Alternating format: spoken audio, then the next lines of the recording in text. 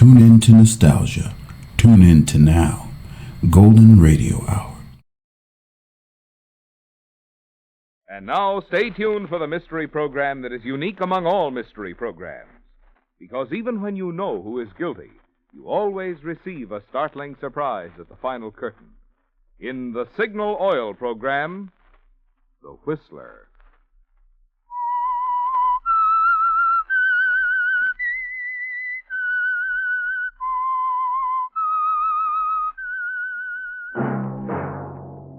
Signal, the famous Go Farther gasoline, invites you to sit back and enjoy another strange story by The Whistler.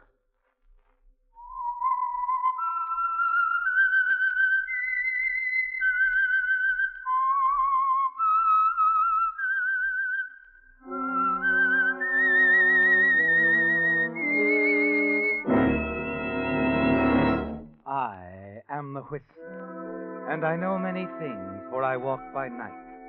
I know many strange tales hidden in the hearts of men and women who have stepped into the shadows. Yes, I know the nameless terrors of which they dare not speak. And now for the Signal Oil Company, The Whistler's strange story, The Clay Tree.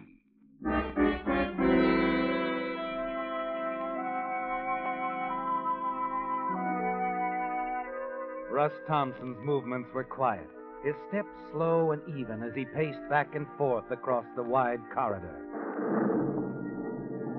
Outside, the approaching storm was creeping closer. Russ would stop occasionally, look up to where the winding, heavy-railed staircase disappeared to the floor above. It was almost as if he could see what was going on up there, in old Elvira Clay's bedroom. The doctor checking Elvira's fading pulse. Jennifer Clay, Elvira's niece, looking on. You start to pace again, Russ, and then stop as Elvira's attorney, Jace Devlin, sighs softly from his position in the big wing chair across the living room. What do you think, Jace? You think the doctor's right that Elvira won't last? She's old, Russ, very old, quite tired. Oh. I wish Jennifer would come down, let us know. You heard the doctor's last report. Your attitude, Russ. What about it? Most admirable. I know you've always thought a lot of the Clays. I mean, far beyond your management of their land and holdings. I've tried to do what's right. You've done nobly. Even this feeling about poor old Elvira. After all, it isn't as if she didn't live a good, long life. That isn't everything. It helps. Killing of her son didn't help any, especially the way he was killed. Poor Elvira. I still wish you would try to talk her out of leaving that tree up there on the hill with that plaque on it, to the memory of hasty hands that took justice and law unto themselves.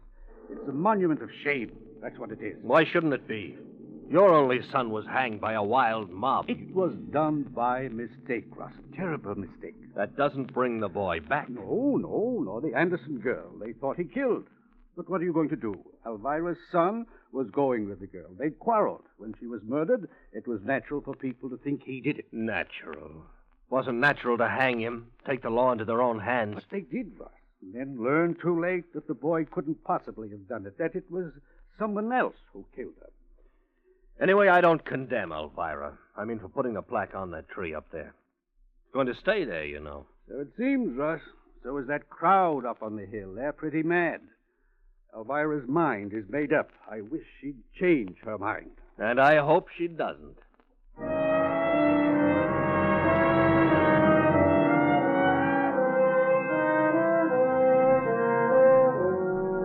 It's a strange situation, isn't it, Russ? Attorney Jace Devlin mistaking your attitude for strong devotion to Elvira Clay. Actually, it's far different, isn't it? Yes. And as you walk to the window and look up toward the big tree on the hill, you're trembling inside, trembling with fear and anxiety. The little crowd of townspeople around the tree, Russ. Supposing they got excited, decided to tear the tree down. The old clay tree. You hate it as much as any of them, don't you? But for a much different reason.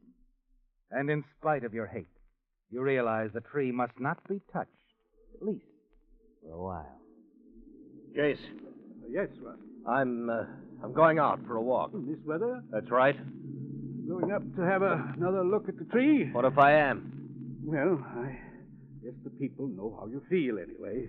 It'll be a long time before they're in the mood to harm anyone else. Elvira's at least accomplished that. Yes, she's at least accomplished that.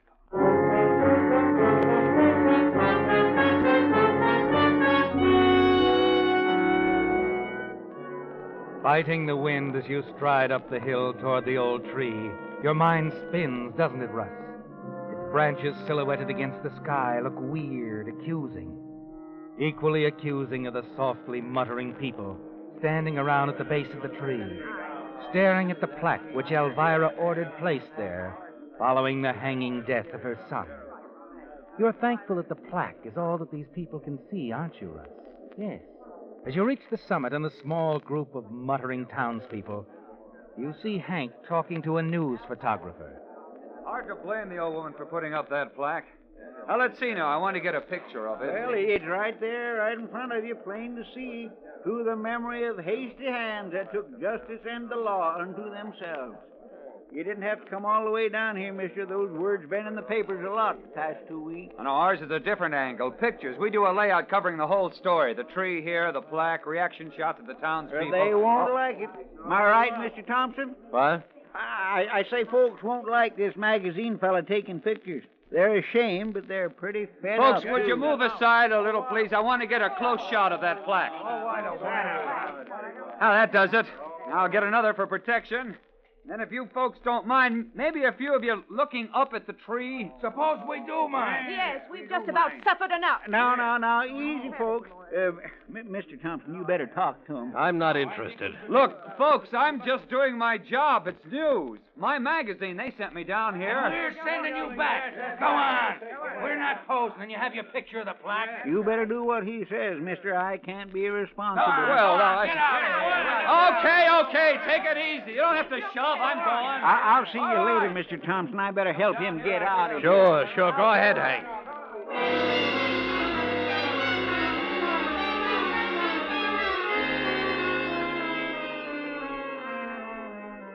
You wait until the small crowd of townspeople and the protesting magazine photographer have all gone.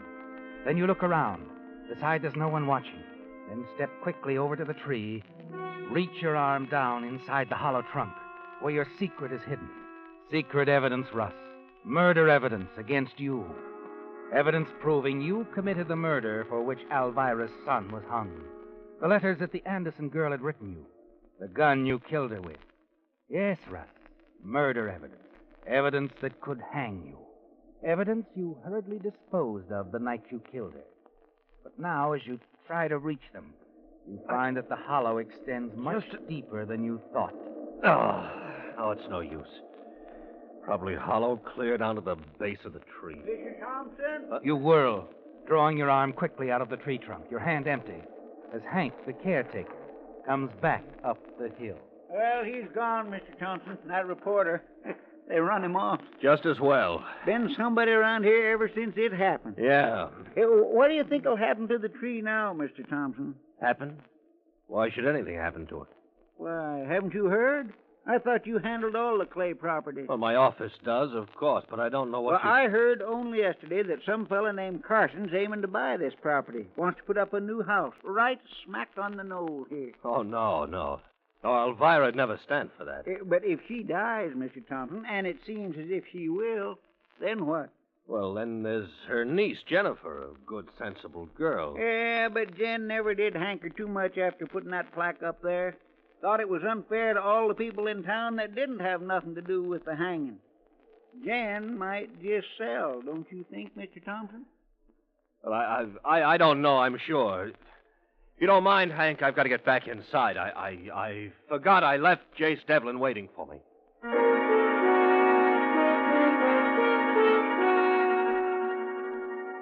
You scarcely know what you're saying, do you, Russ? The fear inside you is mounting so. You were so certain you could reach the gun and those letters, didn't realize that the hollow in the tree went so far down, and that you'll have to improvise a way to fish them out when you get the chance.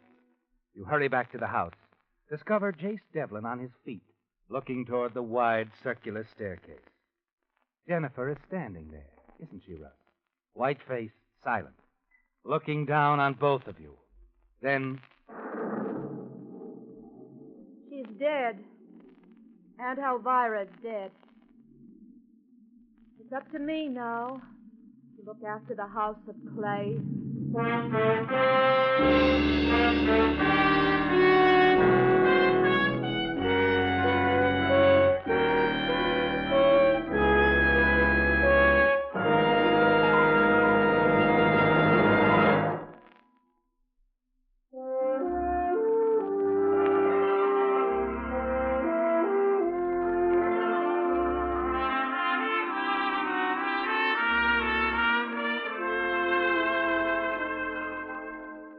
In that popular new song, she lived on the morning side of the mountain. He lived on the twilight side of the hill. They tell of a boy and girl who lived so near to each other, yet never got acquainted, never got to know each other. Well, don't laugh, friends. You may be living even closer than that to wonderfully improved performance for your car, yet never get to know what proud performance your car can deliver unless you get acquainted with Signal Ethyl gasoline.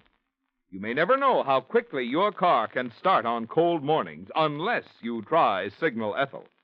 You may never know what peppy pickup, what smooth, quiet power your engine can deliver unless you try Signal Ethyl gasoline. For the premium grade of Signal's famous Go Farther gasoline is a true super fuel, scientifically engineered to bring out the best in any car of any age.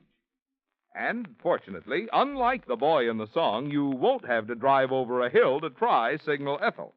You'll need only drive into the nearest Signal station and say, "Fill her up with ethyl." Why don't you the very next time you need gas?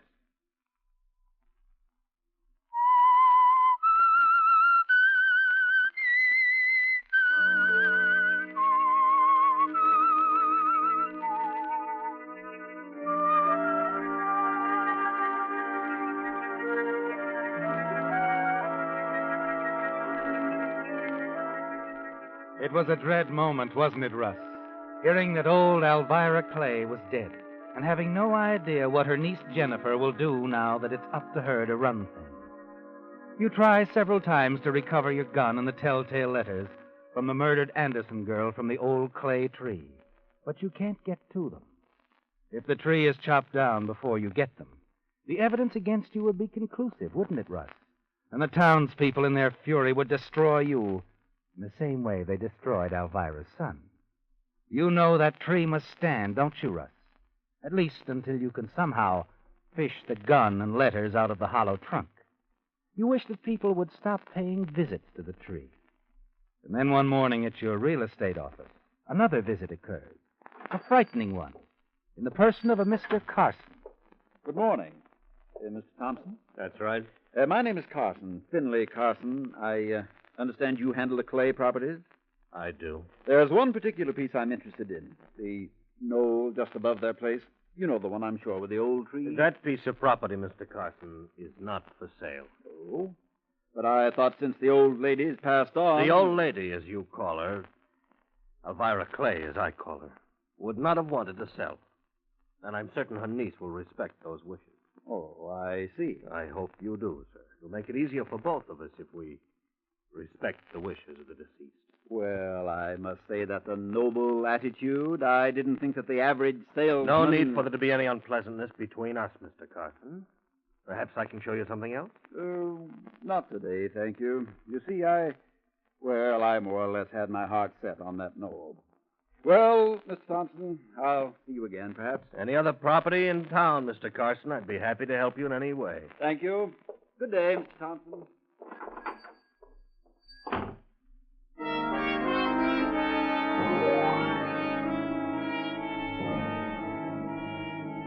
You're safe for the time being, aren't you, Russ? But that isn't good enough, is it? You've got to find a way to protect the secret the clay tree holds. Make certain it will never be taken down. At least until you can somehow find an opportunity to remove the gun and letters from the hollow trunk. You think about it in the days that follow. And finally, the answer comes to you one morning as you're having a late breakfast at the corner lunchroom where you've grabbed quick snacks for years, as you listen to the idle chatter of Frank, the counterman. Well, Mr. Thompson, I guess the Clay House will have a lot of callers from now on, huh? What do you mean, Frank? I mean Miss Jennifer. Now that she's come into the Clay money, I guess some of the young fellers around town will be dropping in to see her. Oh, yes, I suppose so. Nice girl, Miss Jennifer. Not what you'd call a raving beauty, but a mighty nice girl. She's all right. It might be smart for you to think about her a little more, Mr. Thompson, if you know what I mean. I'm afraid I don't. Well, she's always been sort of fond of you, ain't she? We've been friends for a long time. I got an idea she'd like it better if you two were more than just friends. Really? Yep. That's what I think. What do you think? I think I'll have some more coffee, Frank.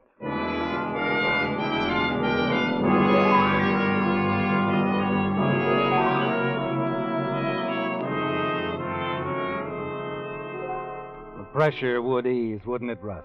If you could be certain that, at least for the present, Jennifer won't sell the Clay Tree property. She's always liked you, you know that. But you've never paid much attention to her, have you? Hardly noticed her. But Frank, the counterman, gives you an idea. You decide to call on Jennifer, and you do several evenings in a row. And in the weeks that pass, you're most attentive. She's pleased, isn't she, Russ? Until one night as you stop by the house to pick her up. Hello, Jen. Well, not ready yet. I thought we were going out to dinner. Come in, Russ. I'll only be a moment. Sure. I've had a visitor. Oh? Anyone I know? Competition, perhaps? Hardly. My caller was Mr. Carson. Carson? Yes.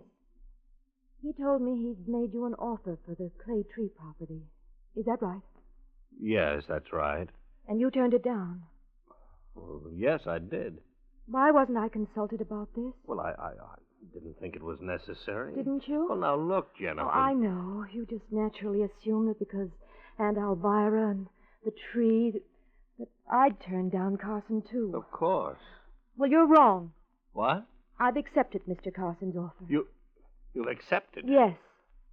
A very generous offer, I think. Yeah, but the tree, he'll have it taken down. It's high time someone did. Oh, you can't mean that. I most certainly do. I never dared tell Aunt Elvira, but that tree, that horrible plaque, the whole idea of it, well, I think it's perfectly hideous. Now, Jennifer, listen It's to no me. use. I've made up my mind. I know Aunt Elvira thought very highly of you, Russ. Listen to your advice. I intend to do the same in all matters except this. I insist the Clay Tree property be sold. I see. Mr. Carson will be expecting your call in the morning. I want you to handle all the details. Of course. Now, let's drop the matter, shall we?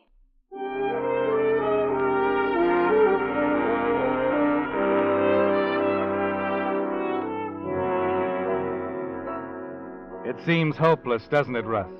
You're certain you can't talk Jennifer into changing her mind. Carson's won. He'll have the tree chopped down immediately. And unless you can recover the damning evidence against you first, its fall will reveal your guilt. You spend a sleepless night trying to think of a quick way out. Following day, you're in your office when a visitor calls. It's Jace Devlin, Elvira Clay's attorney. Glad I found you in, Russ. Why, something wrong, Jace? I've just heard some rather disturbing news. Oh? The talk around town is that George Carson is going to buy the Clay Tree property. Well, yes, that's right. I tried to talk Jennifer out of it, but she can't sell, you know. What? According to the terms of Elvira Clay's will, Jennifer cannot sell that property. She can't sell? That's right. It was Elvira's way of making certain nothing would happen to that tree. Jace Devlin, are you sure? Of course I am. Drew up the will myself. I'm surprised Jennifer didn't know about it. She can't sell. Something amusing, Russ?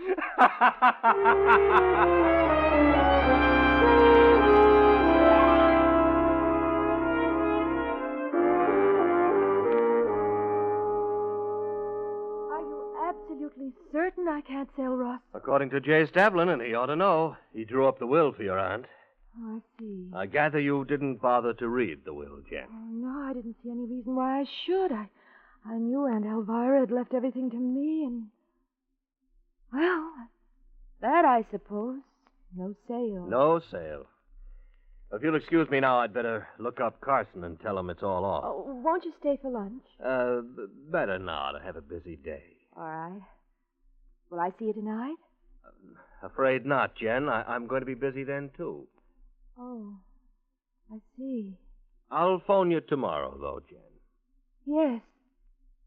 Do that.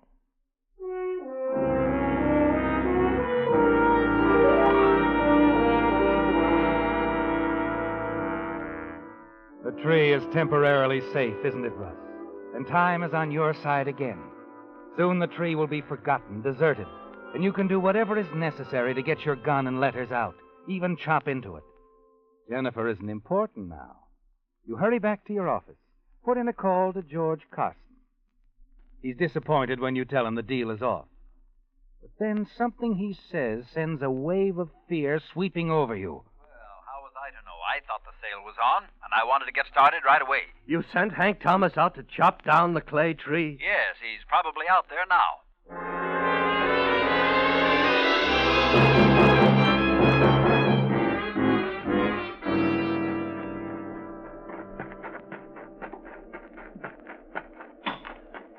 Hank! Hank! Howdy, Mr. Thompson. Hank, you can put up that axe. Huh? You're all through here. Well, but I just got started. The tree isn't going to be chopped down. But Mr. Carson said... Never mind what Carson said. The deal is off. I just talked to him on the phone. The sale is off, huh? That's right. How about that $5 he paid me? You can keep it. Well, that's fine with me. You know, I was just thinking I should have charged him $10 at least. It's a bigger job than I thought. Well, I guess I might as well get on back to the house. Now, wait a minute. You're not going to leave the tree half chopped like this, are you? Why not? Well, there's a storm coming up. You better do something about propping it. I don't think that'll be necessary, Mr. Thompson. As you can see, I didn't chop very deep into the trunk there. I don't want to take any chances. Well, whatever you say. I'll get some rope from the house and... Let me see. I could loop a rope around that top branch, anchor it with a stake in the ground over there, and then I could do the same thing on the other side. Yes. I think that'll do fine. Will you get started, Hank? Sure thing, Mr. Thompson.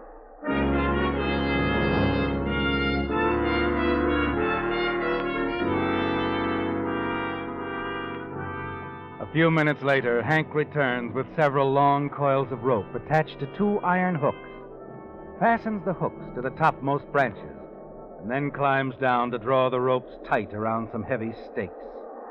All secure, Hank? Oh, sure to hold fine, Mr. Thompson. In the morning, I'll see what I can do about something more permanent. Maybe put a jacket of cement around the base of the tree. Just send me the bill when you've finished, Hank. Right. Well, I'll see you later, Mr. Thompson. I got some chores to tend to. Of course, Hank. You go on. You watch Hank start away down the hill. He's brought you just the tools you need, hasn't he, Russ? The ropes and iron hooks he fastened near the top of the tree to fish your gun and the packet of the Anderson girl's letters from the hollow tree trunk. The first real chance you've had. It'll be easy, won't it? What? It's Jace Devlin, Elvira's attorney. You know you must find a way to get rid of him quickly. The wind is increasing in fury, and you're not certain the tree can withstand the pressure of the storm after Hank's chopping into the trunk. And until the evidence against you is removed from the tree, the letters destroyed, and the gun disposed of, there'll always be a threat to you. Hello, Jace. Hi, Russ. Still worried about the tree? Well, I thought it best to take certain precautions. Of course. I must say you've shown great concern over the welfare of the clay tree, Russ. Well, yes, but you see, I felt a certain responsibility, Jace. After all, I should have checked with you before okaying Jennifer's sale to Carson. I understand, my boy. I understand. Well, guess I'll get back to the house, Russ. Coming along? No, not right away. The wind's rising. I want to see how those ropes hold. I'll be along. All right. Don't think you have to worry, though. I'd say the old clay tree is going to stand for a long time. Yes. Yes, it does seem that way.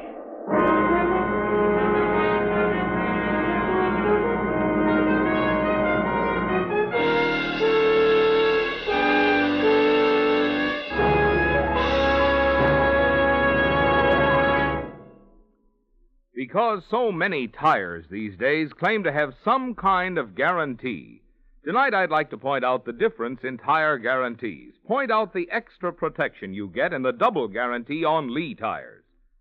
You see, guarantees against defective workmanship and material are quite common, but few tires are backed by a written road hazard guarantee such as is offered by Lee. A guarantee you can read, see what it says, and have it with you when you need it. Most important, however, is what Lee's generous road hazard guarantee covers.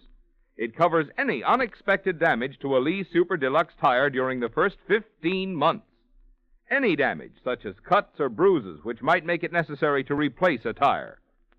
Now, obviously, in order to give you such a generous written guarantee, Lee tires must contain extra quality, although you pay nothing extra for them. Any one of the hundreds of thousands of enthusiastic Lee tire owners could tell you how much extra Lees give. Extra mileage, extra safety, extra value that make it well worth your while to get your next tires at one of the 19,000 Lee tire dealers throughout America, which include all Signal service stations.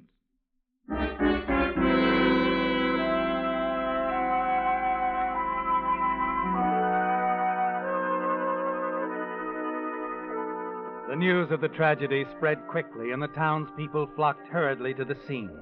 A windswept hill, a twisted, misshapen tree silhouetted against the sky. Exactly how the accident had happened was not quite clear to them. But one thing was, the clay tree had claimed another victim. The one man in a position to guess what might have happened, Attorney Jace Devlin, told his story to the sheriff. When I left, Russ Thompson was standing right here, Sheriff. He was worried about the tree standing against the storm. I figured he was going to climb up, tighten things up a bit. Yeah, I guess that's what he did, all right.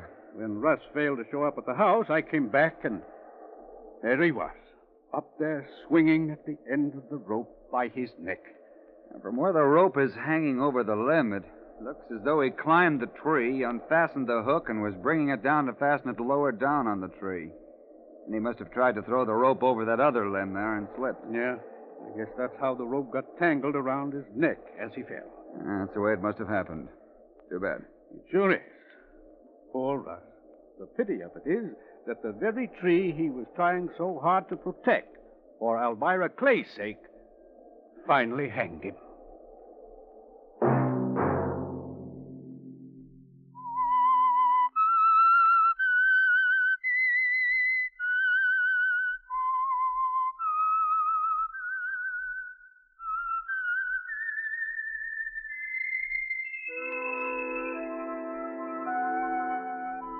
Let that whistle be your signal for the Signal Oil program, The Whistler, each Sunday night at this same time. Meantime, Signal Oil Company and the friendly independent dealers who help you go farther with Signal gasoline hope you'll remember.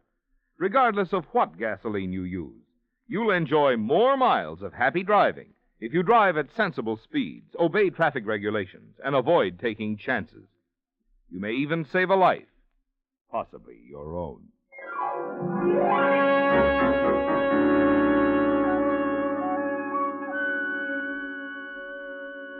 Featured in tonight's story were Bill Foreman as the Whistler, Larry Dobkin, Gene Bates, Herb Butterfield, Parley Bear, George Neese, and Britt Wood. The Whistler was produced and directed by George W. Allen, with story by Adrian Jondeau, music by Wilbur Hatch, and was transmitted overseas by the Armed Forces Radio Service. The Whistler was entirely fictional, and all characters portrayed on The Whistler are also fictional. Any similarity of names or resemblance to persons living or dead is purely coincidental. Remember to tune in at this same time next Sunday, when the Signal Oil Company will bring you another strange story by The Whistler. Marvin Miller speaking for the Signal Oil Company. Stay tuned now for our Miss Brooks starring Eve Arden, which follows immediately over most of these stations. This is the CBS Radio Network.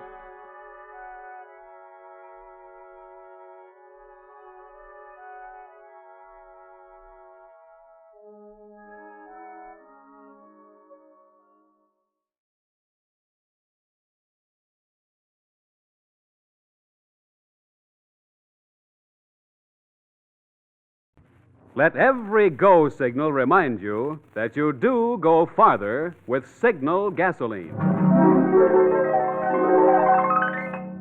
The Signal Oil Program. The Signal Oil Company and your neighborhood signal dealer bring you another curious story by The Whistler. Tonight, The Beloved Fraud.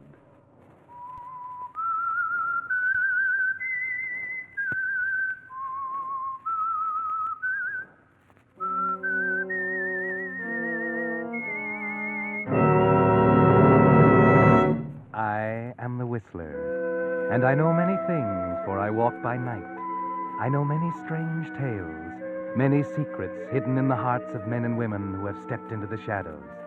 Presently, I'll tell you of nameless terrors they dare not speak.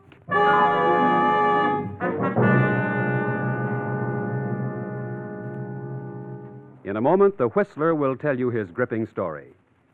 But first, Signal Oil Company brings you an urgent message from the War Department. Smokeless powder for explosives, thousands of tons of it, are needed daily on the battlefronts. But do you know that 60% of all smokeless powder is made from pulpwood, the same pulpwood used to make paper? That's why Donald Nelson stated, "The most critical raw material problem facing our war effort today is the shortage of all forest products, including pulpwood." It's why everyone on the home front is being asked to help by cutting down on the use and waste of paper. Uncle Sam suggests that you accept items from the store unwrapped whenever possible. Bring back paper bags for reuse and save every newspaper, magazine, carton, and especially brown wrapping paper for the salvage drive. You see, 700,000 items of war going overseas all need the paper you're being asked to save. Each 500-pound bomb, for instance, takes 12 pounds of paper. So when you save paper, however little it is, you're doing your part to speed vital weapons that will end the war sooner. And now, The Whistler.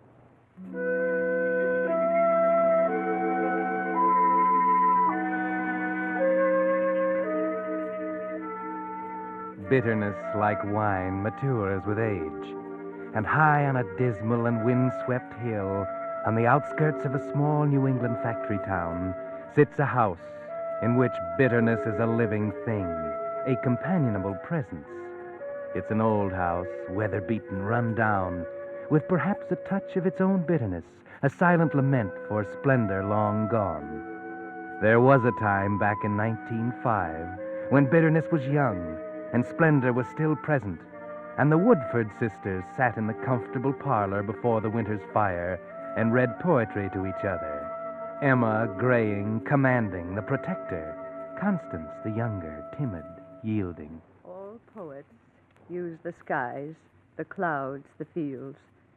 The happy violets hiding from the roads, the primroses run down to carrying gold. The tangled hedgerows where the cows push out impatient horns, and tolerant churning mouths twixt dripping ash boughs. Hedgerows all alive with birds and gnats and large white butterflies. Constance. Oh. Yes, Emma. Constance, aren't you interested? Yes, Emma. You've always been very receptive to the works of Mrs. Elizabeth Barrett Browning. You seem on edge. What's the matter? Nothing. Nothing really, Emma. Something's the matter. Don't lie to me, Constance. You've been fussing and fretting all day, peeking out the window. Oh, Emma, for pity's sake. Constance! I'm sorry, but I was only looking out the window. I thought perhaps Mr. Willoughby might be coming by. He usually passes about this time. And why should you be so interested in the mailman? Were you expecting a letter? You know I'm not. You know how seldom anything comes for me. Only once in a while from Aunt Sarah or somebody like that. Constance, I don't believe you're happy. Happy? I hadn't thought about it. Not that way. I don't know, Emma. After all I've tried to do for you. Yes, I know, Emma. Oh, please don't think me ungrateful. You've been wonderful. I've been a mother to you, Constance, ever since dear Mama left us. I know. And now you tell me you're not happy here. Act bored and fidgety, almost like I was keeping you prisoner, always wanting to go out. But if only we went out just once in a while. If only for a walk in the village. It's not a fit place for ladies to walk unescorted. No, I suppose not. But we never have anyone to escort us, ever. Unless... Emma, perhaps old Mr. Willoughby would escort us to the village sometime. Constance, have you lost your mind? A postman. But he's a very nice old gentleman. He's the only person I ever see, except Dorothy. And I like him. The only people you ever see. The postman and our housekeeper. And what about me? Oh, you. Of course, you, Emma. I always see you. But you'd rather be with the others. Oh, yes, don't think I don't know how Dorothy brings you tea in your room and sits and talks. A common housekeeper. But she's very nice, Emma. And genteel, too. You said so yourself when you hired her. A good family, you said, not like a servant at all. But she is a servant now, Constance. Our servant. I've heard you laughing when you thought I wasn't around. Well, why shouldn't we laugh a little? Why shouldn't people laugh and have fun, be happy? Oh, Emma! There. Don't cry, dear. Of course you should be happy. That's what I've tried to do for you. Because I love you, my dear, and because I promised Mama that I'd look after you. Make a home for you. I know. I'm sorry to be so hateful, Emma. You know I appreciate what you've done. Well, let's say no more about this now, dear. You run up to your room and dry your tears. I'll have Dorothy bring up a warm cup of tea. And then you and she can have your talk. You'd probably planned on that anyway. Oh, Emma, don't be angry about Dorothy. It's not that I enjoy her more than you. Honestly, it's just that she tells me things about the outside, the city, the world, people. I like that. You're tired of your home here, aren't you, Constance? No, Emma, I'm not. It's a very nice home, I know that.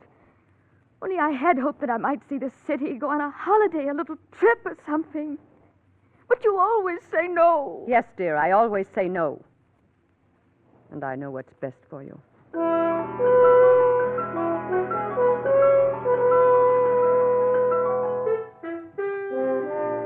Yes, Sister Emma knows best, Constance. She's always known best, and before her it was dear Mama whom she adored. You should be grateful to have someone else looking out for you, taking care of you, running your life for you. But you're not, are you, Constance? You're unhappy, desperately unhappy. Here you are, Miss Constance. Some nice hot tea. Oh, thank you, Dorothy. There, dear. Now you mustn't carry on so. Crying spoils your pretty eyes. Oh, Dorothy, what am I to do? Do? There's precious little you can do with her running you like you didn't have a mind of your own. But I do have a mind of my own. I'm not a child. Of course you're not. You're a grown woman, and you're not getting any younger. If ever you're going to get out of here and find happiness, you'll have to do it soon. I know. Perhaps it's too late now. That's what I keep telling myself. Too late, fiddlesticks. You're only 35, and there are plenty of gentlemen who'd find you very attractive. Do you think so, Dorothy? Do you really think so? Of course I do. If ever she'd let you go into town by yourself, you'd see. The men would stare. Oh, Dorothy, we shouldn't talk like this. What would Emma say? She'd say it was wicked, no doubt, because she hates men. Why, I don't know.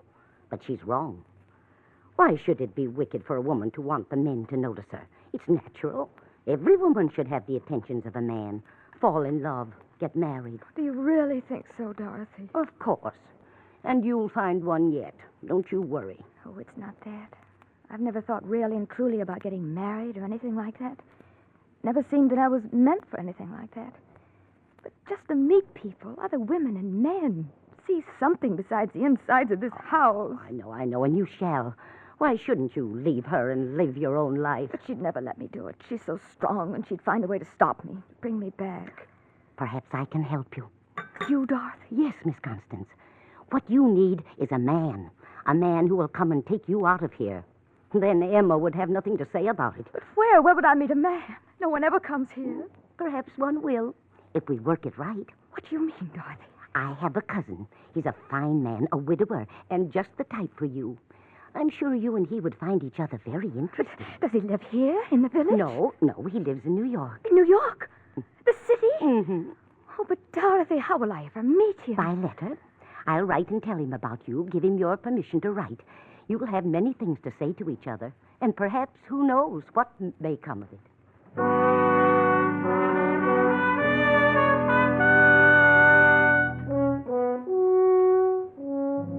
And that was the beginning, wasn't it, Constance? Remember how you waited for his first letter, half afraid that it would come, half fearful that it wouldn't? And then how you hid it until Emma had gone to bed, and then pored over every word again and again until after dawn. In a later one, he sent you his picture. Julian, handsome, a trifle slick-looking, not like the countrymen in the village. You sent him your picture and told Emma you'd misplaced it.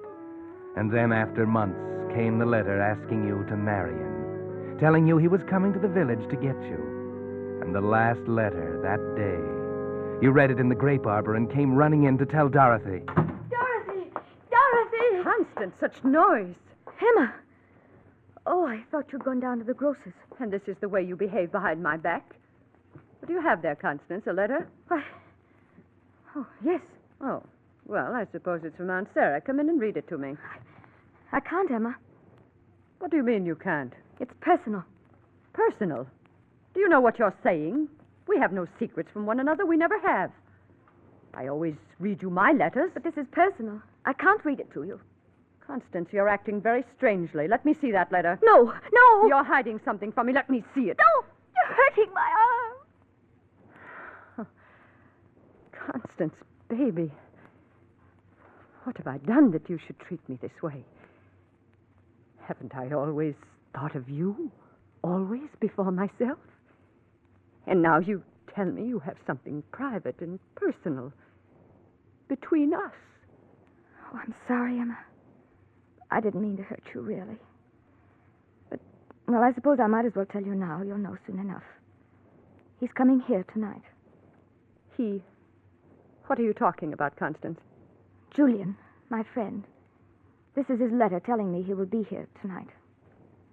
You've written to a strange man behind my back. There's nothing wrong with it. We've just exchanged letters, such nice letters. He's told me such wonderful, interesting things about life in the city. Constance, how could you do anything so sinful? Please try to understand, Emma. Perhaps you're satisfied to stay here in this old house all your life, but I'm young and I have a right to some happiness. I want to get out, to live. So, this creature wants to take you away. After all I've done for you. Grown old caring for you, giving up everything for you. No, Emma, you've given up nothing. Everything is just the way you want it. You keep saying that you're taking care of me for Mama, but you're not. You're keeping me tied here, trying to make me give up everything for you. And I can't do it, not any longer, Emma. If Julian will take me, I will go away with him. I will marry him. Who is this man? How did you meet him? He's Dorothy's cousin. She told him to write. The relative of our servant. You said yourself she came from a good family. He's just as good as anybody. He's wonderful. What do you know about him? Everything. He's been writing regularly for 6 months. He's told me everything. You fool. You fool. Why do you suppose a man like that would want to marry a country girl 35 like you? Don't you see he's after your money? Dorothy's told him that you have money Mama left you. That's all he's after. That's not true. Oh, isn't it? Well, you'll never get the chance to find out because you'll not go off with him. I'm through obeying you, Emma. I shall go with Julian. Tonight. We'll see about that, Constance. We'll see.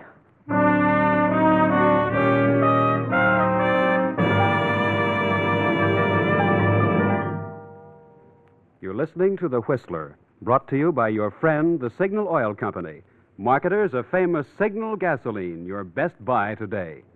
Remember to let every go signal remind you do go farther with Signal gasoline.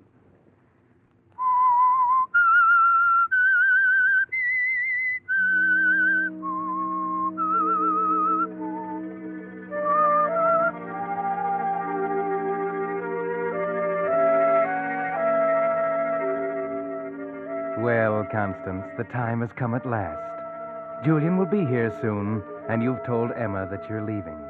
Can she stop you? Can she carry out her threat to keep you here? Perhaps the only answer to that is Julian. And at last, after dinner, he's here. Here is Julian, Miss Constance. Constance? Oh, Julian. Come in. Do come in. Constance. So at last we meet, face to face. Yes. I hope it's not a disappointment. Disappointment? Anything but that. You're just as I expected you to be.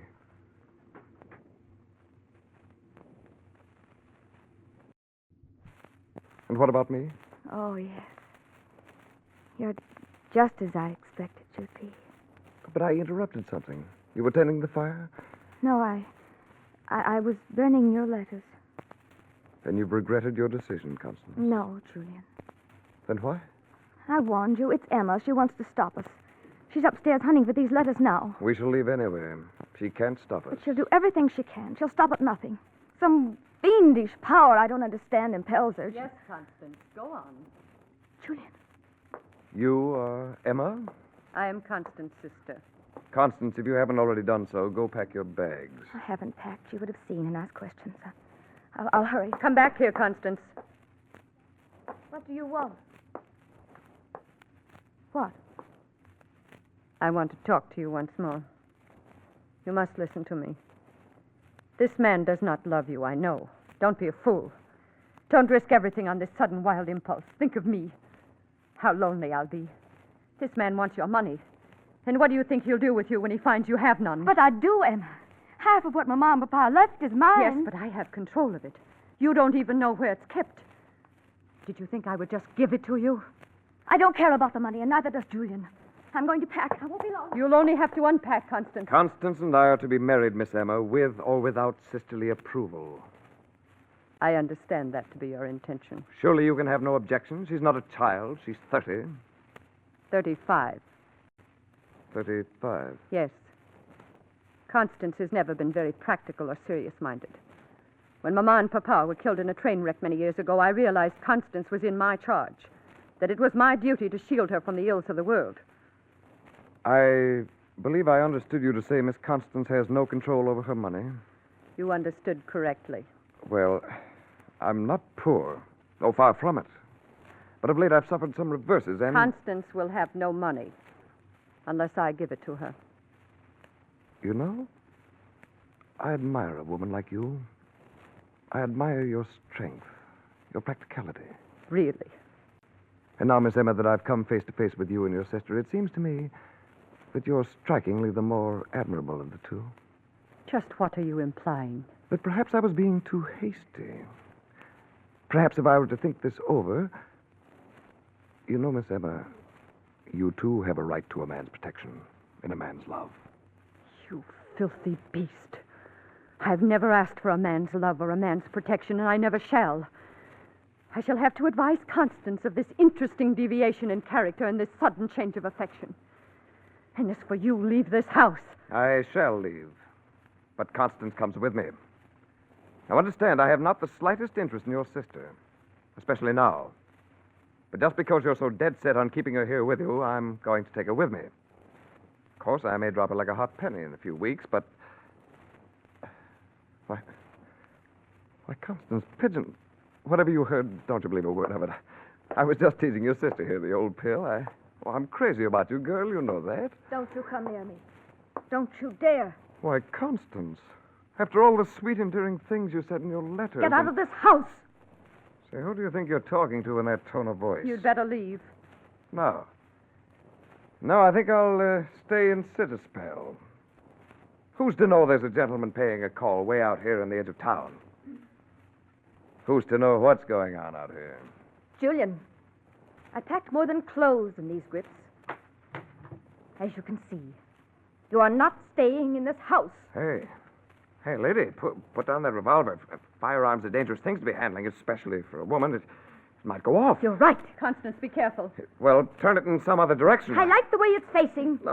No, ladies, I was only fooling. Just trying to give you a bit of sport, that's all. To liven up a dull winter evening, that's all. Good night. I never saw such people. Talk about your New England hospitality. Must have been invented by somebody who was never in New England. Well, good night, ladies. It's been downright charming. Constance, you were wonderful. I never thought you could be so brave, standing right up to that big bully. Oh, that was so clever of you bringing down Papa's old revolver. And so brave. How could you do it? Oh, my heart. Constance, sit down, dear. Please do. There. Oh, if anything should happen to you, I don't know what I'd do. I'm all right. Emma. Yes, dear. Emma, why won't you allow me to have my own banking account? I promise you I won't be extravagant. It's just that I would feel more of an adult. A person in my own right if I knew I could have access to my money.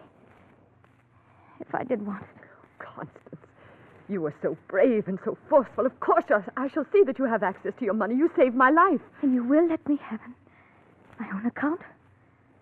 The money isn't in the bank, Constance. It's not? No. It's right here. Right in the house. I wouldn't trust the bank. There might be a run on it someday. But Julian might have searched the house. Taken it all. I know. I was frightened to death. Your facing him with the revolver was the only thing that saved us. But I have the money well hidden in a safe behind this picture of dear Mama. And only I know the combination. I never knew there was a safe there. Come, I'll show you.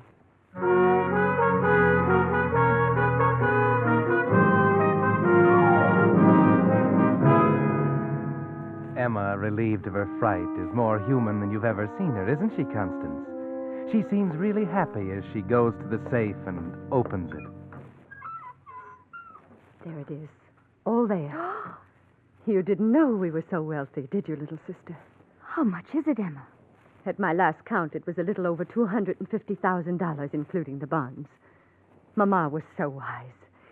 She made Papa invest in only the safest things.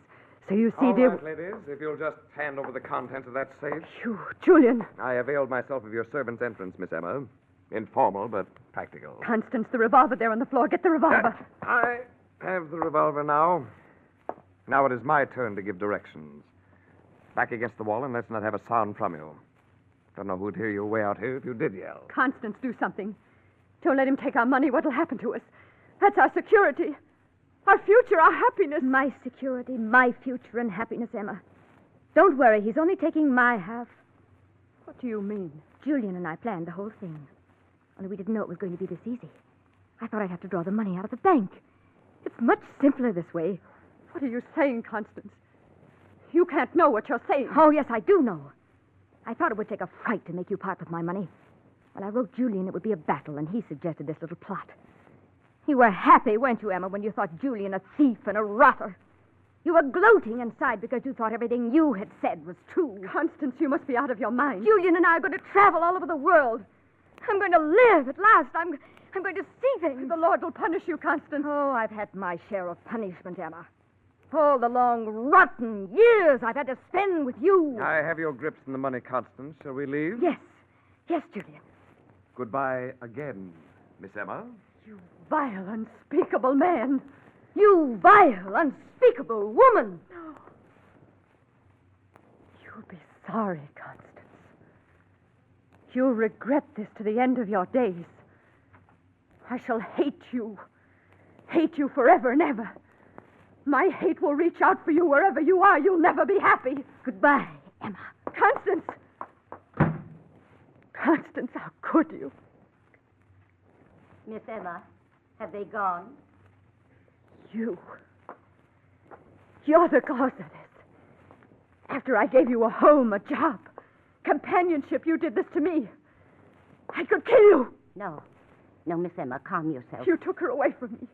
You're responsible for me being left alone to live out a miserable, lonely old age. No. Stop looking at me like that. She'll be back. Back? She'll never... What did you say? Why are you so sure she'll be back? You know something more about this, don't you? Why, no, Miss Emma. No. You do? What do you know, Dorothy? Why should Constance come back if she's got the money? I don't know. Only you said yourself that he might take the money from her. But he's your cousin, Dorothy. You must know him well. Therefore, you must know he is going to take the money and leave her penniless to come shrinking back to me. Don't you, Dorothy? Don't you? All right. Yes, I do. He planned it that way, and I'm not sorry. It's what the two of you deserve. What good was it doing you, either of you? It'll help Julian and me to really live again. So you're going to get part of it, too? Yes. Yes. And it's only what I deserve after what I put up with from you. And there's nothing you can do about it now. They're already on their way to the city to be married. What are you laughing at? You, Dorothy.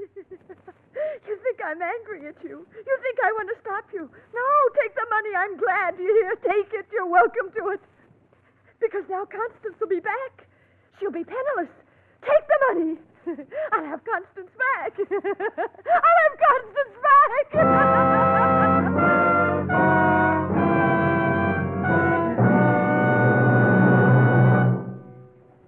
But that's not all of this strange story. In a moment, the Whistler will be back to tell you what really happened. And while we're waiting, here's the modern version of that old story about the lost horseshoe nail. Just one nail. But for lack of it, the shoe was lost. Then the horse, the rider, and as a result, the battle was lost. Well, this year, Uncle Sam says 1 out of every 12 cars will be lost. That is, go off the road. Many of them because just one vital part has worn out, which can't be replaced today. That's why your signal dealer takes no chances of missing even one part when he lubricates your car. It's why he uses the famous signal safety chart, on which the maker of your particular car has indicated every lubrication point and the exact oil or grease it should have. Before your signal dealer returns your car to you, he checks every point against the safety chart, not just once, but twice. This double protection is Signal's way of assuring you that your car won't be the one in 12 that goes off the road because some vital part wore out from lack of lubrication. So if it's been 1,000 miles or 2 months since last lubrication, play safe. See your neighborhood Signal dealer for a Signal safety chart lubrication. And now, back to the Whistler.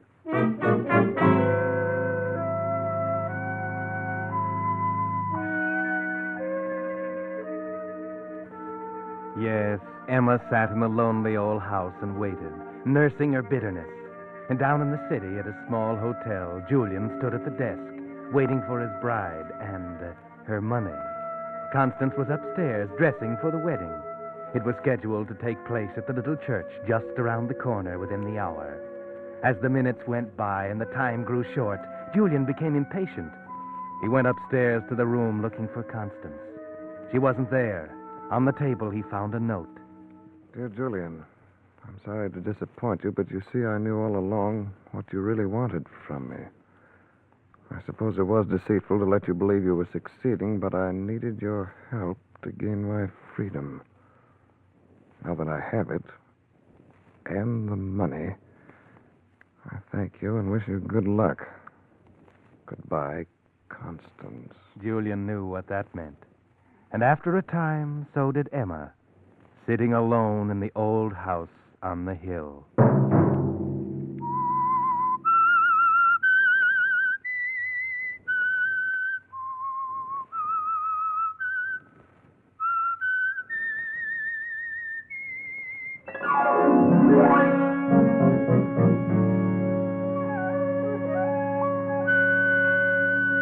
Next Monday night at 9 o'clock, the Signal Oil Company will bring you another strange tale by the Whistler, the curious tale of the twins.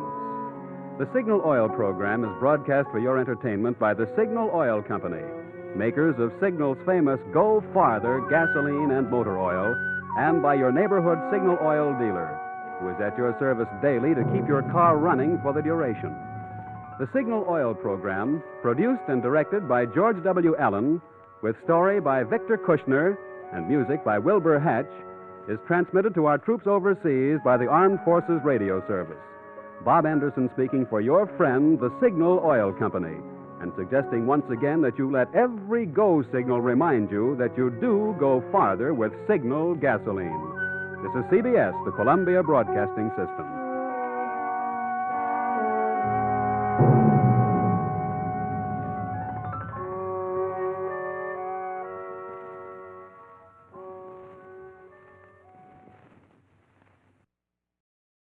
And now, stay tuned for the mystery program that is unique among all mystery programs.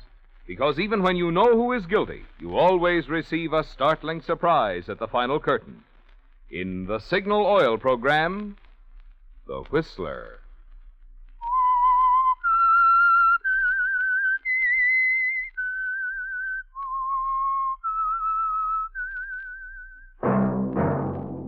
Signal, the famous Go Farther gasoline, invites you to sit back and enjoy another strange story by The Whistler.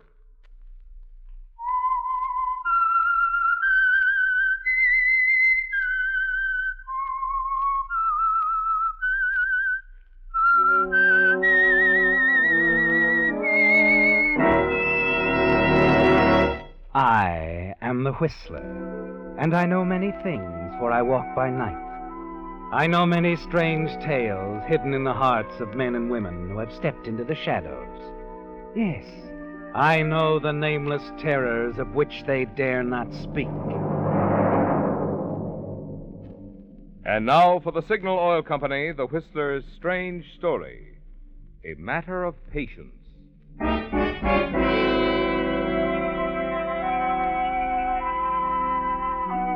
When the big car swung in the drive, the front door to the house was already open. A woman on the front porch waiting to speak to John Granger as he stepped from the car and started up the porch steps. It was the housekeeper, and she was very excited, upset. John Granger could tell it even before she spoke. And he also knew that her excitement concerned his wife, Lillian. Mr. Granger. Oh, I'm so glad you're home. What is it, Mrs. Alberts? What's wrong? Is Mrs. Granger, yes. There's been an accident. She cut her wrist. Dr. Phillips is with her now upstairs. Well, I'll go right up. Oh, dear. Oh, here's the doctor. It's all right, Mrs. Alberts. Nothing to get excited about. Hello, Granger. Is Lillian all right? Yes. Scarcely a scratch. I've given her a sedative. Well, can I do anything? No. However, I'd like to talk to you a moment if we... excuse us, Mrs. Alberts. Certainly. Call if you need me, Mr. Granger. And good night, Doctor. Good night. Well, Doctor? And I'll come straight to the point, Granger. Your father-in-law asked me to talk to you. Frankly, DJ is very worried about his daughter. I see. Then you don't think Lillian cut her wrist accidentally? Well, she says it was an accident. But you don't believe it? Well, she's been upset lately over the diet I put her on. Seems to have an abnormal craving for sweets. They're bad for her. Yes, I know. Furthermore, I'm going to have to make her diet even more strict. No sweets of any kind. That won't be easy with Lillian. You're right. She should have a hobby of some kind, Granger. Get her mind off herself. I was wondering, as a girl, she used to like photography. Oh, yes. You think she should get interested in it again? Well, I think it would help greatly. Well, I'll certainly do what I can, Doctor. I mean, in seeing that she adheres to the diet and help her get started on her hobby.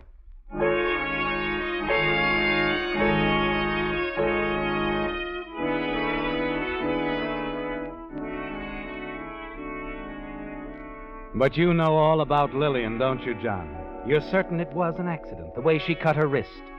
But the others believe she actually tried to take her life. In these past years, there have been times when you've wished she would, haven't you? You felt that she's nagged, held you down.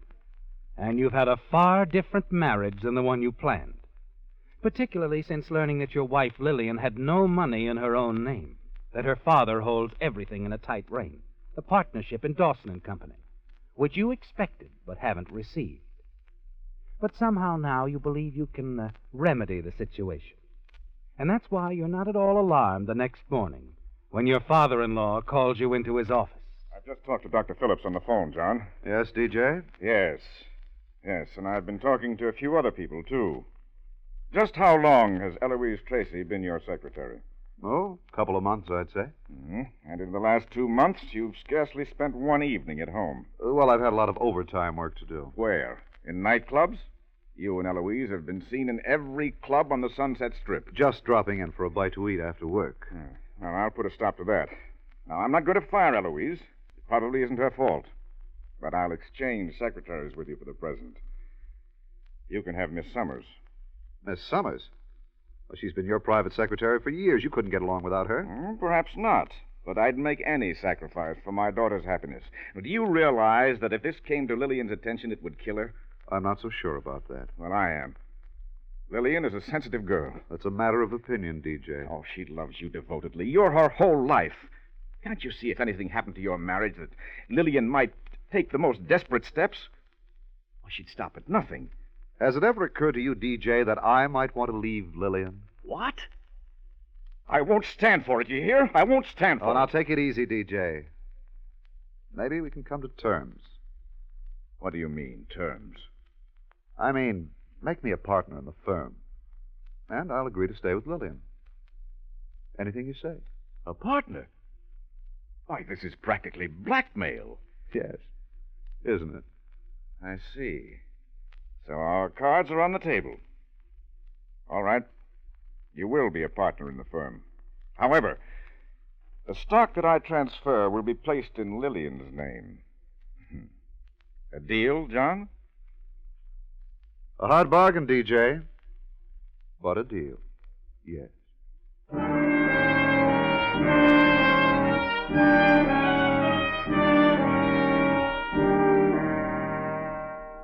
It isn't exactly what you wanted, is it, John? But you feel certain that things will work out. You manage to have a few words with Eloise. Tell her that you can't see so much of each other for a while, at least not in public. Then you leave the office early and go home. You find Mrs. Alberts in the kitchen. Question her about the whereabouts of Lillian. Where did you say, Mrs. Alberts? In the tool shed? Yes, isn't it wonderful, Mr. Granger? She's directing the carpenters. They're making the shed into a studio for Mrs. Granger's photography. Oh, yes, I see. Yes, a dark room and everything. Oh, Mr. Granger, you don't know how happy it makes me to see Mrs. Granger taking a real interest in something again. Yes, it's fine, Mrs. Alberts. I'd better go out and see what's going on.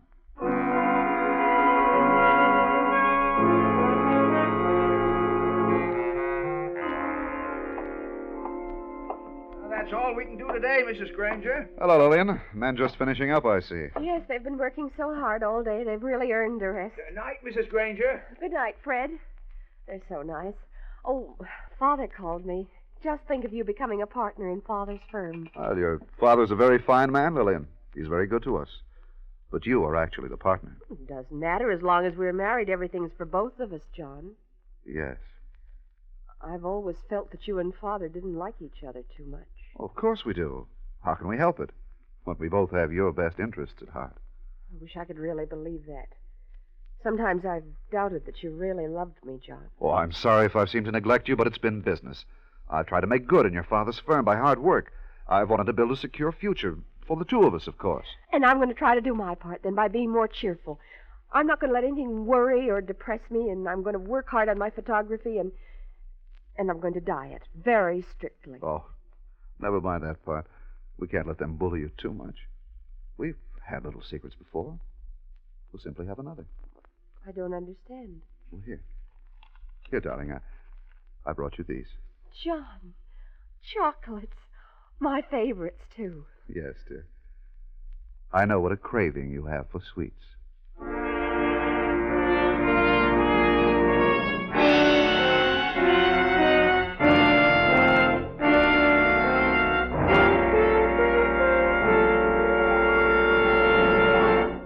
Tonight, I'd like to have a little chat, especially with you motorists who buy most any brand of gasoline that happens to be convenient because you think gasoline is gasoline. You'd change your mind in a hurry if you'd spend some time around Signal service stations, as I do, listening to comments of regular Signal customers. You'd hear them telling about records they've kept, which prove the good mileage which has made Signal famous as the Go Farther gasoline. You'd hear them bragging about their car's performance, its lively getaway, and the smooth, quiet way it walks up hills in high since they switched to Signal. What's more, there are now so many drivers like this who won't be satisfied with anything less than Signal. This summer has been by far the biggest summer in the entire history of Signal Oil Company. Well, friends, when a gasoline is increasing so in popularity, it seems to me you just naturally want to find out what it is about that gasoline which makes motorists prefer it. There's no better time to find out than with your very next tank full of gasoline. No better place to get it than at the very next Signal station you see.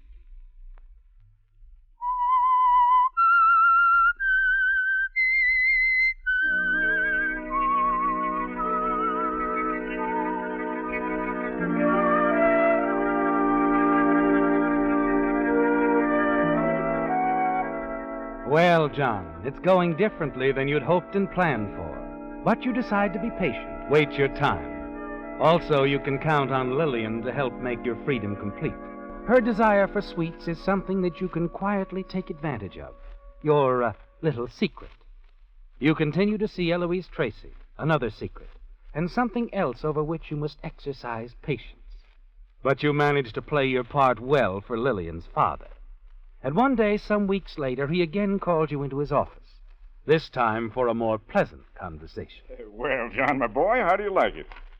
Wow, new letterhead. Dawson, Granger and Company. Oh, it looks great, DJ. Well, I like it myself, now that I'm used to the idea. Well, thanks, DJ. Frankly, at first I didn't feel that you were the man for Lillian. But I guess I was wrong. She seems very happy lately. She's become very interested in her amateur photography. That was a good idea Dr. Phillips had. He's greatly encouraged. I talked to him on the phone yesterday. He's still concerned about her general health, however. Oh, is that so? I think she's been sticking pretty close to the diet he gave her. Yeah, as long as she's happy, that's all that matters. You're so right, DJ. Well, I wanted you to be the first to see the new stationery. Now I'll have Miss Hanson see that every department receives a supply. Miss Hanson? Yes, my new secretary. She started to work this morning. But where's Eloise Tracy? Eloise? She's gone. Has another job. I got it for her myself. You did? Yes. You know, Eloise Tracy is too attractive to work in a business office. But I didn't want to fire her until I'd lined her up somewhere else. Oh, that was decent of you, TJ. I placed her with one of our biggest accounts. Ramirez, the coffee king. Ramirez? But he's located in Brazil. Yes, he wants an American secretary to take back with him. It's just the job for Eloise, don't you think? Give her a chance to travel and all that. Yeah, just the job.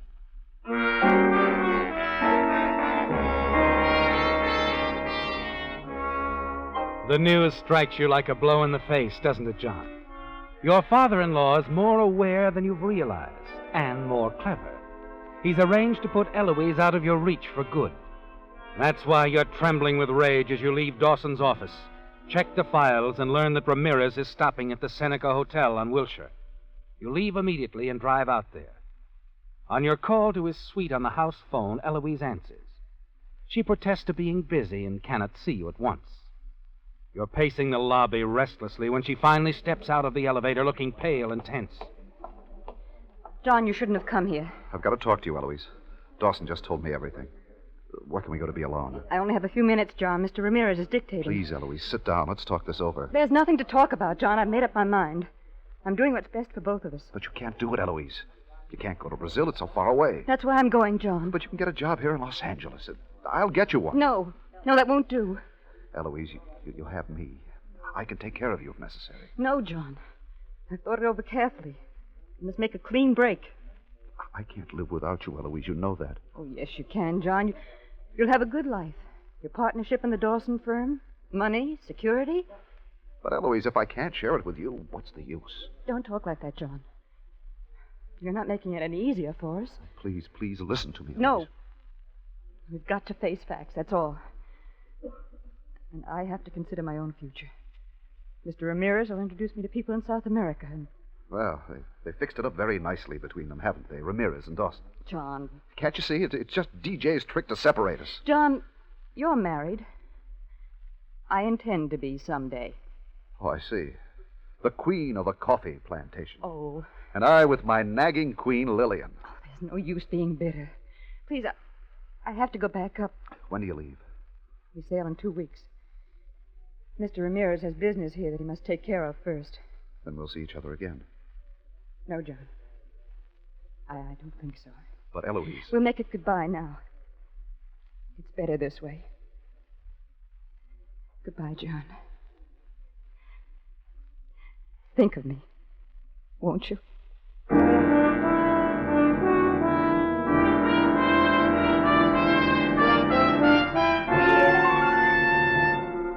You're too upset to go back to the office, aren't you, John? You can't let DJ see you this way. And so you call the office, then drive on out to your home in the valley. On the way, you try to think things out. One thing is certain, you must not lose Eloise. She loves you, you know that. And by the time you reach the house, you've decided to talk to Lillian about a divorce. As you enter the living room, Mrs. Alberts, the housekeeper, calls out to you. Mr. Granger? Yes, Mrs. Alberts. Oh, I've got to talk to you privately, sir. Now, while Mrs. Granger is busy out in her studio. Oh, what's it about, Mrs. Alberts? Well, it's about her, Mrs. Granger. I'm afraid something terrible is going to happen, Now, sir. please calm yourself, Mrs. Alberts. What are you talking about? Oh, it's just awful.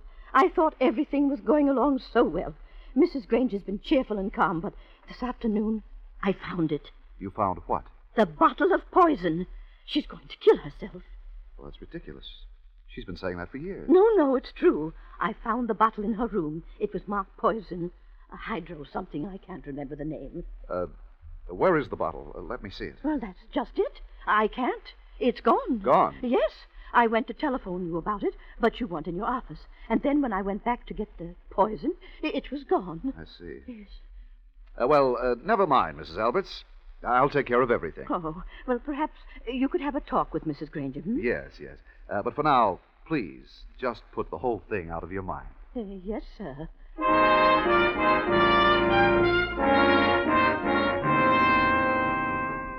This changes your plans, doesn't it, John? And suddenly you decide not to mention divorce to Lillian, not for the present, because you might work things out another way. But you have made another decision. And later that night, after Lillian has gone to bed, you again talk to the old housekeeper. A vacation, Mr. Granger. Oh, well, I hadn't thought of such a thing.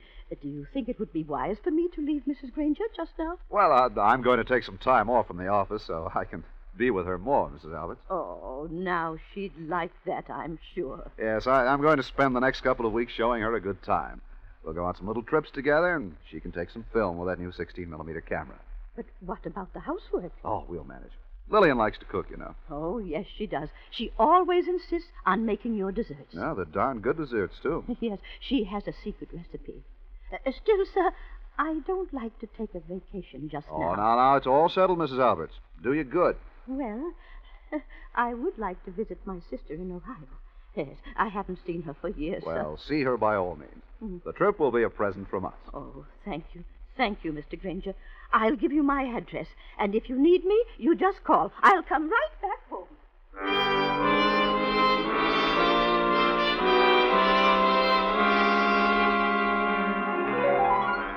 With the housekeeper away, everything should work out beautifully, shouldn't it, John? In the days that follow Mrs. Albert's departure, you watch Lillian closely. She does seem nervous, even depressed. Still, you can't believe she actually intends taking her own life. But the important thing is what the others think, isn't it, John? Yes. And you can't wait too much longer now, because in your few attempts to see Eloise Tracy, she refuses to talk to you. She'll soon leave for Brazil unless you change your plans. One evening, shortly before Mrs. Alberts is due to return, you and Lillian are finishing dinner. How did you like the dessert, John? Excellent as usual. What is it, Lillian? My secret recipe? You really do like it, don't you? Oh, you bet I do. Aren't you having any? No, I've had my sweets for today. The chocolates you put in my studio. Oh, well, there are only a few. But, you should stick to your diet. To tell you the truth, John, I've stopped worrying about it. These last weeks have been wonderful. I've been very happy. I'm glad, Lillian. Photography's very interesting, and I've all sorts of plans. And now for our trip tomorrow. Oh, the trip. I'm sorry, Lillian. I'm afraid we'll have to postpone the trip. I've got to go to the office tomorrow. Oh. Well, that's all right, dear. I have a lot I can do. I'll develop the film we took the other day, and then I can work on some redeveloping fluid. I've been intending to do that for some time. I bought the hydrocyanic acid several weeks ago.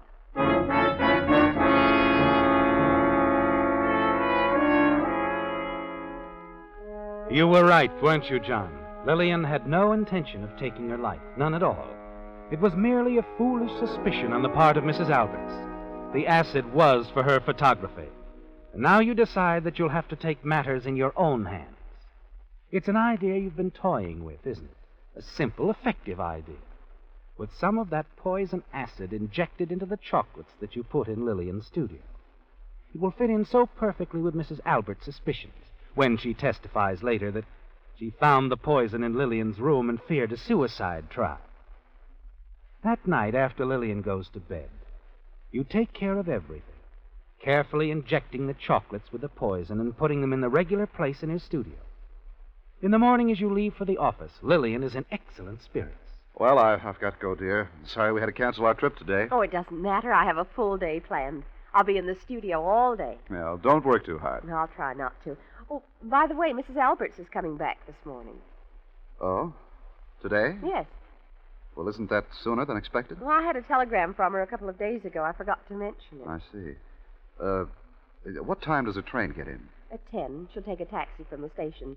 Should be here about 11. 11. I'm going to leave a note for her in the kitchen telling her I'll be out in the studio all day and not to disturb me. Oh, well, that's a very good idea, Lillian. A very good idea.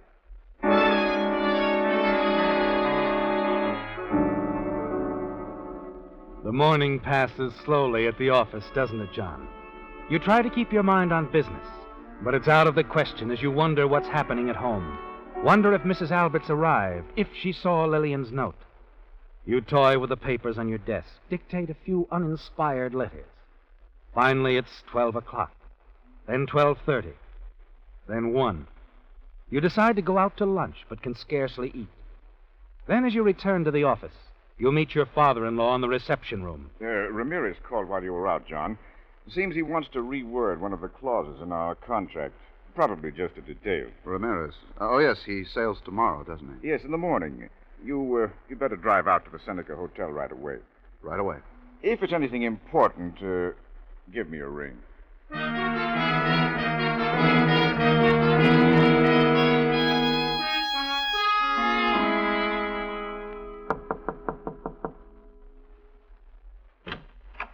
Eloise. Oh, John.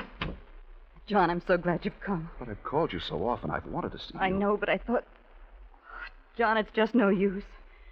I'm not going to Brazil. I can't. Eloise, darling. Have you told Mr. Ramirez? Not yet. He's out. You mean he doesn't want to see me? No, John. I just used the contract as an excuse to get you to come. I wanted to talk to you. To see how you felt. Darling, are you sure I'm doing the right thing by staying here in town? Yes, Eloise. I'm sure. Surer than I've ever been.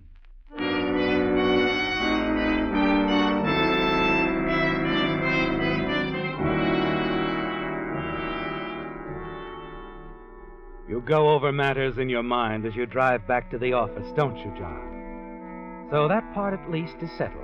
Eloise will remain in town. When you enter your own offices, you know that something is wrong, that they've received word. There's a strained atmosphere which you can almost feel. And the voice of the receptionist borders on hysteria as she tells you that Mr. Dawson wants to see you at once. John, my boy, John. Well, DJ, what's the matter? I tried to reach you at the Seneca and you'd left. Well, what is it? What's happened? It's Lillian, John. Lillian? She's dead. Mrs. Albert's phone. Lillian dead? I can't believe it. It's true. But why did she do it? She was in good spirits. I've tried. Oh, it wasn't that. It was an accident. An accident? Yes, a fire. She was working in her studio. Mrs. Alberts happened to look out of the kitchen window, and she saw smoke coming out of the studio. But the fire, how could it have started? Oh, a cigarette, they believe. She must have fainted and dropped her cigarette on some film. She suffocated. I simply can't believe it. Poor Lillian. And she was so happy. We were getting along so beautifully. I won't forget that part of it, John. You've been wonderful. You kept your part of the bargain. It wasn't just a bargain, DJ. Not anymore. We've been very happy these past weeks. I won't forget it, I promise you. You'll stay on as my partner. Whatever you wish, DJ.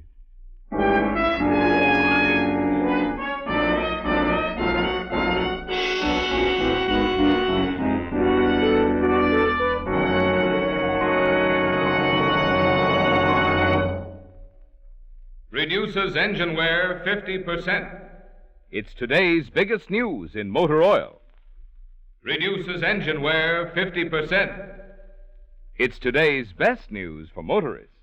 Yes, new Signal Premium, the amazing new heavy-duty type motor oil that reduces engine wear due to lubrication 50%, can mean wonderful things to you in both savings and performance.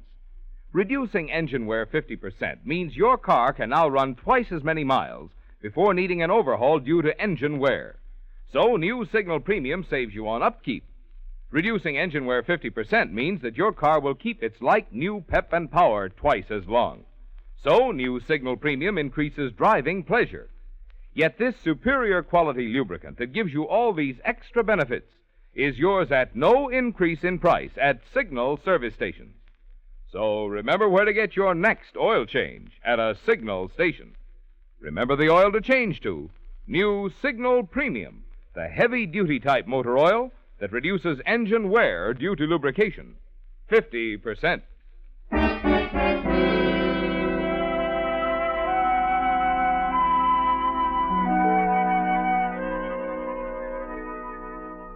It's all over, isn't it, John? Your patience has been rewarded, hasn't it?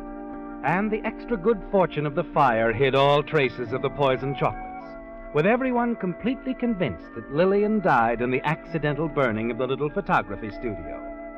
You're certain that it happened another way, aren't you? Yes, that she became dizzy after taking the poison candy, dizzy and unsteady, and that's why she dropped her cigarette from her shaking hand. But it doesn't matter now, does it, John? Even Lillian's father believes in you, intends a reward for your faithfulness to his daughter. And you know at last that you and Eloise will soon be together, and that you'll be able to afford all of the things both of you want. You're almost unable to hide the inner joy you feel as Mrs. Alberts comes in. Shall I take the tray, Mr. Granger? Why, you've scarcely eaten anything. I know, Mrs. Alberts. I'm sorry. Oh, but you must keep up your strength, sir. But yes, I suppose so. Yes. Anyway, you did eat most of your dessert. That would have pleased Mrs. Granger. Yes, perhaps it would. She always enjoyed seeing you eat her secret recipe. Probably because she couldn't eat any sweets herself. Mm-hmm. I often felt guilty about it. I can just see her now, melting that candy. Melting candy? What candy? Why, the chocolates you put in her studio for her. She never touched a bite of them, sir. What? Well, she didn't want to hurt your feelings. She always melted your chocolates down and made them into your dessert. My dessert? Yes. Another of her secret recipes, poor dear. Why, one of the last things she did this very afternoon was to bring in the candy and make that dessert you just finished eating.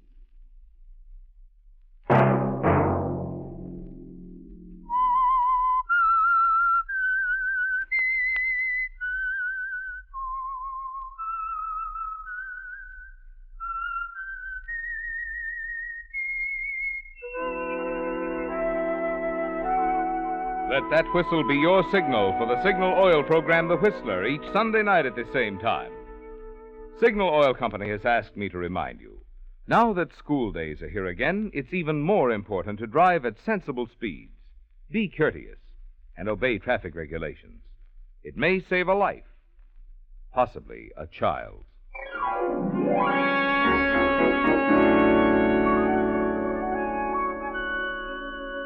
Featured in tonight's story were Bill Foreman as the Whistler, Hy Averback, Gene Cagney, Monty Margetts, Martha Wentworth, Ted Von Eltz, and Hal Dawson. The Whistler was produced and directed by George W. Allen, with story by George Adrian and Carol Nix, music by Wilbur Hatch, and was transmitted to our troops overseas by the Armed Forces Radio Service. The Whistler is entirely fictional, and all characters portrayed on The Whistler are also fictional. Any similarity of names or resemblance to persons living or dead is purely coincidental. Remember to tune in at this same time next Sunday when the Signal Oil Company will bring you another strange story by The Whistler. Marvin Miller speaking for the Signal Oil Company. Stay tuned now for the Horace Heidt Show, which follows immediately over most of these stations. This is the CBS Radio Network.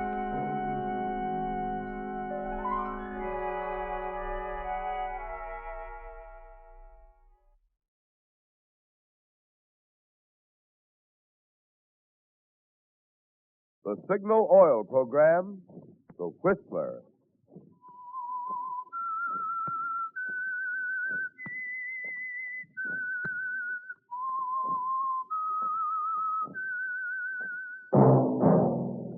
That whistle is your signal for the Signal Oil program, The Whistler.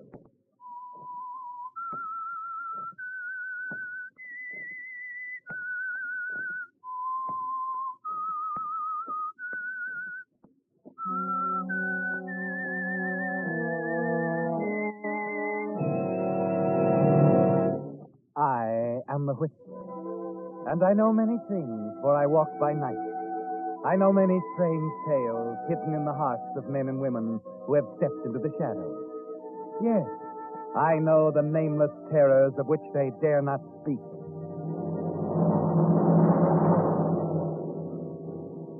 Yes, friends, it's time for the Signal Oil program, The Whistler, rated tops in popularity for a longer period of time than any other West Coast program in radio history. And Signal gasoline is tops, too, tops in quality. It takes extra quality, you know, to give you extra mileage. And Signal is the famous Go Farther gasoline. So look for the Signal circle sign in yellow and black that identifies friendly dealer-owned Signal stations from Canada to Mexico. And now the Whistler's strange story. Come back.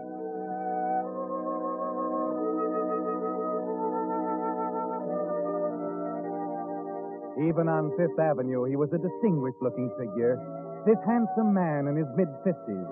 His clothes were a little outdated, perhaps, though few would notice that. And as he strolled along, chin lifted, swinging a stick, there were curious glances and whispers in his wake.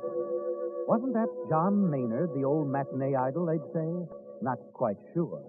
Of course, they knew him better on Broadway, stopped and spoke to him on his good days, pretended not to see him on the other ones, when his eyes were bloodshot and his gait unsteady. For then he was out for a touch, looking for $1 or two for the bottle that turned the dreary present back to the day when John Maynard, if not the king of Broadway, was surely the crown prince. On Fifth Avenue, above 45th Street, he entered an office building, rode to the 14th floor, finally walking past the secretary and through a door marked Oliver Stanley Theater Production. Good morning, Oliver. Well, John, just how did you get past my secretary? On my nerve. Sorry, my boy. I knew you wouldn't see me, so I had to do it this way. Do you mind if I sit down? That seems to be what you're doing. Thank you. You know, John, I should think you'd have had too much pride to do this. Pride? Coming to me with your hand out. That's what you're doing, isn't it? No, that's just where you're wrong, Oliver. I'm here to help you. That's interesting. You need me very badly for the part of Hubbard in your new play. Bonnie Newman, who's rehearsing with you, let me read the script. So you've come to help me. Precisely. I see. I'm sorry, John. I'm very busy. Now, wait, Oliver. Tell me, how do I look? Unusually good, I'd say. However, Let me finish. Oliver, take a look at a man who's had his last drink in this vale of misery. Well, Don't smile, my boy. I'm not jesting. John, have you ever kept track of the number of times you said that? This time it happens to be true. What's happened to your sense of humor? I don't blame you, Oliver. I've let you down. I've let every producer down. And above all, you've let yourself down, John. You were one of the finest actors this town ever saw. The old bottle and that phony temperament of yours finishes. Let me prove myself, Oliver. Once I'm successful again, there won't be any temptation to drink. John, I'll make a bargain with you. I'll accept any conditions you care to make. I'll meet the test. I know I can. You say you've read the part? I know most of it already. If you give me a reading... That won't be necessary. I know you can do it. I suppose I'll get the horse laugh from everyone, but I'm going to give you one last chance. I don't know what to say, Oliver. And don't say. Now, here's the script. For the first time in theater history, a character man's going to have an understudy. Louis Cook will always be up in the part, John, ready to take your place at a moment's notice. He'll never get a chance. I hope not. You realize, of course, what this play means to me. I'm not only producing it, I'm also the star. Yes, Oliver. You're the star. See you at the theater tomorrow at 11. Yes, of course. And, John, about the bargain, it's this. The part is yours. If I hear of you taking even one drink, you're through. I understand. Believe me, you'll never regret this decision, my boy. All right, John. The rest is up to you.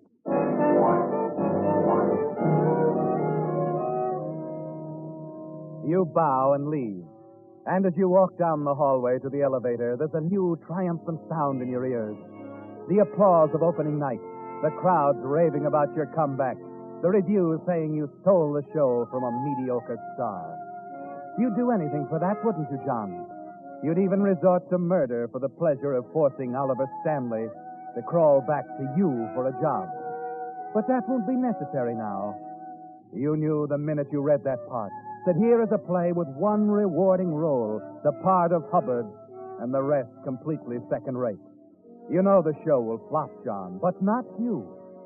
And the next morning at the theater, you're confident as the rehearsal moves into the last act. Now comes your big scene with Oliver. Who are you? What are you doing here? I've come to see you about Nancy. Hubbard! The mask. Why are you There's a very practical reason for the mask, Edward. In view of what I've come here for, I can't risk being recognized. Listen, Hubbard. We can work this thing out reasonably without... Hubbard!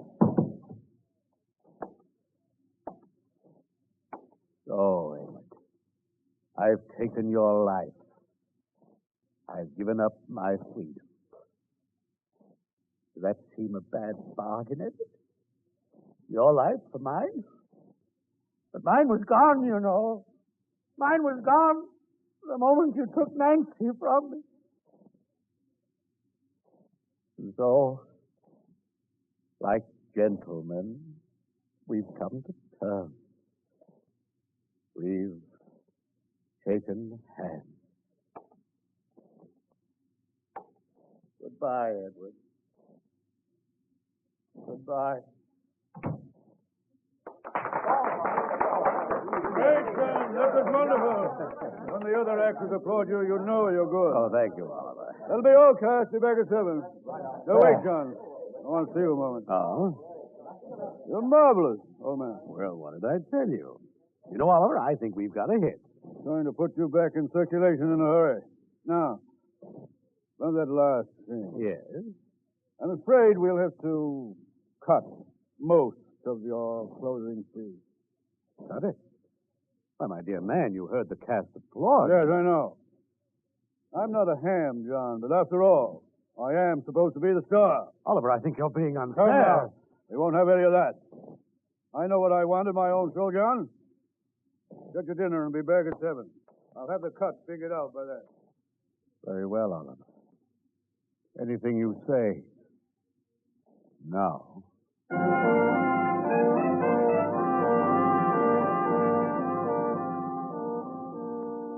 He's beginning to wake up, John, starting to realize the danger of having an actor like you in the cast. But it won't matter after all, because on opening night you intend to read the full speech anyway. It belongs there, John. In that one scene, the careful development of Hubbard's character reaches its climax, and you'll read it all, alone on the stage, regardless of Oliver or anyone else. So for the next few weeks, you avoid argument with Oliver. Everything goes smoothly until one night Lewis Cook, your understudy, meets you at the stage entrance as you start out of the theater for dinner. Hello, John. Oh, Louis. I waited for you. Thought we might have dinner together. Good. How about the automat? Let's make it Mike. Well, I'll even grab the check. It's not that. It's just that, you see, Mike has a bar. And... Oh, afraid of bars? Well, all right, Louis. Let's make it Mike.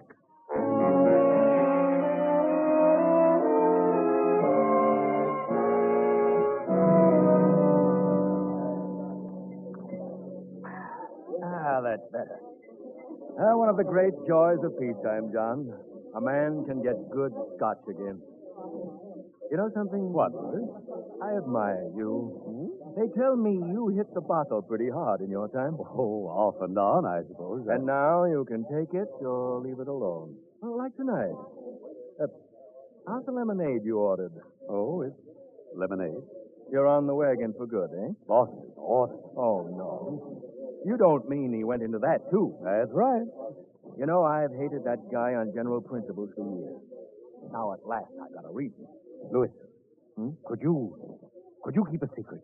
Sure. I think a drink could do me good.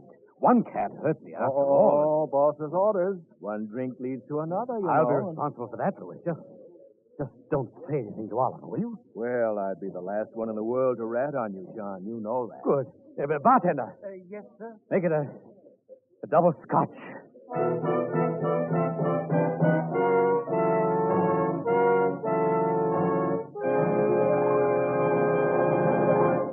With the prologue of Comeback, the Signal Oil Company is bringing you another strange story by The Whistler. Since last week, Whistler, you know, your car has aged a whole year. Yes, even those shiny 1947s are now last year's models. But after all, the important thing is not the year your car was made, but rather the care it received. That's what determines how long and how well it's going to hold up. And that's why, if you want your car's performance to stay young, it's so important for it to receive the more thorough, more conscientious service cars get at dealer-owned Signal service stations. For example, when a Signal dealer lubricates your car, he doesn't take any chances on memory to locate the many different lubrication points. Instead, he checks against the official factory chart that shows exactly which of Signal's 9 specialized lubricants each part should have for long, trouble-free service. And then, just to make double sure not a single part has been missed, your Signal dealer checks the whole job again, which explains why we call it Signal Double Check Lubrication. Now, this is typical of the many little extra services you get from Signal dealers, because each one owns his own business and has a personal interest in keeping your goodwill. Typical of Signal service, designed to help your car run better, look better, and last longer. Now back to the Whistler.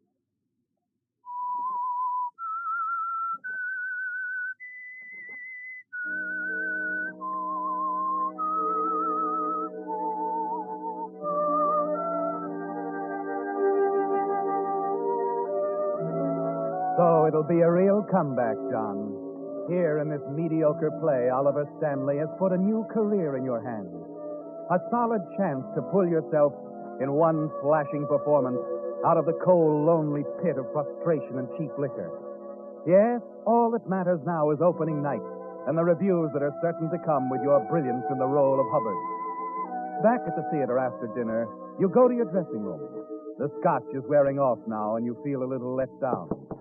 Come in. How are you feeling now, John? All right. Sit down, Louis. You look almost sober. Huh? I'm only kidding. You see, that drink did you good, and who's the wiser? The idea of that guy telling you... I wish I had another one right now. It's been several weeks. Oh, I don't think you'd better, John. If Oliver happened to get suspicious, you know. Yes, I guess so. No point in thinking about it anyway. There isn't a drop within a block of the theater. Oh, let's not go that far. You mean there is some? Just happen to have a bottle in my overcoat pocket. Look, Louis, I'm sure another one wouldn't hurt. No, sir, I don't want the boss accusing He won't me know a thing about it. Come on, Louis, be reasonable. If we settle for one back at Mike's, he might smell it on your breath. I have a pack of mints here. Please, Louis. Well, just one. Sure, just one. Oh, that's better. Okay. You'd better get out there now. They're ready to start. Yes. Thanks, Louis. I needed that one. Not at all. Anything for a pal.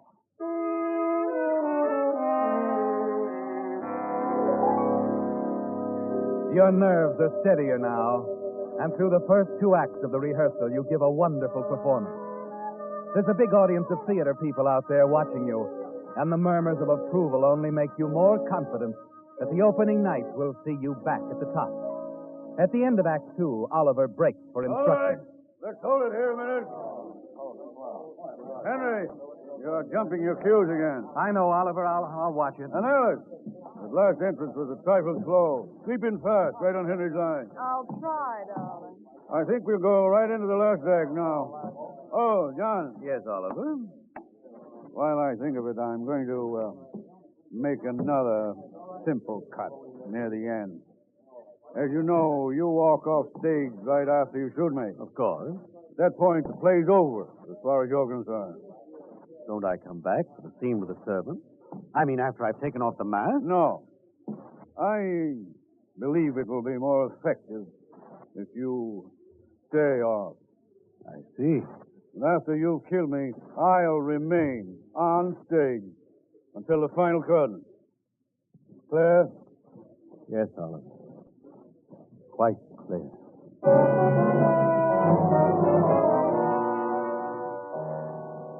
You turn and walk away to hide your contempt. Another of your scenes gone, John, to satisfy Oliver's unbelievable ego. But you're not worried, because tomorrow's triumph will put you back on top. The critics will single you out, you're sure of it. And you can leave Oliver and his ridiculous play for good. At 2 in the morning, the grind of the rehearsal is over. You hurry back to your dressing room, tired and nervous from the strain. And then you notice something. Lewis's overcoat hanging next to yours in the closet. You hurry over and lock the door, then go to the closet.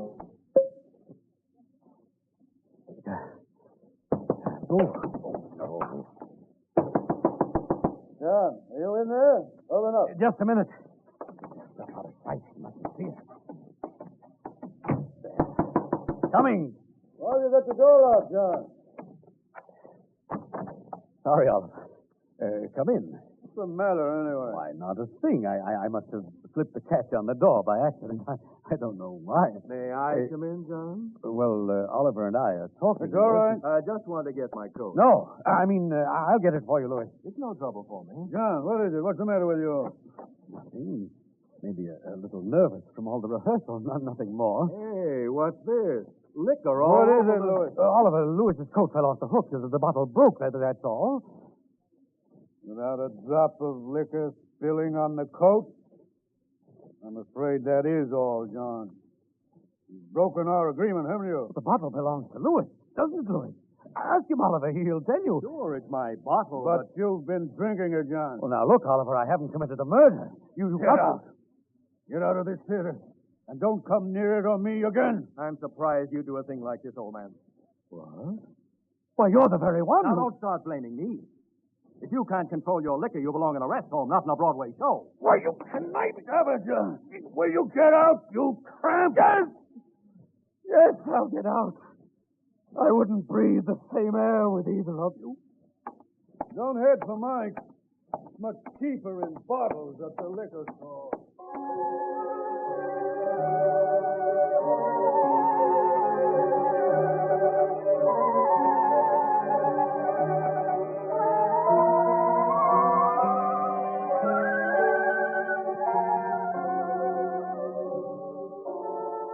Consciousness is finally breaking through, John, and things start to make a little sense. You're lying on the bed. You're ill and weak, but you lunge forward to knock an empty bottle aside. But you're over it now, John, and you can't bear even the sight of a bottle for a while.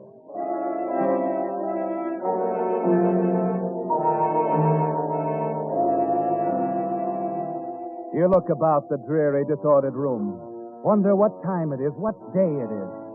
The cracked, wavy mirror shows a haggard old face staring back at you. A face covered with gray stubble, with patches of grease paint still clinging in places. It's a horrible sight, and you turn away. They did this to you, didn't they, John? Oliver Stanley and Lewis Cook, your friends. You wonder how you can strike back. You're still thinking about it as you make your way to a tiny lunchroom for a few cups of black coffee. A calendar in back of the counter tells you that 4 days have gone by. 4 days. Oliver's show is opened without you, with Lewis playing your part, moving about the stage in the role that belongs to you.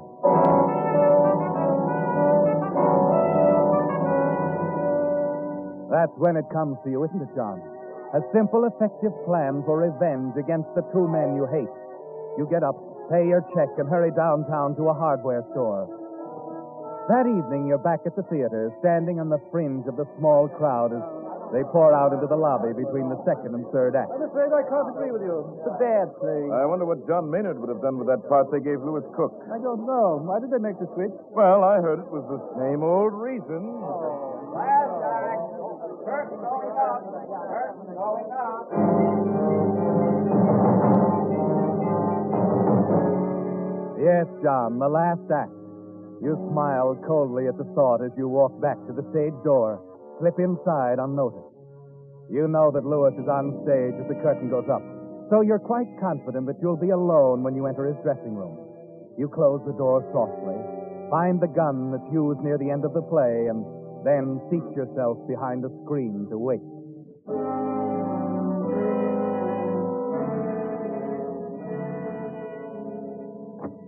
Call me in 15 minutes, will you, Ted? I don't want to miss my cue. I'm afraid you're going to miss your cue, Louis. John? Yes, the man you had thrown into the alley with your dirty, cheap tricks. I've had quite a wait, Louis. Look, I don't want any trouble with you. But if you don't get out of here... You won't have any trouble with me. And I'm going very shortly. Quietly as I came. Well, go now. I have nothing to say to you. I have something to say to you, Louis. I've come to take over your part in the last act. My part, I should say. What's the matter with you? I've had enough of this. I'm going to call Oliver. Sit down, Louis, while I lock this door. You can't threaten me with that. A prop gun. No longer a prop, Louis. I've loaded it with the real thing. What? Very simple to do. Just a little trip to a hardware store this afternoon. John, you can't get away with this. Amusing, isn't it, Louis? All the things you've been doing, imitating my style. They'll make it so much easier now. What are you talking about? Last act. For you. And Oliver. Wait a minute. I'm beginning to get this. You intend to go out on that stage and murder Oliver? Oh, you murder him. Or at least an entire audience will think so. We're the same size, the part called for a mask, and I think I can read it as badly as you would, even with Oliver's cuts. I've been rehearsing for hours. And just how do you expect to shut me up? I figured that too, Louis. Just as you had it figured when you coaxed me to take that drink. But what do you intend to do? Why are you wrapping that towel around the gun? You'll deaden the sound to some extent. And when Alice Horton does her big screaming scene, that will help. No, John. Don't do it. You won't get away with it. There's my cue. Goodbye, Louis. John, no!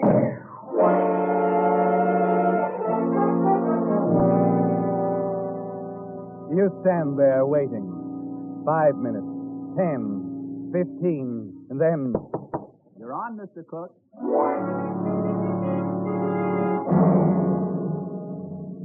Who are you? What are you doing here? I've come to see you about Nancy. Hubbard! The mask. Why are you wearing... A very practical reason for the mask, Edward. In view of what I've come here for, I can't risk being recognized. Listen, Hubbard. We can work this thing out reasonably without... Hubbard! Goodbye, Edward. Goodbye.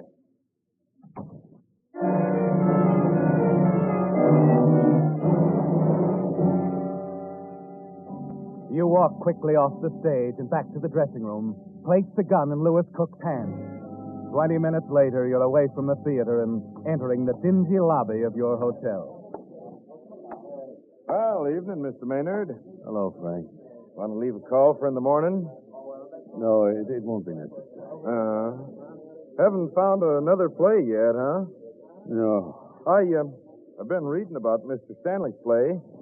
Seems to me they made an awful mistake taking you out of that part. Thank you, Frank. No, it wouldn't surprise me if the show folded up tomorrow.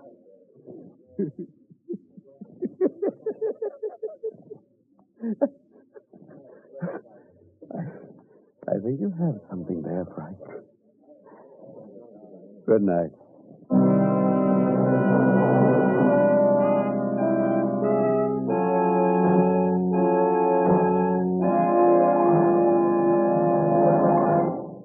The Whistler will return in just a moment with the strange ending to tonight's story. Meantime, since most everyone is concerned about getting maximum value out of today's shrinking dollars, I'd like to give you a tip on how to be sure you're choosing the gasoline that tops in quality. Just remember these 2 points. 1, in gasoline, it takes extra quality to go farther. And 2, Signal is the famous Go Farther gasoline. Yes, it's a fact. Your best yardstick of gasoline quality is mileage, the thing Signal gasoline is famous for. After all, in order for a gasoline to give you more miles per gallon, it has to help your motor run more efficiently. And when your motor runs more efficiently, naturally you enjoy quicker starting, faster pickup, smoother knock-free power. In other words, the superior performance you expect of a superior gasoline. That's why we say, to be sure of the tops in gasoline quality, just remember two things. One, in gasoline, it takes extra quality to go farther. And two, Signal is the famous Go Farther gasoline. And now, back to the Whistler.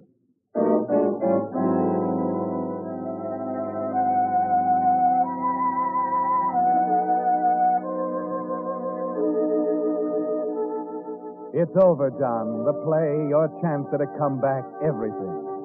But now, sitting in your cheap hotel room, blocks from the theater, you take satisfaction from the knowledge that Oliver Stanley and Lewis Cook, the men who took your opportunity away, are dead, and you killed them. You wish that you could be there with the others, watching their expressions as they make the discovery that Oliver is actually dead on stage, that his death scene was well played for the simple reason that he had actually been shot. And because of your own careful acting, Lewis is the murderer who then took his own life. You wish that you could tell that to them all, just as you did to Lewis the moment before you killed him. But there's nothing left now, is there? The perfect performance is over, and this time applause and acknowledgments will have to be omitted. Huh? Who is it? Open up, Maynard. What do you want? I want to talk to you. My name's Dunkel, homicide. I don't understand. Okay, Maynard, keep up the performance. Now, see here, I've done nothing. No, wordy don't even out of your room tonight, huh? Well, of course I was. I went for a stroll, but... Some stroll. Right on stage and into the third act of a flop play. Now, look, I haven't the faintest idea what you're talking about. Please, Maynard, I'm not sitting in the front row balcony. I'm Dunkel, homicide, remember? Standing right here in your room. But... Why? Because all the evidence in the world brought me here. That wasn't a murder-suicide we walked into tonight. It was a double murder, and you did it. Oh. Uh-huh. I'd tell you how, but you know that already. So I'll just tell you where you slipped up. It was your big scene, old boy. Bad. Very bad. What? You left out the best part. The speech right after the murder. Beautiful thing, Maynard. That speech was cut. Oliver put the speech back right after he threw you out. You see, he wasn't afraid of the speech, Maynard. He was only afraid of you stealing the show with him.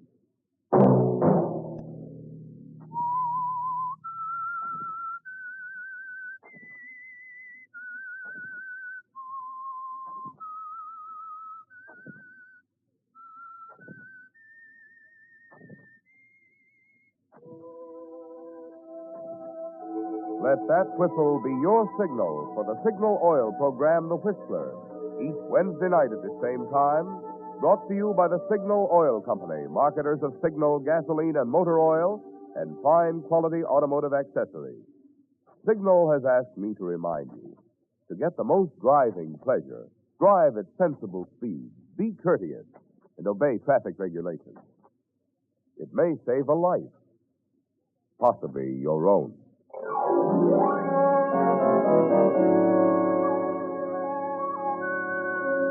Featured in tonight's story were John Brown and Herbert Butterfield. The Whistler was produced by George W. Allen with story by Kerry Shaw and John Moore and music by Wilbur Hatch, and was transmitted to our troops overseas by the Armed Forces Radio Service.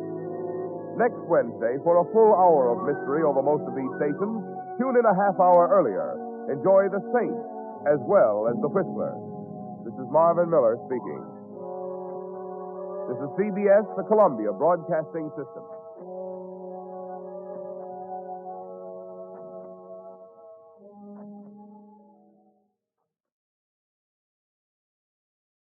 The Signal Oil program, The Whistler.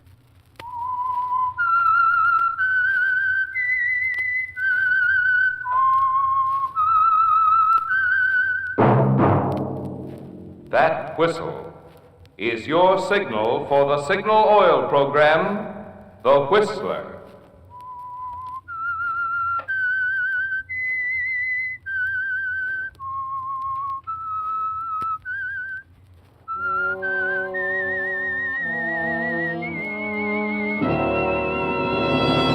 I am the Whistler, and I know many things, for I walk by night. I know many strange tales hidden in the hearts of men and women who have stepped into the shadows. Yes, I know the nameless terrors of which they dare not speak.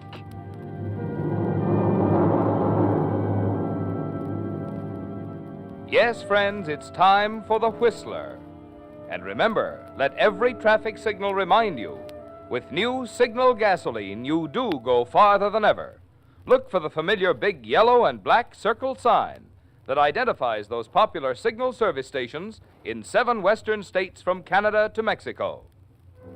And now, the Whistler's strange story, Treasure Hunt.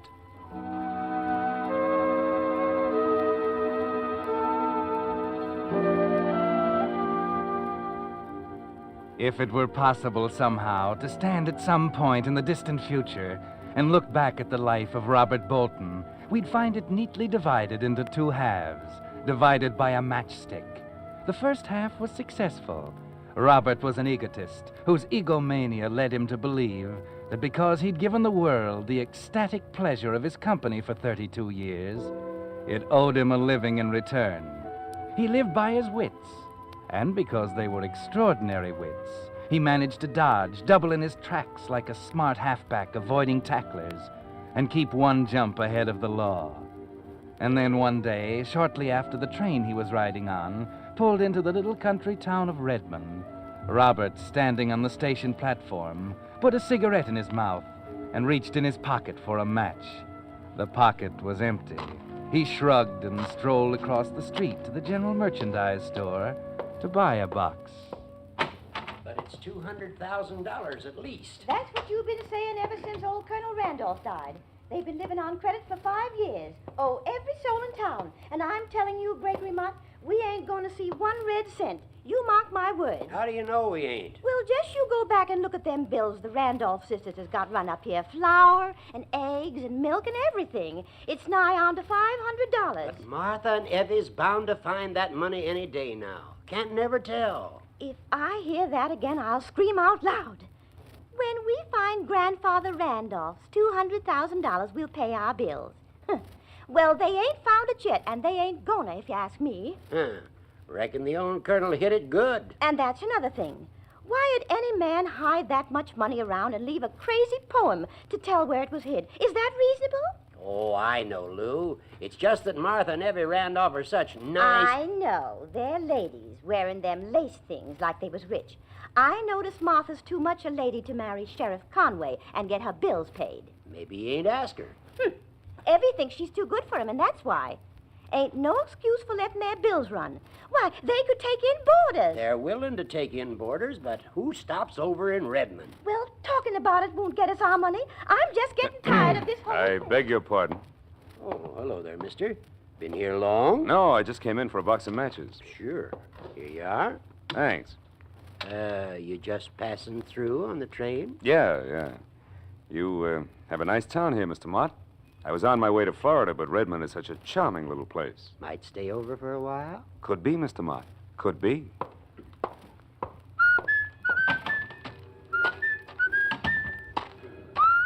Oh, conductor? Yeah? My name's Robert Bolton. I'm in car 63, bedroom G. Would you have the porter get my baggage, please? I'm getting off here.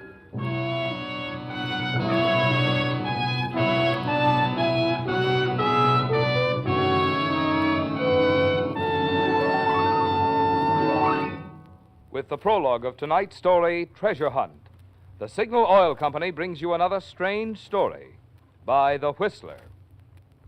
But now I think you'll be interested in a letter I received after a recent Whistler broadcast in which I had told how the atoms in gasoline molecules are actually rearranged to put exciting new power into new Signal gasoline. The letter read, Mr. Miller, you say they rearrange atoms in making Signal gasoline. I thought atoms are the things scientists split to make atomic bombs. Well, it occurred to me that other listeners may have wondered about this, too, so I'd like to make this point clear. Splitting atoms to release atomic power is one thing, but rearranging atoms is a completely different branch of science, through which some of today's most remarkable new products are being created. Take nylon hosiery, for instance. Do you know how nylon was created? Why, by rearranging atoms. And that fine new synthetic rubber for tires, it too was made by rearranging atoms. So you see, in rearranging gasoline atoms, Signal is just using the latest scientific method to put tremendously increased power into new Signal gasoline. Just another example of the alert, progressive policy of Signal Oil Company, which for 14 years has been quick to bring you every latest scientific advancement in the fine quality petroleum products, wearing the name Signal. And now, back to the Whistler.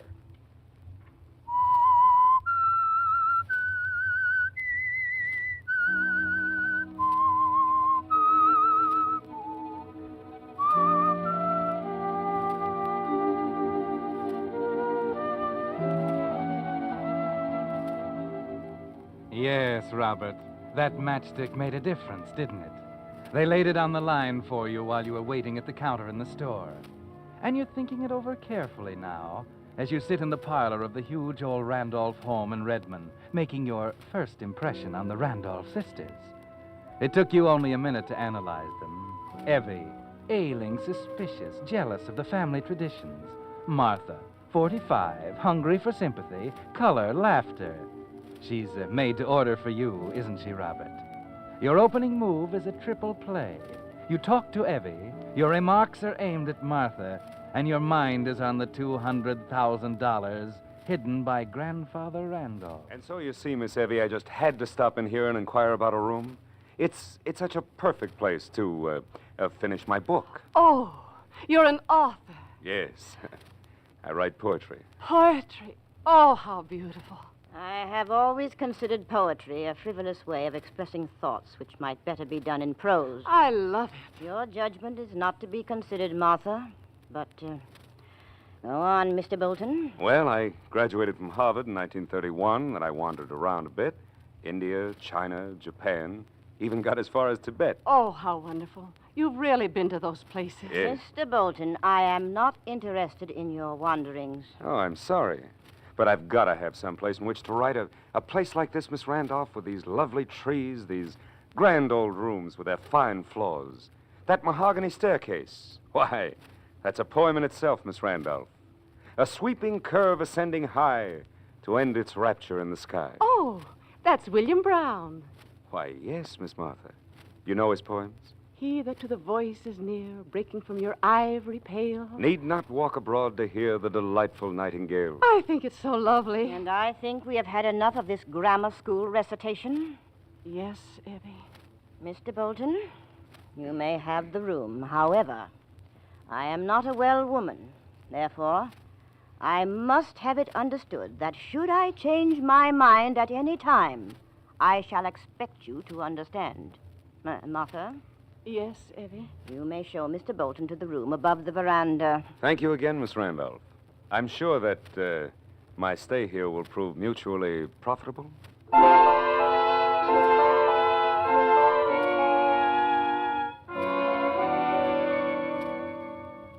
Well, you're established in the Randolph house, Robert Bolton.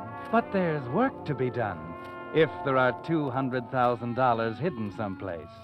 You know Evie Randolph is shrewd, almost as clever as you are. But again, there's Martha, poor, homely, pathetically eager Martha, who hangs on your words.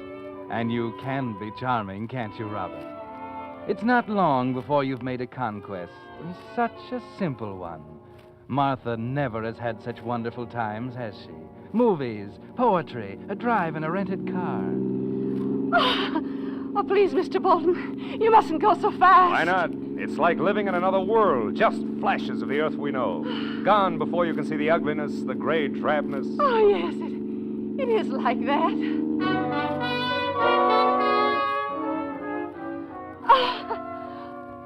Oh, it's wonderful to hear you laugh, Martha. Wonderful. I was laughing, wasn't I? Her laughter like the bells of Eden. Oh, it's all so lovely, Robert. Oh, so lovely. Do you really mean this is the first movie you've seen in 3 years? I never go out much, Robert. You see, Evie... Oh, you're wonderful, Martha. So unselfish.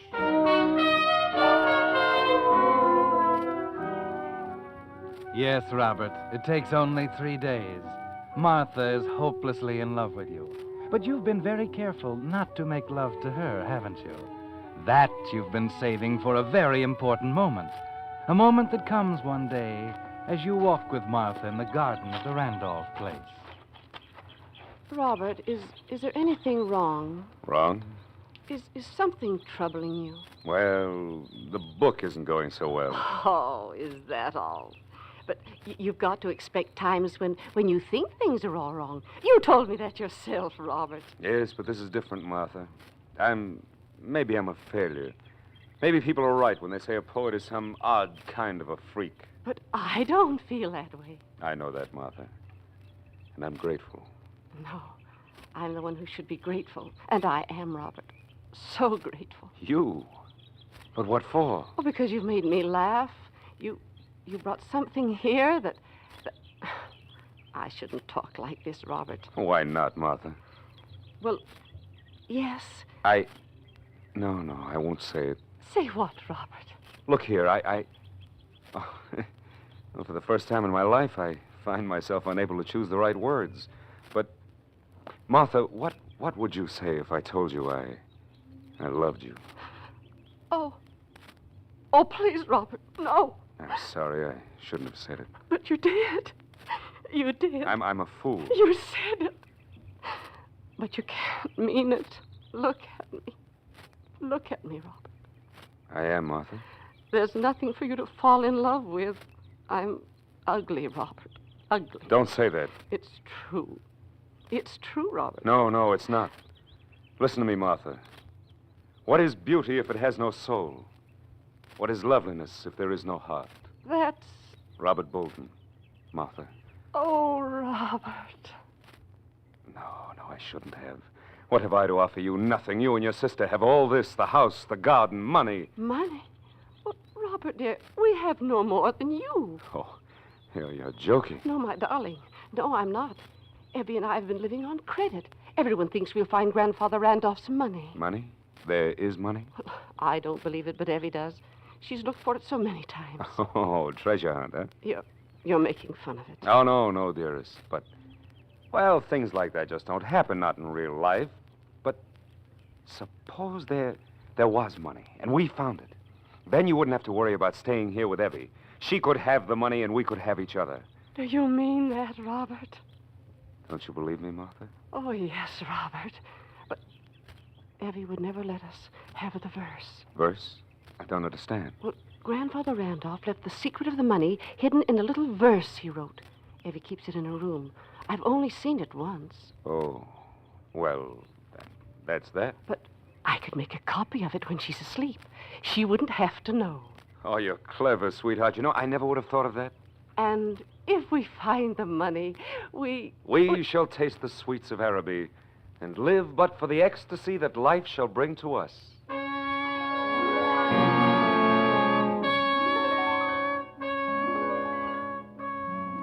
That was simple, wasn't it, Robert? Having Martha suggest the plan herself was clever. She doesn't suspect a thing.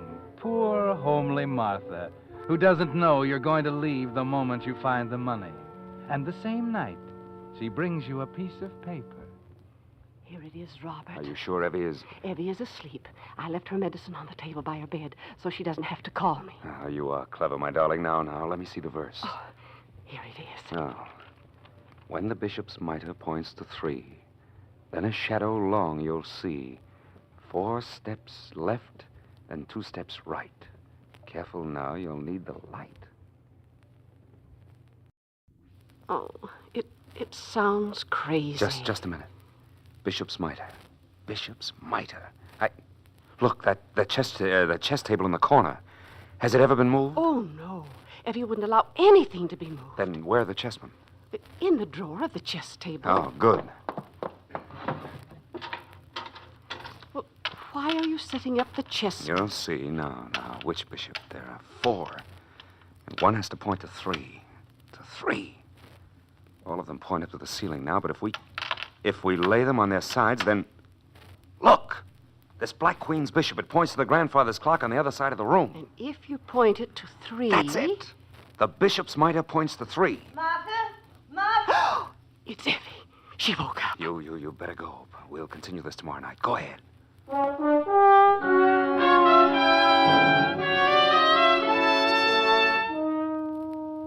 She won't wake up tonight, will she? I don't know, Robert.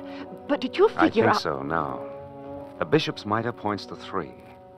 Then a shadow long you'll see. Shadow. Let's look outside. At 3 o'clock, the shadow of that elm tree would be... Come on!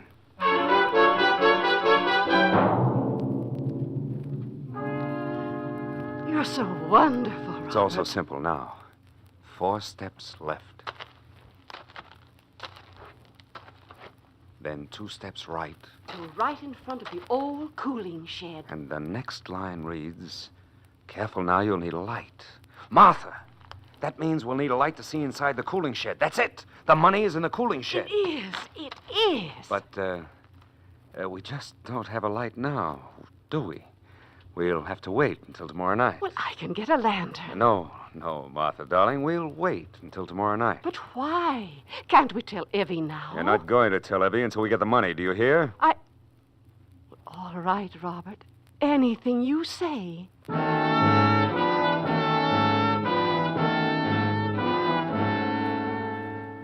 Of course, Robert. Wait until tomorrow night. Then you'll plan to sneak outside without Martha. And you needed time to pack, didn't you?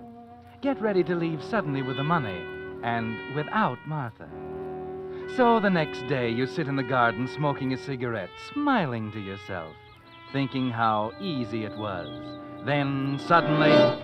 Howdy, Mr. Bolton. Oh, hello, Sheriff Conway. You know me, huh? Why, of course. You've been pointed out to me. In addition, the star glittering on your vest is, in itself, a monumental advertisement. Yep. Mind if I sit down a mite? Certainly not, Sheriff. Make yourself at home. Did you come here just to sit in the sun, or do you have something more important on your mind? Well, Bolton, I ain't one to beat around the bush. There's some talk going around about you and Miss Martha. Really? What harm is there in that? Well, you're a young man, handsome. Thank you, Sheriff. I didn't know you cared. I don't think you're up to any good, Bolton. Martha's good 15, 20 years older than you. Oh, so that's the way the wind blows, is it? Torch-bearing in the provinces. You love her, don't you? Listen, I came here friendly-like, but I'm having a hard time now to keep from smashing that pretty face of yours. But you won't do it, Sheriff, because you'd look a great deal sillier and more stupid than you do now. You can't afford that, Sheriff. You're smart, ain't you, Bolton? Smart enough to know you haven't got a thing to say in this matter. Now, you listen. I intend to remain here as long as I like. You're after that money. You can prove that, of course. He doesn't have to. Miss Effie, you hadn't ought to come out here. It was thoughtful of you, Sheriff Conway, to concern yourself with our affairs, Martha's and mine. However, I am quite capable of handling this. Miss Effie, don't go getting riled up now. You're hard, Please, you know. Sheriff Conway. Mr. Bolton. Yes, Miss Effie. I gave you to understand when you came here that any time I chose to ask you to leave, you would do so. So what? Consider this your last day here. You'd better reconsider that. You heard Miss Effie, Bolton. Sheriff? Yes, Miss Effie. Mr. Bolton, I'm a sick woman, but I'm not blind. My sister Martha is impressionable. She is infatuated with you, and you've done nothing to discourage her. Perhaps I love her. That's ridiculous, and you know it. Mr. Bolton, if you're not out of the house, in 1 hour, I shall ask Sheriff Conway to evict you. Martha might have something to say about that. I've already told her. You have 1 hour, Mr. Bolton.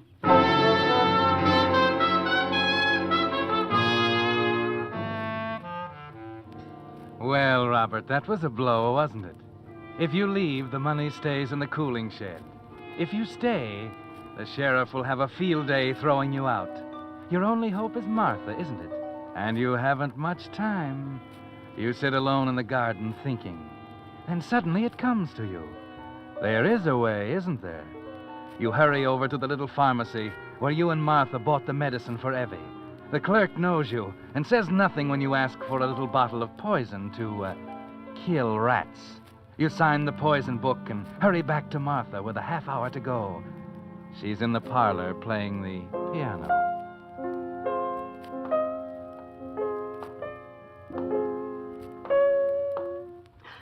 Robert. Please, Martha, go on playing. I want to remember you like this. It rather fits the mood. Please, Robert. I'll just stand here by the piano and... Oh, It's poison. Robert, what were you going to do with this? You weren't supposed to see that. Give it to me. You were going to kill yourself. All my life, I've had cherished and loved things taken away from me.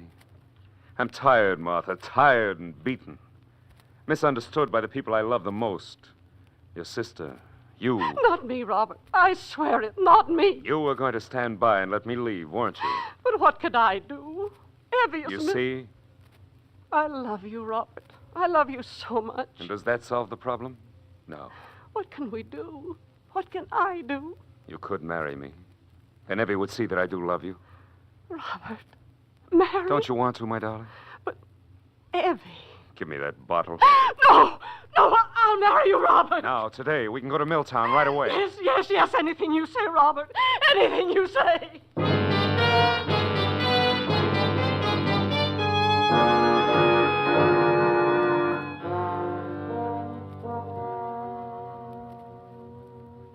You don't seem to like me as a brother-in-law, Evie. I despise and loathe you, Mr. Bolton. Evie, you don't know Robert. You don't understand him. You poor blind fool.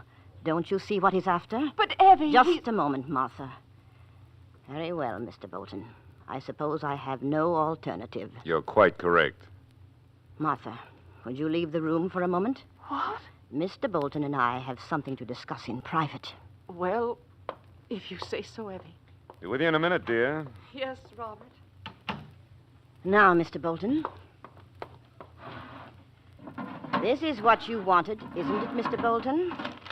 $200,000 in securities. You've got it. Of course. I've had it for 10 years. The verse was simple for me, too, Mr. Bolton. I thought it was cash. Half of it is yours, of course. Shall we divide it now? Now, we'll have to have them analyzed. It'll take time. It's simpler than you think, Mr. Bolton. As a matter of fact, I'd just as soon you had them all. What are you talking about? Here you are. Take them. Well, I can't say I expected this. I'm not being generous, Mr. Bolton. You see, these securities have been worthless since 1929. What? Take them, Mr. Bolton, and get out. What kind of a trick is this? I said get out. You know it now. Tell the whole town about it. We defrauded them. We lived for 10 years on credit because they believed the money was here. You let me marry that ugly, stupid sister of yours? She knew it all the time. She did not know it because I never told her I found them. Now get out. Get out! Take your securities, Mr. Bolton. You've got what you came for. Martha! Martha, come quickly! Martha! Evie, you're ill. Oh, Robert, please. You, I hope you die. Robert! Robert, wait!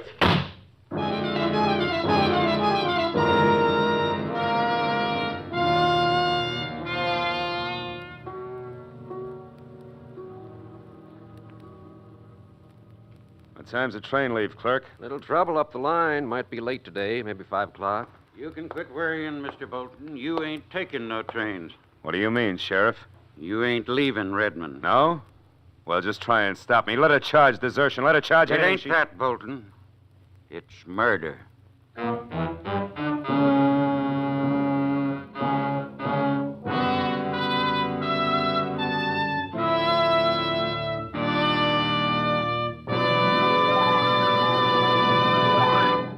The Whistler will return in just a moment with a strange ending to tonight's story.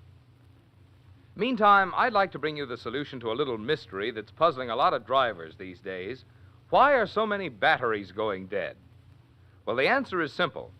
Most batteries today have already seen a lot of use, and cold weather starting puts even more strain on today's tired batteries. That's why, if you don't like the experience of going out to start your car and finding your battery dead, it's just good insurance to make regular use of your Signal dealer's complete battery service. He has the instruments and the know-how to determine the exact condition of your battery. If it's run down, your Signal dealer has the latest equipment for charging. And if you do need a new battery, his rugged Signal batteries are built to Signal's own exacting specifications and guaranteed for long, long life. So stop in at your Signal dealer soon. you'll find he's much more than just a place to buy Signal's famous Go Farther gasoline and fine lubricants. Wherever you see Signal's yellow and black circle sign, there you will also find complete Signal service and accessories to help your car run better, look better, and last longer. And now, back to the Whistler.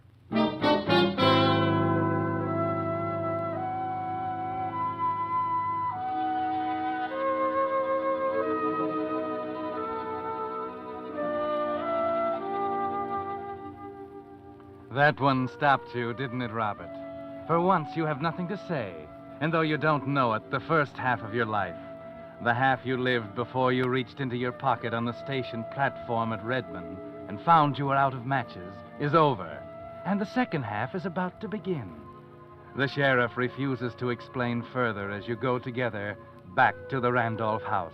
He waits until you go through the door into Evie Randolph's bedroom, until you stand there staring down at her still figure on the bed. Sheriff, I swear to you I didn't. I tell you I had nothing to do with it. You bought this bottle of poison at Rigby's pharmacy. For myself, I told you. Ask Martha. I got a feeling the jury's not going to believe anything Martha says about you. They'd think she was trying to cover up for you. But I ain't telling you anything, though, am I? You likely know juries pretty well by now. Evie got that poison by mistake. Sure, when Martha took it away from you and hid it in the medicine cabinet. And that's where poor Evie found it. Sick, dazed. That's it. I knew you didn't believe I did it, Sheriff. Who says I don't? What? What are you getting at? Well, you can have your pick. You can leave Redmond. Yes. And face a murder charge.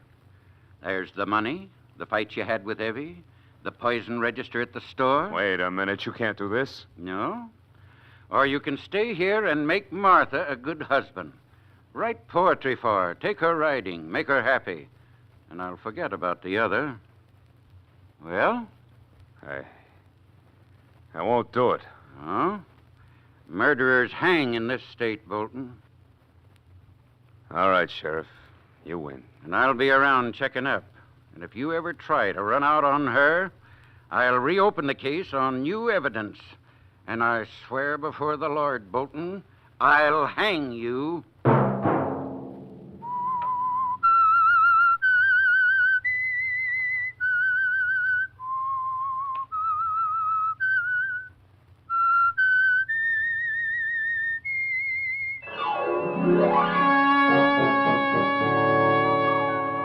Next Monday at 9 o'clock, The Whistler will bring you another strange tale. The Whistler is broadcast for your entertainment by the marketers of Signal gasoline and motor oil and fine quality automotive accessories, and by your neighborhood Signal dealer. This program, directed by George W. Allen with tonight's story by Russell Hughes, music by Wilbur Hatch, is transmitted to our troops overseas by the Armed Forces Radio Service.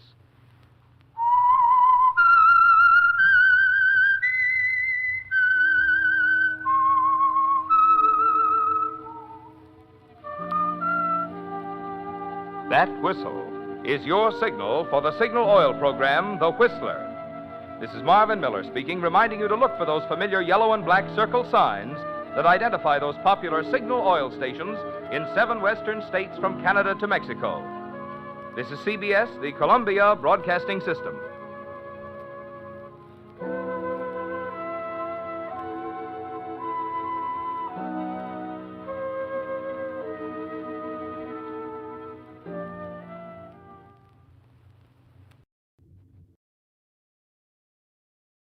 And now, stay tuned for the program that is rated tops in popularity for a longer period of time than any other West Coast program in radio history. The Signal Oil program, The Whistler.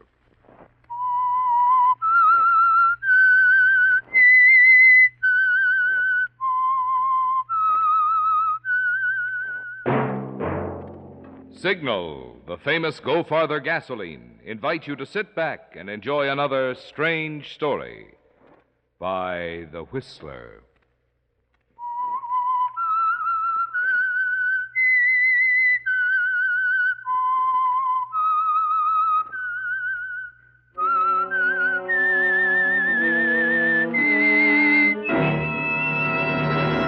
I am the Whistler, and I know many things, for I walk by night.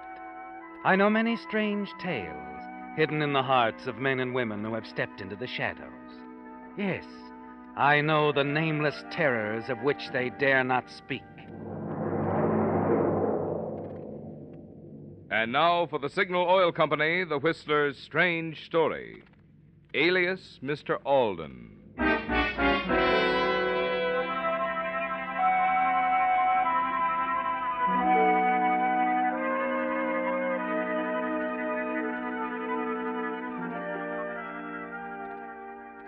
The big transport plane banked sharply, planed in towards the approach leg to the airport outside Singapore.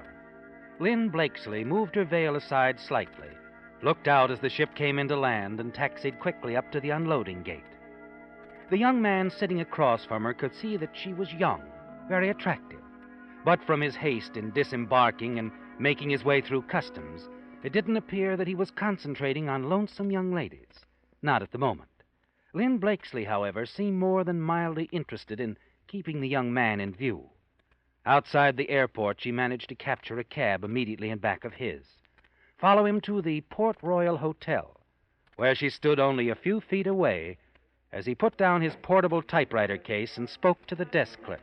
My name is Alden. You have a reservation for me, room 409? Room 409? I'm sorry, Mr. Alden. It's occupied at the moment. I have very similar accommodations. However, room 302, I'm not interested in similar accommodations. I want that room. I wired you last night. If you please, sir. I'm fully aware that you wired, but since the room is presently occupied... Okay. I'm just tired. I guess I didn't mean to jump at you. I want the room for sentimental reasons. My wife and I, I understand, sir, but if you could take 302 until... Oh, sure, 302. But look, you will let me know. The moment Mrs. Anhalt vacates the room, sir, it should be soon. Thank you. The boy will take your bags. Front boy. Yes, miss? We're just visiting, thank you. You wish me to announce you? Well, no. No, I'll use the house phone. As you wish. They're just over there, ma'am, by the lift. Thank you.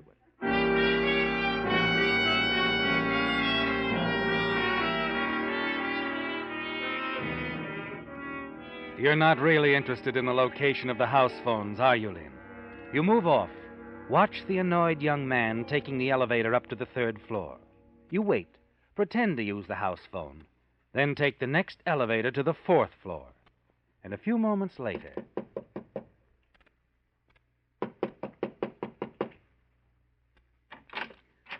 Yes, what is it? And who are you, young woman? I don't believe I know you. Mrs. Anhalt, I hope you won't be angry with me. You know my name. Where did you... The desk clerk, ma'am, I overheard. I took the liberty of coming up here to talk to you myself. About what? Well, this room, ma'am. I was wondering if you'd let me know when you plan to check out. It's for sentimental reasons, Mrs. Anhalt. I mean that I want to stay in this room again. Sentimental reasons? My late husband. You see, we shared this room when we were first married. He's gone now. Oh, poor child. Now you come right in here and tell me all about it. I do hate to intrude like this, but if you really don't mind... My name is Lynn, Mrs. Anhalt. You're not intruding at all, Lynn, dear. Do come in and tell me all about it, and don't you worry. We'll work something out. You're so kind, Mrs. Anhalt. Call me Aunt Sarah. All right, Aunt Sarah. That's better. You poor dear child.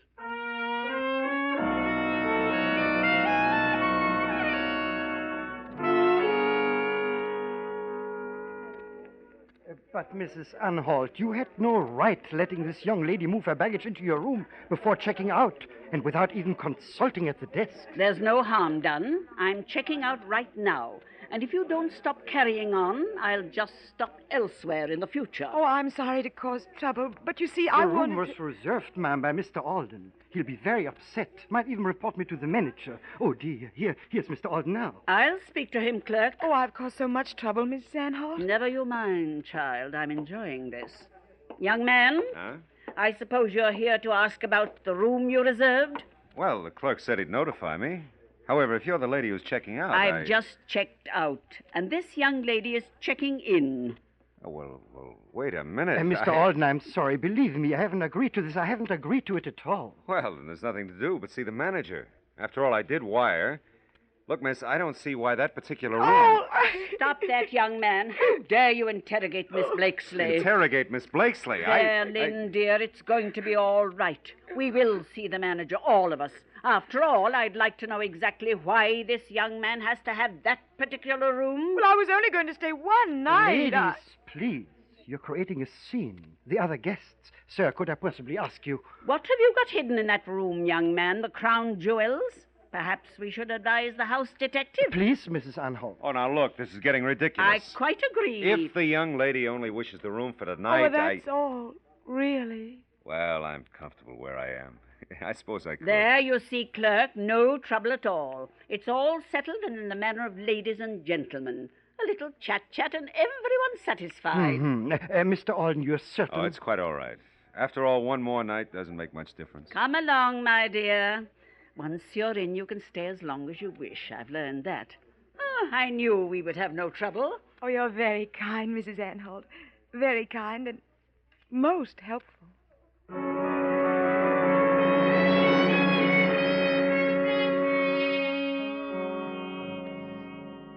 You've accomplished it, haven't you, Lynn? The all-important room is yours for 24 hours. And you're no sooner inside than you go to work, examining the room inch by inch, searching and wondering, until your eyes center on the slowly revolving fan blades above your head. You turn the fan off at the wall switch and get up on a chair. And then you smile.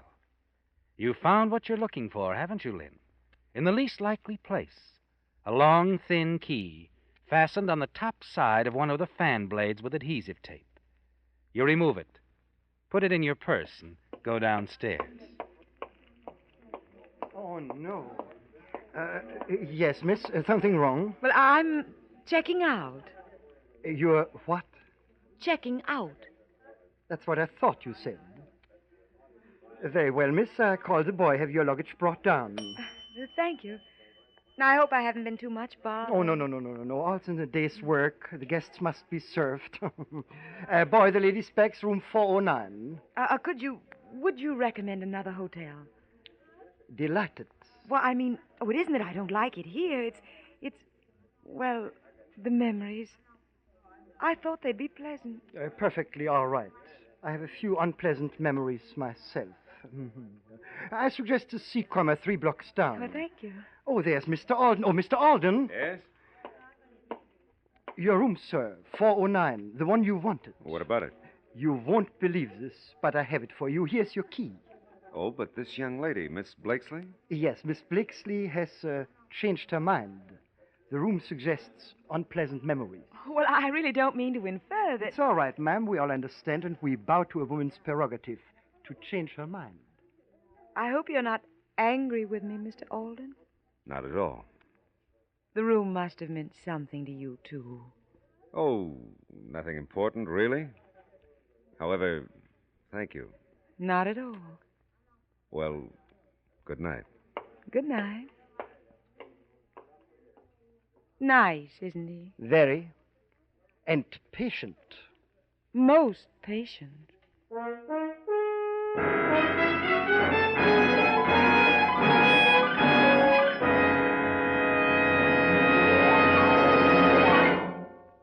Some Whistler fans with whom I was talking before the program started said to me, "Marvin, we're not doubting your word, but you promised such wonderful performance from Signal Ethel.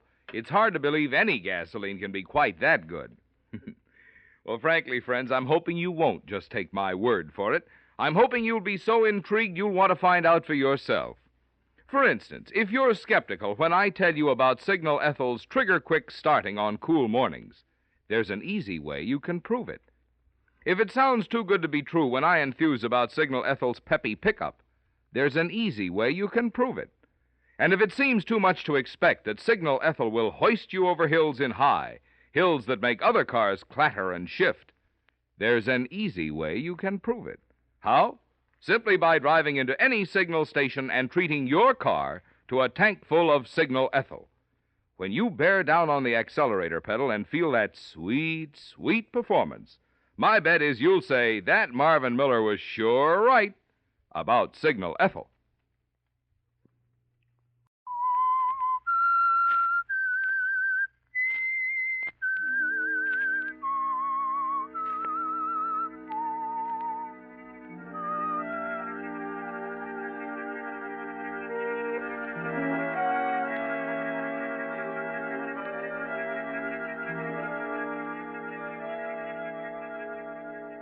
It's going very well, isn't it, Lynn?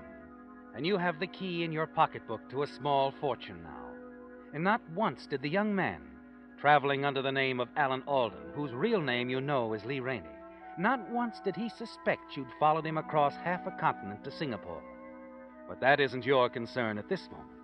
Now your objective is to gain access to the safety deposit box, which can be opened by the key you've managed to obtain ahead of Mr. Rainey, alias Mr. Alden. That's what brings you to a bank in Singapore, where you attempt a bluff you know has little chance of success, but is the only move you can make until you think of something else. You pose as secretary to Mr. Alan Alden, news correspondent. The bank manager, however, isn't at all cooperative. I'm sorry, miss. I've no doubt that you are Mr. Alden's secretary if you say so. But you see... I only see that you're being very unreasonable. I've told you Mr. Alden can't make it here himself, but there's some things he wants in the safe deposit box. And again, I say, miss, he'll have to come here himself and prove his identity. We have a copy of his signature, of course. I'm sorry, miss. Really... You're not. You're not sorry at all. Oh, all right, I'll call him. I'll tell him what you said. If you wish to use our telephone, miss... Never mind. As you wish.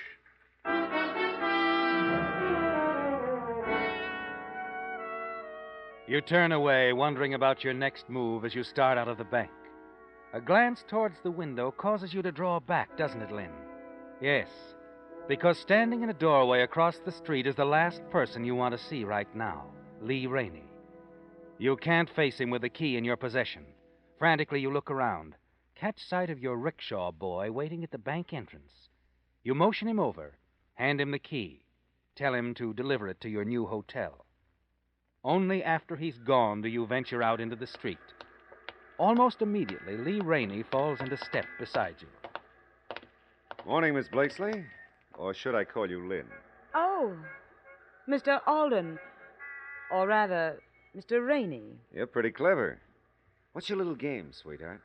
Game? Yeah, have any luck in there? Luck? Oh, come off it, will you? I mean about getting into the safety deposit box. Oh, that. Yeah, that. I needn't have asked, I suppose. Now, only Alan Alden can get into that box. Alan Alden is dead. Is he? Yes. And you killed him. You see, I knew him quite well. Yeah, well, I'm afraid you're a bit confused, sweetheart. You see, I'm Alan Alden, newspaper correspondent. I've got my typewriter to prove it. And Alden's credentials. Identification papers, too. All we need to get into that safety deposit box, Lynn. We, Mr. Rainey? Partnership, sweetheart. Don't tell me the idea never occurred to you. Well, as a matter of fact, it has. You have the key? Not with me, so if you're thinking of... Violence? Perish the thought. A smart boy. As I was saying, you have the key and I have the identification, and I can write his signature as well as he could. Now, what do you say? I'd like to know a little bit more about all this, Mr. Rainey. For example, how much is in that safe deposit box? Plenty. And what's it for? Alden pulled a big deal for a crooked syndicate. And they set up the safety deposit box for him and left the payoff money there. I see. Now, all I have to do is show up at the bank, fake a signature, and present the proper credentials. And the key. That's very important, isn't it? Very. Well, is it a deal? I'll have to think it over. Oh, now, really, I'm not too hard to get along with. I've got an idea that we could... I know, make beautiful music together. Yeah, well, I was going to be more original. No? But now that you mention it, I'll bet we could. Hey, tell me, don't you think I have the shoulders for a harp? Oh, sure. And I've just the chin for a violin. I'm still going to have to think it over. Don't take too long, Lynn. Alden's newspaper's expecting him to file another story very soon, and frankly, I'm not much of a writer. I'll give you my answer this afternoon. There's a small bar not far from the bank, Chang's. You know it? I'll find it. I'll be there. 2:00.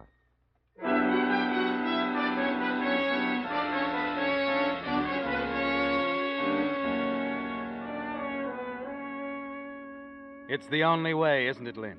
You've got to team up with Lee Rainey. But you must also move cautiously because you don't trust him.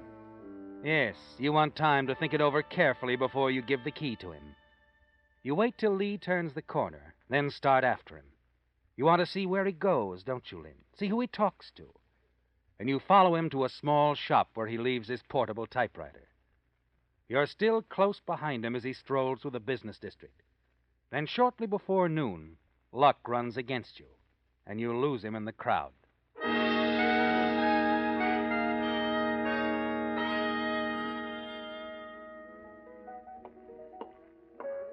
Sorry I'm late, sweetheart. Only a few minutes, you're forgiven. Buy you a drink? Oh, thanks, no, I'm not finished with this one.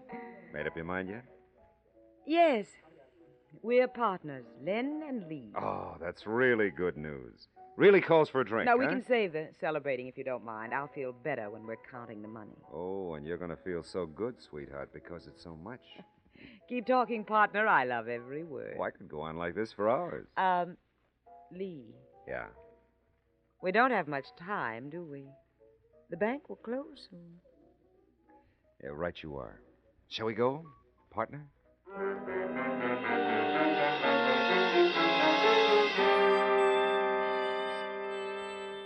A short time later, you arrive at the bank. Wait in the rickshaw while Lee Rainey, alias Mr. Alan Alden, goes inside. 5 minutes go by, then 10. You become increasingly nervous, wonder if something's gone wrong. Finally, you hurry into the bank. Find it almost deserted, but you quickly seek out the manager. Good afternoon, miss. Mr. Alden's secretary. Yes, Mr. Alden came in here some time ago. Yes, he did.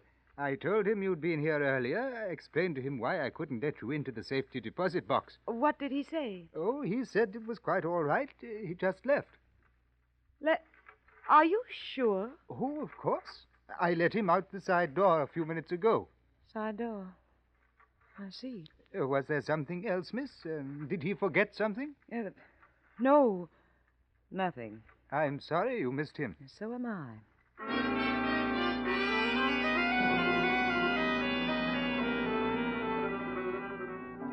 He's slipped away from you, hasn't he, Lynn? Yes. He must have gotten the money from the safety deposit box and taken it with him. You hurry back outside to the rickshaw, and then realize you don't even know where to look for Rainey, do you? As your rickshaw boy takes up a slow trot and you move down the Singapore street, you lean back and close your eyes. It's only for an instant, because suddenly you remember something, don't you? You lean forward again and shout to the rickshaw boy. Yes, a slim chance, Lynn, but well worth the try.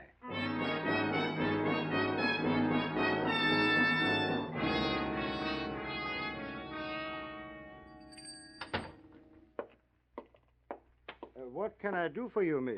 I'm Alan Alden's secretary. He left a typewriter here this morning, I believe. Oh, that's right.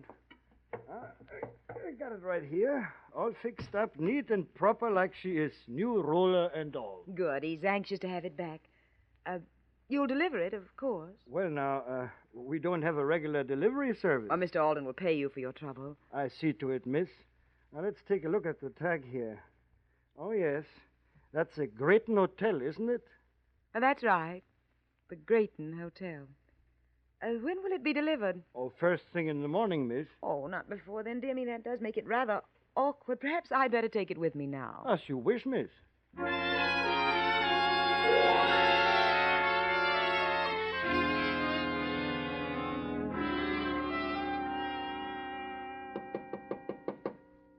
Just a minute. Yes, what? Oh, Lynn. Hello, Lee. Darling. How did you... Oh, of course, the typewriter. All fixed up neat and proper like she is. New roller and all. Here we are. Thank you. May I come in? How can I refuse so charming a young lady? Especially when she's holding a gun. Yes, do come in. Thank you. You shouldn't have tried to double-cross me, Lee. Now I'll want all the money. Double-cross you, darling? Oh, really now? Where is it? In a nice, safe place. And you're going to tell me where that nice, safe place is, Of course I am. The bank. The bank? Yeah. I opened an account there as soon as I emptied the safety deposit box. I see. Now, look, sweetheart, you've got me all Stay where you are. Okay. Take it easy. Let me explain, will you? I didn't try to double-cross you. Oh, of course you didn't. You simply forgot that I was waiting out in front of the bank. No, but there was somebody else waiting out there. Oh? Yeah, a short, heavy-set man in a white suit. I've seen him before, and I'm sure he's with the police. Oh, really? That's why I ducked out the side entrance and came back here. I was going to phone you. Oh, of course you were. Oh, now, Lynn, you've got to believe me. I'm telling the truth. Are you? All right. Then we're still partners. Still partners, sweetheart. Well, then I want half the money. Of course, the bank is closed now, but you could write me a check. I'd be glad to. Careful. I was only reaching for my checkbook, darling. There was no cause for alarm. Oh, you're going to write it on the typewriter. Yeah, then all I have to write in longhand is his signature. I've practiced it 1,000 times. You've got it all thought out, haven't you? Yeah, let's see. Pay to the order of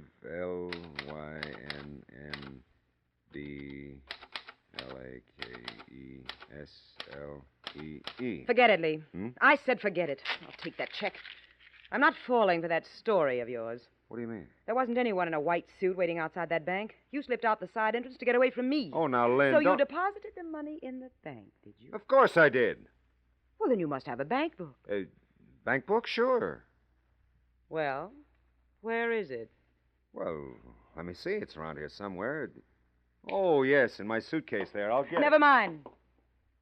I'll get it. You stay where you are. Oh, but sweetheart, Stay where you are.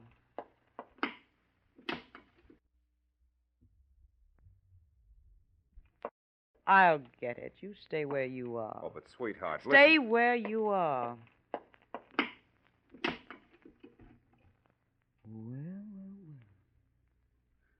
I don't see a bank book here, but I do see a 45. This what you were after, Lee? Oh, now look, Lynn. I am looking. And I see scads and scads of money in this suitcase. Crisp new bills. How nice, how very nice they look. Okay, baby, you win. Take it. I will. No hard feelings, huh? I tried and I missed. I'll bow out. Of course. You'll bow out. Rather permanently, I'm afraid. Now, wait a minute. I just wouldn't feel safe with all this money if you were still in circulation. I'm sorry, Lee, but as soon as it gets dark, we're going to take a walk down to the docks. I've got to catch a boat. Lynn, listen and to me. you're going to catch a very bad cold, darling, in the bay.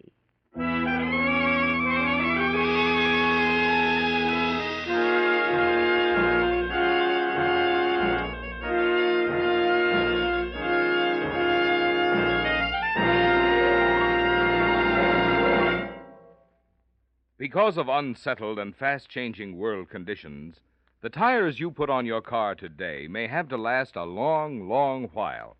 That's why it'll pay you to be sure you're choosing tires, and there are no tires that surpass the mileage and safety record held by nationally advertised Lee tires. For half a century, Lee of Conshohocken has made the finest of first-line tires and made them ever finer and finer. The cold rubber in today's Lee tires, for instance, is even further toughened with high abrasive patented Fill Black O, and the carcass is reinforced with double-life rayon cord. As a result, Lee Super Deluxe tires wear so long, they're guaranteed for life against defective workmanship and materials. So safe, they're guaranteed 15 months against all road hazards. Yet you pay nothing extra for all this extra quality in Lee's. And signal dealers are even giving generous trade-in allowances for old tires. So insure against what's ahead by making sure your next tires are Lee tires from a Signal service station or Lee Tire dealer.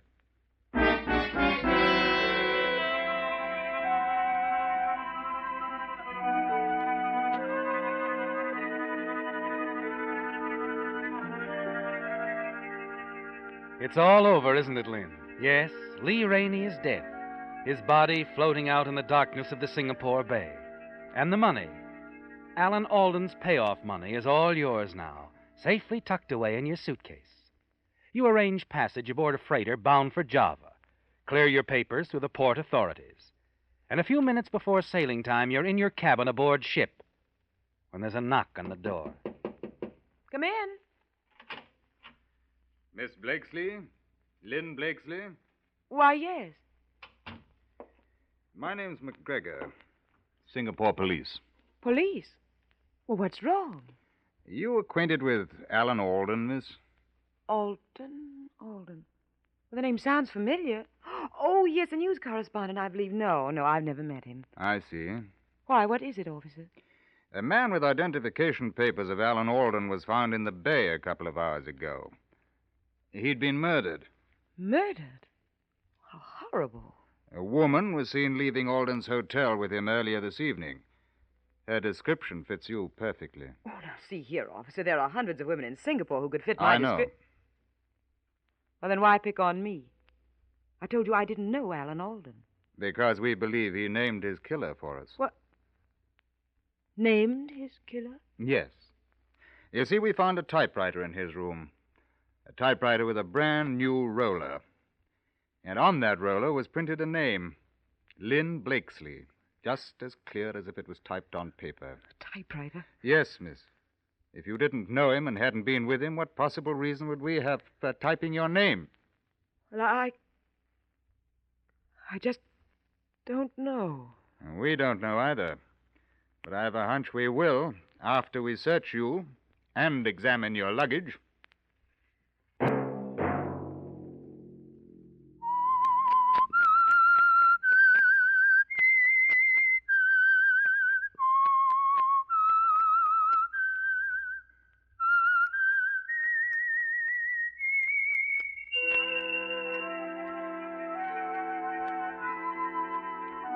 Let that whistle be your signal for the Signal Oil program, The Whistler, each Sunday night at this same time.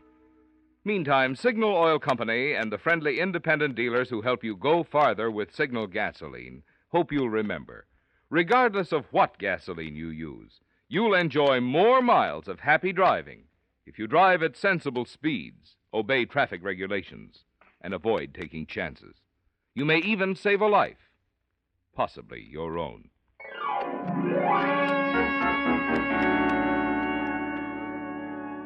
Featured in tonight's story were Bill Foreman as the Whistler, Betty Lou Gerson, Gerald Moore, Gloria Gordon, Fritz Feld, and Ben Wright. The Whistler was produced and directed by George W. Allen, with story by Joel Malone, music by Wilbur Hatch, and was transmitted overseas by the Armed Forces Radio Service. The Whistler is entirely fictional, and all characters portrayed on The Whistler are also fictional. Any similarity of names or resemblance to persons living or dead is purely coincidental. Remember to tune in at this same time next Sunday when the Signal Oil Company will bring you another strange story by the Whistler entitled The Doctor's Wife, in which a man's shady deals take him across the Atlantic Ocean to a beautiful woman and murder. Marvin Miller speaking for the Signal Oil Company. Stay tuned now for Our Miss Brooks, starring Eve Arden, which follows immediately over most of these stations. This is the CBS Radio Network.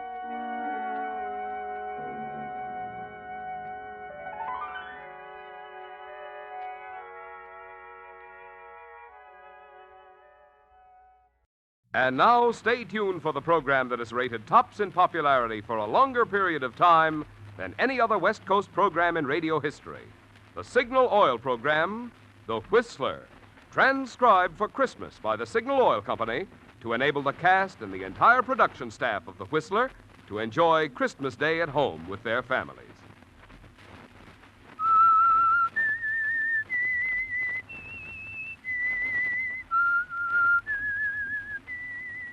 S-I-G-N-A-L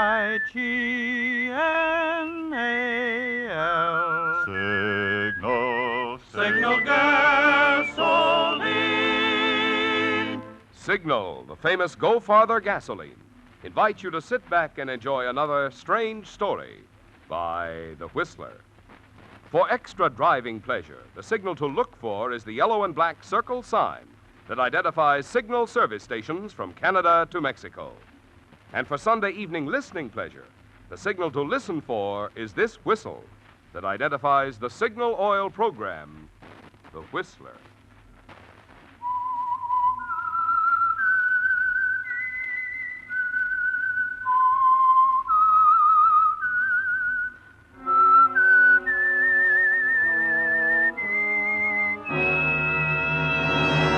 I am the Whistler, And I know many things, for I walk by night.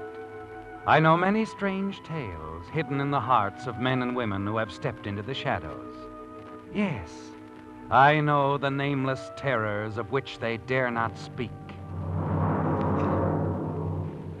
And now, for the Signal Oil Company, the Whistler's strange story. Letter from Cynthia.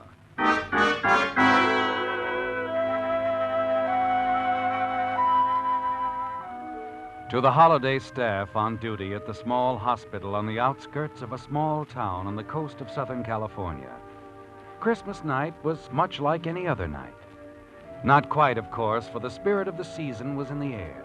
A tree austerely but beautifully decorated in a motif of silver and white stood majestically alone in the center of the reception lobby. The attractive receptionist at the desk, who doubled on the switchboard at night, glanced eagerly at a dozen festively wrapped packages and presents left for her earlier in the day by various members of the staff. From the church across the street, the soft melody of a Christmas carol floated through the open window on the far side. The sound of footsteps descending the stairs on the right caused the girl to glance up as one of the newer doctors who was serving his internship strolled casually to the desk. Thought I'd come down for a little breather. Kind of slow tonight, Patty. Is that bad for Christmas night? What do you want from Santa Claus anyway, Dr. Andrews? A couple of emergency appendectomies? No, I didn't mean that. I just meant it's kind of... Oh, sure, I know. And it suits me fine. I got 2 hours sleep today and 8 hours in front of me here at this desk. Oh, that's bad, Pat. You'll never see your grandchildren if you keep that up. People were dropping in all day long. You know how it is Christmas Day. Good night, Patty. Hope you had a nice Christmas. Oh, I did, Dr. Peters. Thanks for the nice presents. You're welcome. Good night, Doc. Good night, Neil. Yeah, Patty, it's like I said. A gal like you needs 8 hours sleep a day. Did you get 8 hours sleep today, Doctor? 10. You would. You know, you're an odd man, Dr. Andrews. Odd? Well, how do you mean? I mean, I don't know. You act like there's something bothering you. Like there's something on your mind all the time. Oh, maybe there is. Well, everybody has things on their mind. You could still go out and dance, have fun, like the other doctors do. The single ones, I mean. Too busy. I'm still an intern, you know. Make it sound like a sentence. Yes? Outside line? Yes, sir. Oh, here, Doctor, I almost forgot. Maybe this pretty pink envelope will change your viewpoint. A letter. When did this come? I don't know. I just came on duty 10 minutes ago. Why don't you open it? What? Dr. Andrews, your hands are trembling. I believe your viewpoint's changed already.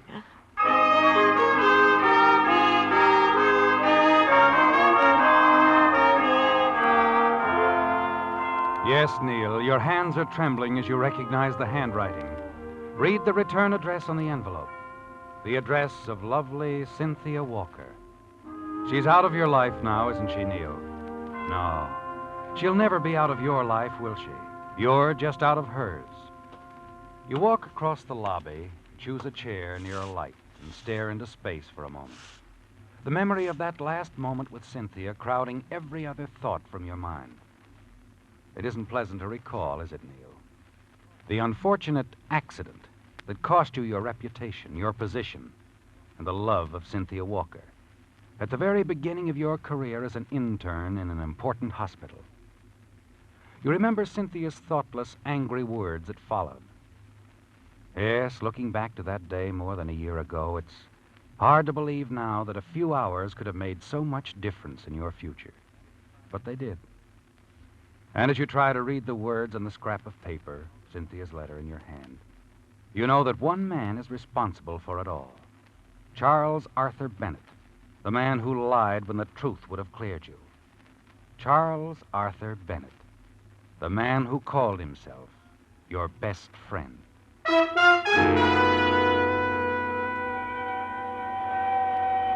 The sound of an ambulance wheeling into the receiving room below shatters your train of thought. Across the room, a yellow light flashes on the switchboard.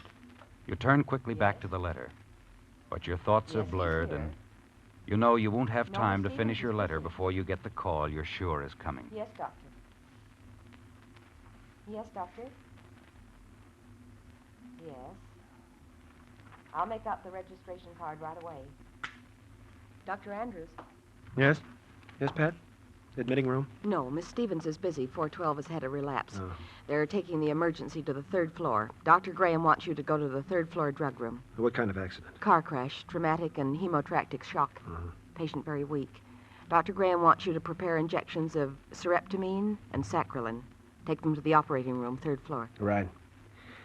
I was afraid we might have one of these before the day was over. You get any details? No, only it was an automobile accident. The man's unconscious, but according to the identification card in his wallet, his name is Charles Bennett, salesman. Who did you say? Bennett. Charles Arthur Bennett, Los Angeles.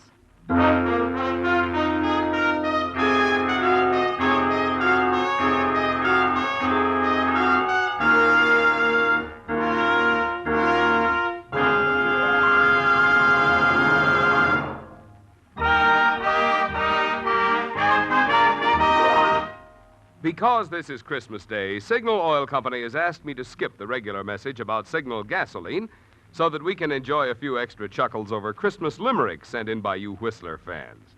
Tonight's first $20 Signal gasoline book goes to Mrs. E. Morrow of La Jolla, California, for this limerick. Said Santa when boarding his sled, "This year I'm using my head. It's signal for me, I'll go farther, you'll see," and over the rooftops he sped. Signal, signal, signal gasoline. Your car will go far with Go Farther gasoline. Tonight's second $20 Signal gasoline book goes to Victor Ehrman of Long Beach, California, for this limerick. A child asked his father one day how St. Nick went so far on his sleigh. The wise father replied, he can take that long ride 'cause his reindeer drink signal, they say. Signal, signal, signal gasoline. Your car will go far with Go Farther gasoline. Our only regret is that Signal could not have added a $20 coupon book to every Whistler fan's Christmas stocking. But we do hope that yours was filled with all the good things you wanted and more.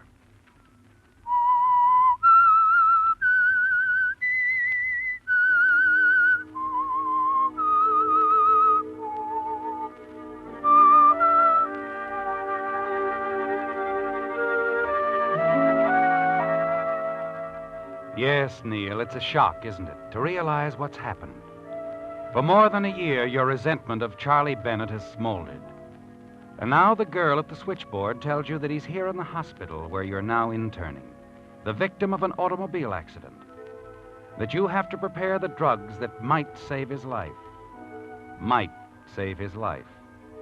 As you hurry up the stairs along the hallway to the laboratory, your thoughts go back to that night more than a year ago. The circumstances were quite different then, weren't they, Neil? Because although you didn't then realize it, that night you were at the mercy of Charlie Bennett. The night which began at a birthday party for Charlie Bennett more than a year ago at the home of a mutual friend. But as far as you were concerned, there were just the three of you. Cynthia, Charlie, your best friend, and you. Yes, Neil, things were much different then. Oh, it's a wonderful party. I wish I didn't have to leave right in the middle of it. Well, if you must, you must. I'll drive you home. No, darling, I've already phoned for a taxi. Now, this is the first time you've been off duty from the hospital in a long time. I want you to stay here and relax and have fun. Okay, but I might get into trouble, you know. I trust you. You're a big boy now. Or I wouldn't have told you I'd marry you. Have you told Charlie? No, not yet. I'll tell him tomorrow. I don't want to seem conceited, but, well, telling him tonight that I'm going to marry you, it just might spoil his birthday party. Yes, it would. By the way, where is Charlie? Oh, he's around. Over in the corner, I think. That island completely surrounded by the ocean of blondes. Well, I wouldn't think of invading that territory. Just to tell him good night. You tell him for me, will you, Neil? Sure. You really have to go. Oh, I'm afraid so. Jane's only in town for the night, and I don't get to see my sister very often. My taxi ought to be here by now. Now it's your night off, dear. You have fun. You interns don't get out of that hospital often enough. And besides, the champagne is wonderful. Anything you say, darling.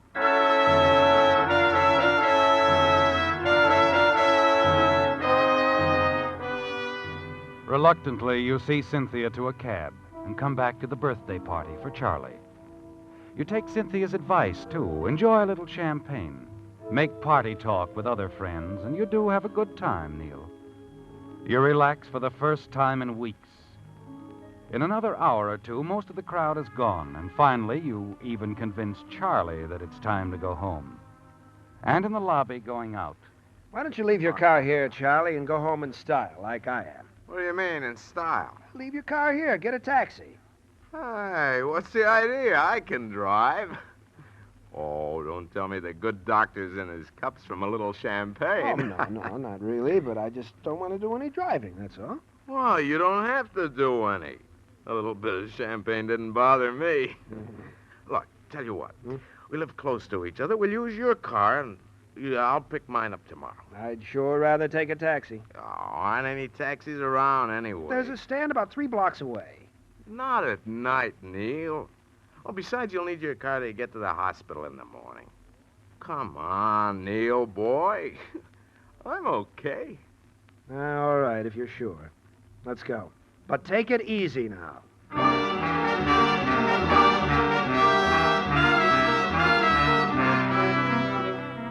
Once in the car, you make one more effort to talk Charlie out of driving, but to no avail. You're getting a little weary of the slight argument, so you let him drive your car. And after the first few blocks, you decide you have nothing to worry about. Charlie seems to be driving satisfactorily. Slightly over the speed limit, but everything seems to be all right until he suddenly turns a corner sharply. That's the last you remember for a little while. When you open your eyes, you feel a dizziness, a dull pain at your temple, and someone's talking somewhere. Come on, fella. That's it. Come on, boy. Come on. Here. Are you hurt? Hurt? Oh, no, no, officer, Not much, I guess. Just a bump on the head. Hey, that lamppost made quite an impression on your car, though. What's the idea of driving like that? Oh, me? Charlie was driving. Oh, Charlie was driving. Yeah, he's gone. He sure is absent. Say, you're a little on the woozy side, friend. Charlie, where's Charlie? Hey, come on, chum. That's enough about Charlie. Now, how much have you had to drink, anyway? I haven't had much to drink. Look here, officer. Charlie was here. I know he was here. No one was here, chum. I heard the crash around the corner and came straight here. No Charlie, no nobody. Just you. And the little man who wasn't here. But he couldn't have gone. Charlie! Yeah, that's all, chum. We got a swell place downtown where you can sleep on it, huh?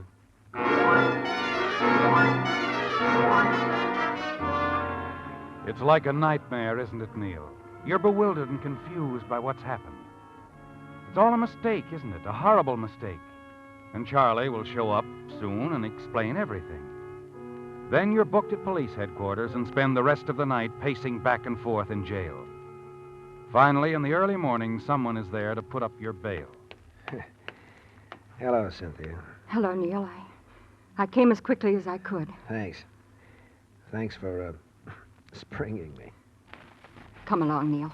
I'll drive you home. How did you find out I was here? The whole story is in the morning papers. And it mentions your connection with the hospital, too. I suppose so. Dr. Rogers called me about it. He was quite concerned. Well, he needn't have been. We'll get this whole thing cleared up in no time. No time at all. Oh, I hope so, Neil. Sure. As soon as I see Charlie Bennett.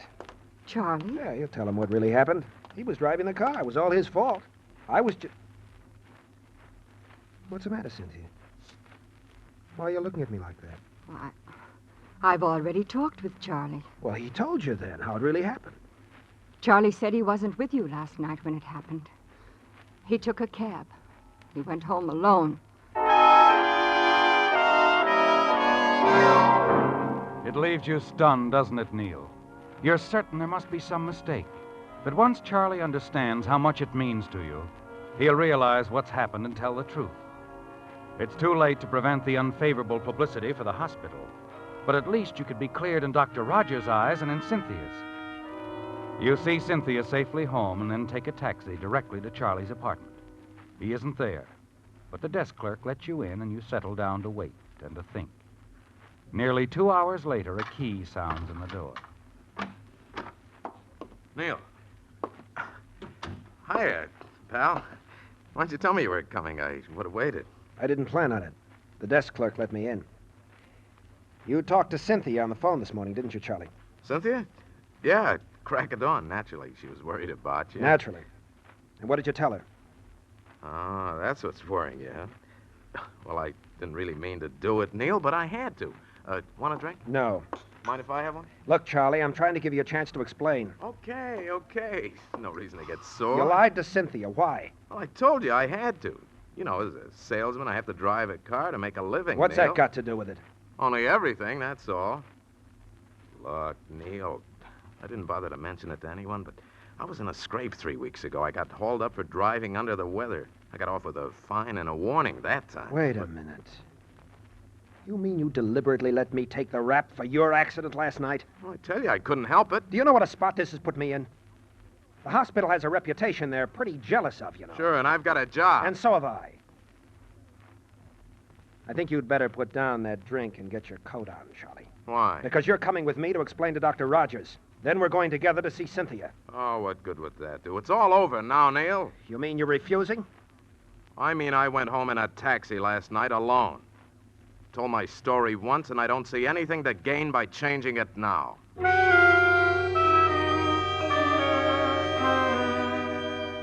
Suddenly it occurs to you that Charlie has a more important reason for lying. His job is only part of it. He's always wanted to marry Cynthia, too, despite your long friendship. He believes that anything's fair in love or war. It's as simple as that. And with you out of the way, he's sure he'll have a clear field.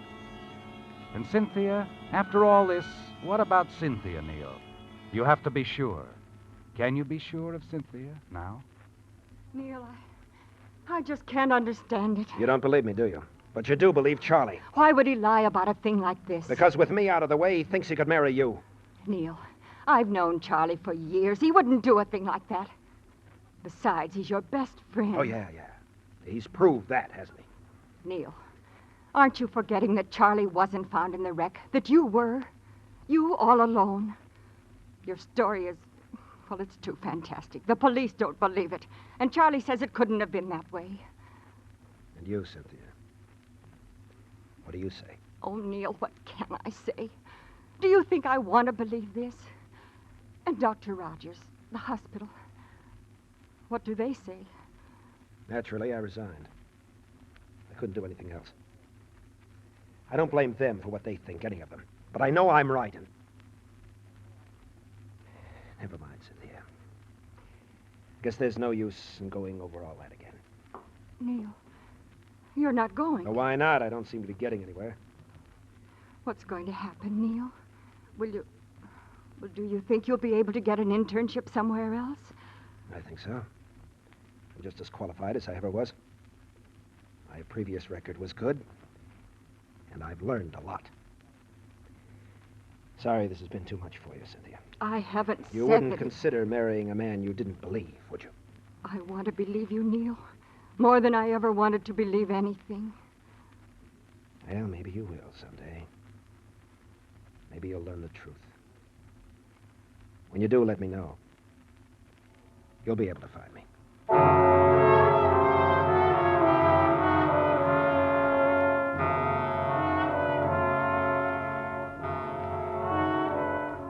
Yes, it all happened more than a year ago, didn't it, Neil? You cut off all contacts with your friends in Los Angeles. You've often wondered if Cynthia ever married Charlie. And every time you've wondered, your hatred toward him has grown deeper. You've often thought of killing him, haven't you? Yes, often. And now on Christmas night, more than a year later, in a small, out-of-the-way hospital, fate places the life of Charlie Bennett squarely in your hands. The switchboard operator has told you that he's in the operating room unconscious, seriously injured in an auto accident.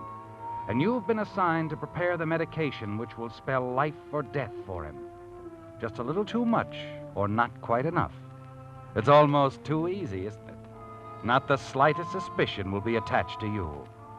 You smile as you enter the drug room and find another intern there. What's the emergency, Neil? Car wreck. You assisting? No, just preparing the sereptamine and saccharin shots. Well, must have been a pretty bad accident. Yeah, afraid so. You ever stop to think about the power of these drugs? Just the right amount means almost certain recovery. And too much or too little, oblivion. Do you always get this philosophical at Christmas? No, but I guess this case made me think about it more than usual.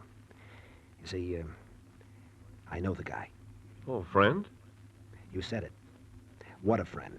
Oh, kind of an unusual situation, isn't it? A very unusual situation.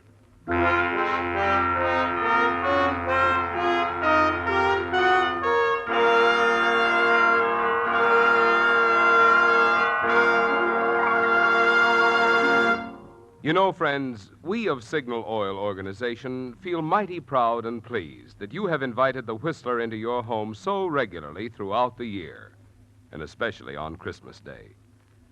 For all of us of the cast, I want to express our own sincere appreciation, too. During the 7 consecutive years that the Whistler has been broadcast by Signal Oil Company, many of us have had the pleasure of celebrating Christmas with many of you a number of times. And believe me, we feel it a real honor that you consider us a part of your entertainment family. Tonight, on behalf of Signal Oil Company and the independent signal dealers who serve you in the states of California, Oregon, Washington, Idaho, Nevada, and Arizona, I want to say we hope that your Christmas has been a merry one. May your new year be filled with peace, prosperity, and the good health with which to enjoy the many blessings of living in the good old USA. Well, Neil, the die is cast, isn't it? You've donned your sterile mask and gown and prepared the injection, carried them to the operating room, where you placed them on the instrument tray, without even a glance at the masked, sheet-covered patient. You note Dr. Graham's nod of dismissal and quietly leave the operating room, where Charlie Bennett's chance for life or death lies squarely in your hands. You never dreamed you'd have such an opportunity, did you, Neil? After removing your mask and gown, you return to the hallway. Wait by a window near the operating room as the melody from the church again drifts in through the window. You wonder whether you're glad or sorry at what you've done. Then you remember the disgrace Charlie Bennett brought on you, your shattered hopes, the happiness you might have had with Cynthia. And you know the answer. Even if you could, you wouldn't change the situation in the slightest. You pause under a ceiling light and decide to finish Cynthia's letter. And now, as another Christmas approaches, I realize how hasty I seemed in my judgment. Suddenly, your heart beats faster as you realize she's still Miss Cynthia Walker. You can almost hear the words as the melody of her voice haunts your memory. But you were even more hasty in your action. Your sudden, abrupt leaving, not letting me know where you were. I know now how wrong I was to doubt you. But even when my doubts were deepest, I loved you. You told me once a woman loves in spite of a man's weakness, not because of his strength. Remember, Neil? Well, so it was, and is, with me and you. I haven't changed, and I can't believe that you have. Merry Christmas, Cynthia. You turn away, stare out the window. Suddenly you're horrified and ashamed that you, a doctor, bound by the sacred oath of Hippocrates, have allowed your hatred for Charlie Bennett to bring you to the point that it did. Finally, the door to the operating room opens. The still form is wheeled silently past you. You continue to stare out the window. You light a cigarette and wait for Dr. Graham to emerge from the operating room. As he opens the operating room door and enters the hallway, you walk slowly toward him. How's the patient, Doctor? Well, patient's going to be all right. I'm glad you were around. Sereptamine's a godsend. May I have a cigarette, Andrews? Oh, sure, Doctor. Oh, thank you. I wish sereptamine had been available when I first started practice. Matter of fact, I wish I were young like you, just beginning. You'll be a great doctor one day, Andrews. Will I? I'm sure of it. You're honest. Duty comes first with you. Why, you could no more evade it than commit murder. No, I guess I couldn't. But I almost made a terrible mistake a little while ago. A mistake that could have been fatal to your patient. But you didn't. No. No, and I don't think I'll ever be tempted to make a similar mistake again. I'm sure you won't, whatever it was. No, the practice of medicine's in your heart, above everything. Yes, I guess it is. Oh, it is. I've always known that. That's why I appointed you. Thank you, Doctor. When can I speak with Mr. Bennett? Oh, anytime you wish. He's lying down in my office.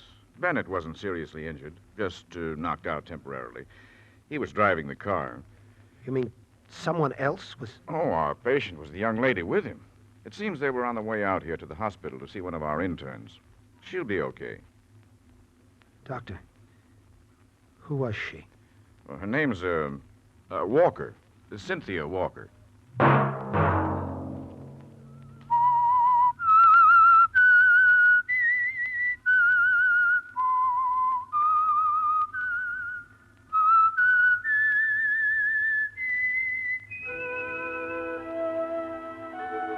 Let that whistle be your signal for the Signal Oil program, The Whistler, each Sunday night at this same time.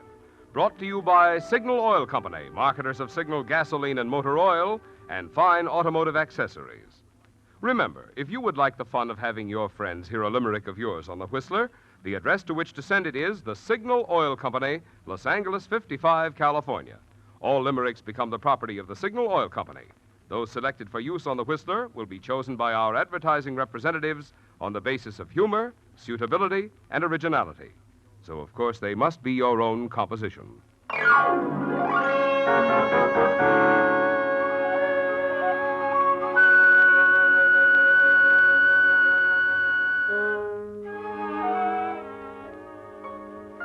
Featured in tonight's transcribed story were David Ellis, Isabel Jewell, and Paul Frees.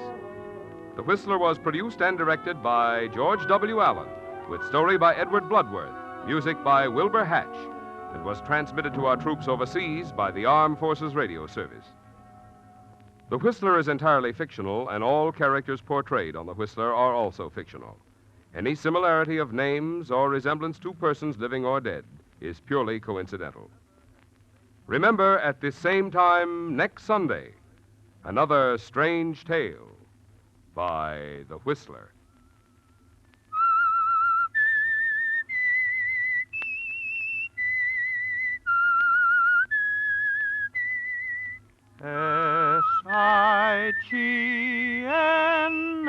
S-I-G-N-A-L Signal, Signal gasoline. Marvin Miller speaking for the Signal Oil Company. This is CBS, the Columbia Broadcasting System. The Signal Oil program, The Whistler.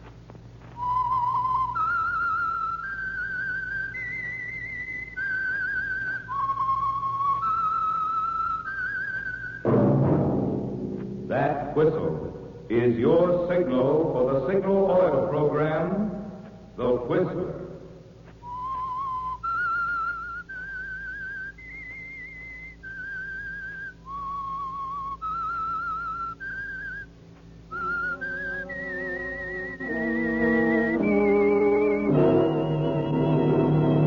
I am the Whistler, and I know many things, for I walk by night. I know many strange tales hidden in the hearts of men and women who have stepped into the shadows.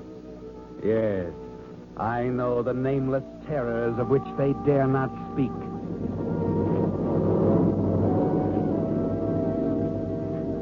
Yes, friends, it's time for The Whistler.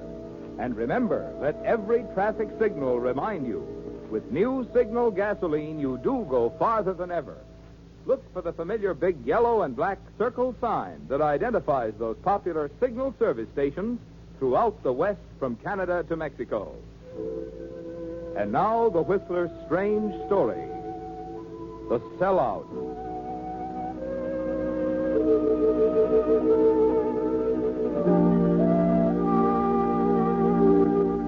It didn't take Lloyd Miller very long to learn one bitter fact.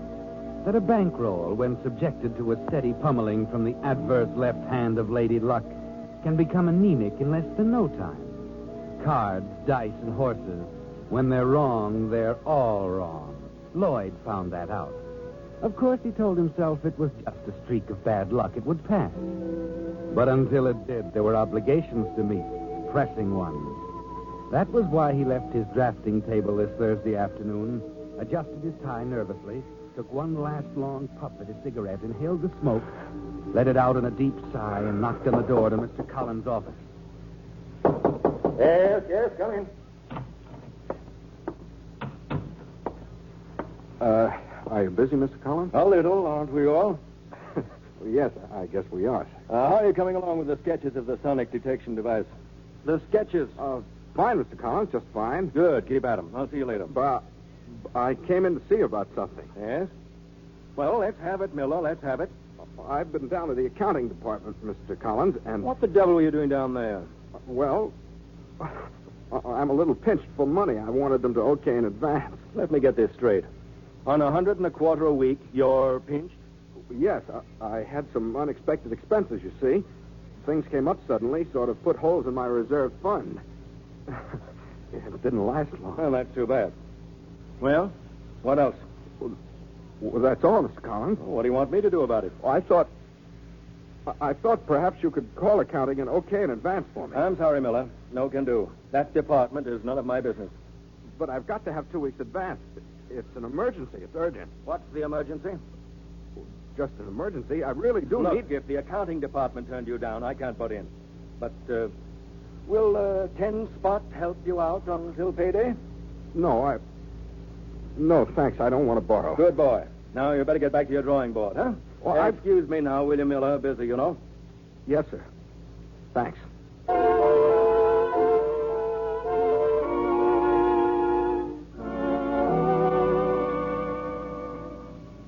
That was bad, wasn't it, Lloyd? Turned down.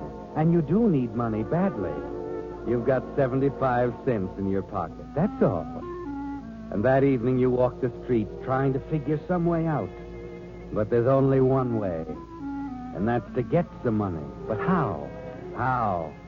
You're still thinking about it as you let yourself in your flat. The flat you owe 2 months' rent for. You open the door. Barsman. Close the door, Miller. How'd you get in here? Your landlady let me in. Charming woman. Likes to talk. Seems you owe her 2 months' rent, Miller.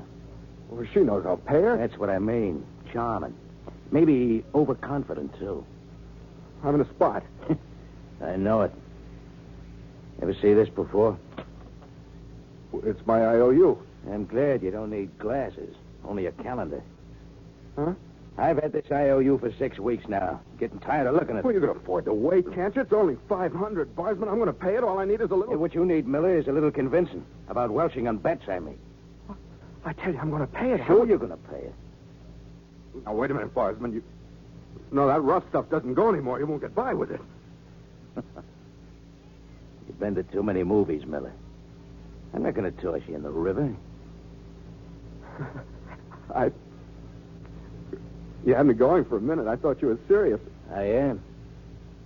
Huh? Nowadays, it's much more effective and safer. For example, you wake up Monday morning, or any morning for that matter. You're feeling fine, swell. Then, that night, you're in the hospital for a long stay. When you get out, you're a little hard to recognize. That way, a lot of other welchers can see the horrible example.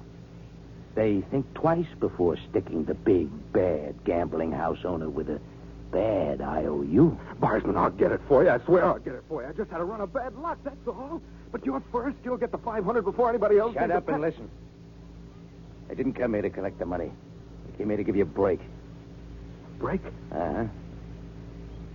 From what I hear, you're a draftsman at Brewster Electronics, right? What's that got to do with it?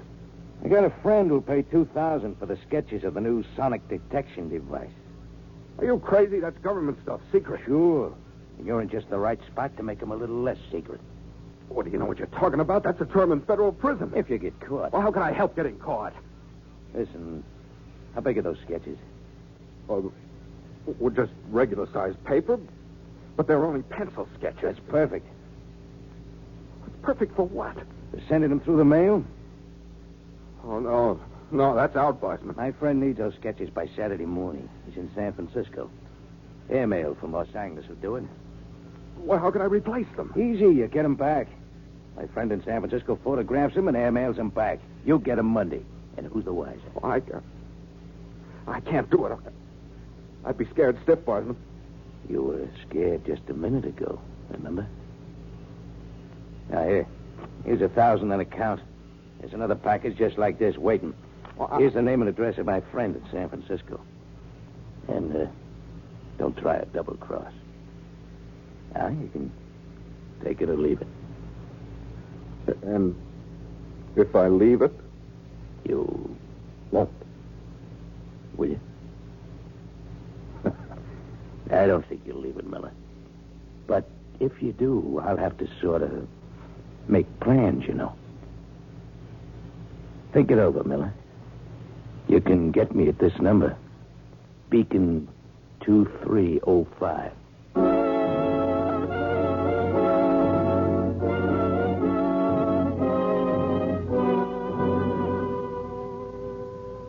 Yes, Lloyd, think it over.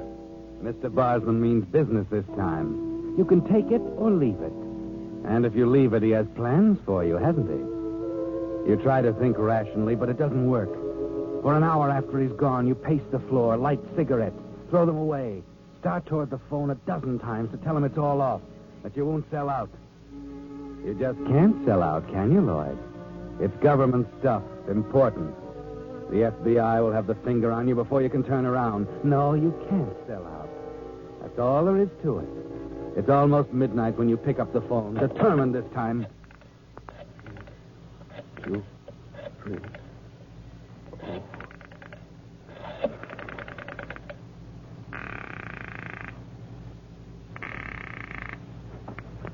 Yeah? Wiseman? Yeah, Miller. Now, what's it gonna be? Well, Listen, Wiseman, Go ahead. Okay, I'll do it. Give me the address in San Francisco. I knew you were my boy, Miller. Bought and paid for.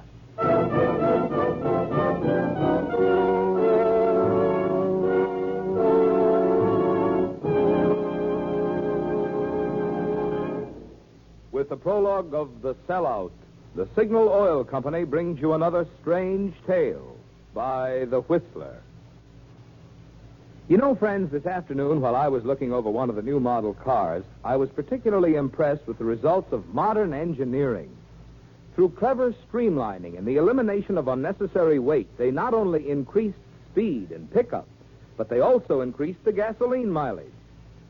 Well, it occurred to me that's the same thing modern engineering has done for Signal gasoline. When scientists rearranged the atoms in gasoline molecules to put increased power into new Signal gasoline, they not only gave you quicker starting, faster pickup, and higher anti-knock that makes even vintage model cars feel young again, but they also achieved a bonus of extra mileage. After all, it's only natural that the gasoline that gets the most efficient performance from your motor also helps you get the most miles per gallon. Well, that's an important point to remember. It's power, the same power that gets extra driving pleasure from your motor, that now helps you go farther than ever with new Signal gasoline. And now, back to the Whistler.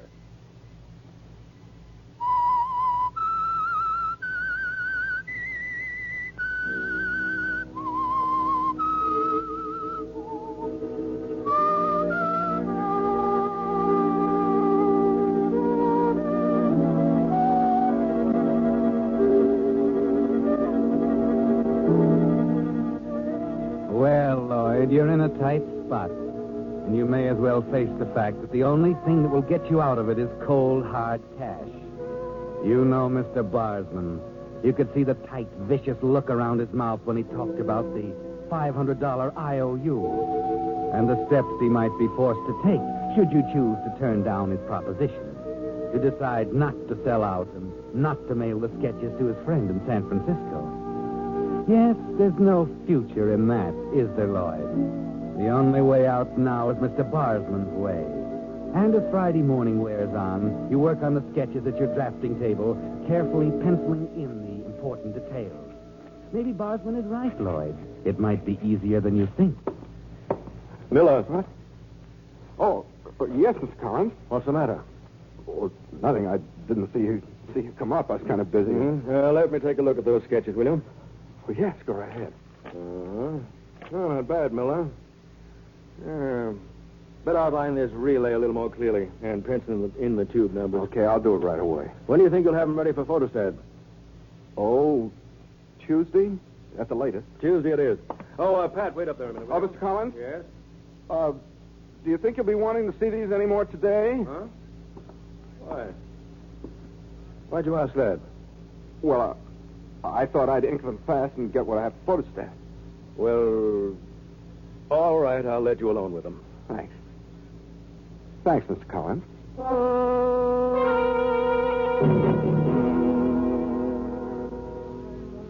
That's better. That gives you until Tuesday, Lloyd. And the sketches will come back to you Monday morning. Now you work fast. You fill several pages of paper with sketches to look like the ones you're going to mail. That's to make it look good, isn't it, Lloyd? Now, put the real drawings into an envelope. And you're using a company envelope, so it won't attract suspicion. Then you put on an airmail stamp. Another one to make sure you've got enough postage on, and then... Miller! What's the matter? Say, what the devil is wrong with you today? You jumped like a gaffed salmon. You're as pale as a ghost. I feel all right, Mr. Collins. Well, you don't look it. You sure you're all right? Yes, I'm sure. Did you want anything? Yes, come into my office and we'll...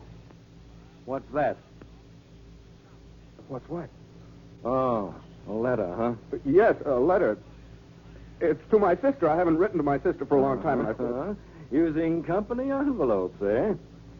Well, it was the only one I had. Well, don't make a practice of it. Now, come along. Yes, sir. Better bring the letter along. Bring it along? Yes, bring it along. One thing you've got to learn, especially if you ever expect to get married. Never leave an unmailed letter laying around. You can mail it from the chute in the corridor. Oh, I can mail it later. There's no hurry, really. Come along, Miller. Don't be one of those fellows who walk around with unmailed letters in their pockets. What I want to see you about won't take long, Miller, and there's the chute. Go ahead, mail it. Oh, but I... Go ahead, man. Now, what's the matter? It's a little too big for the slot. What did you do, write a book? Oh, I'll take it downstairs later. We don't... Wait. No wonder you can't get it in. You've got it crumpled. Here, give it to me. Oh, no, I'll take it later. Give it to me. There. That did it. Now come into my office. You're as jumpy as a cat. Sit down. Yes, sir. Miller, you're a good man. Thanks, Mr. Collins. But you're a little slow. Slow? Yes, apparently too slow for Uncle Sam. The inspector's coming Monday to look at those sketches of the sonic device. Monday?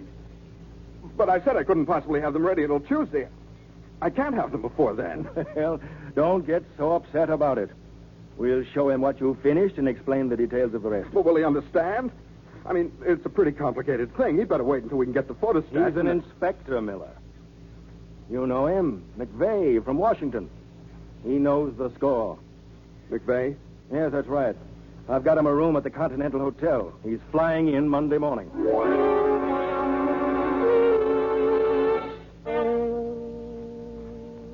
Those sketches, Lloyd, in the mailbox 5 floors below. You've got to get that envelope before collection, and there's one at noon. What time is it now? 11:58. You press the button for the elevator, and then you remember the cars are crowded at noon, stop at every floor. You take 5 flights of stairs at breakneck speed into the lobby and the big brass mailbox at the end of the chute. Oh, mailman, I wonder if he's... Not yet, Miller. Barsman, what are you doing here? Doing just exactly what I thought I'd have to do. Keep you from getting cold feet and welching again. Look, Barsman, you don't get it. You don't understand. Barsman, there's the mailman. Please let me get that envelope and I'll explain later, please. You were paid $2,000 to see that the mailman gets it. Barsman, you've got to let me get that envelope. He's taking the mail out now. He's Get going away to from there. Come on, get out of this lobby. Barsman, for the love... I said, come on.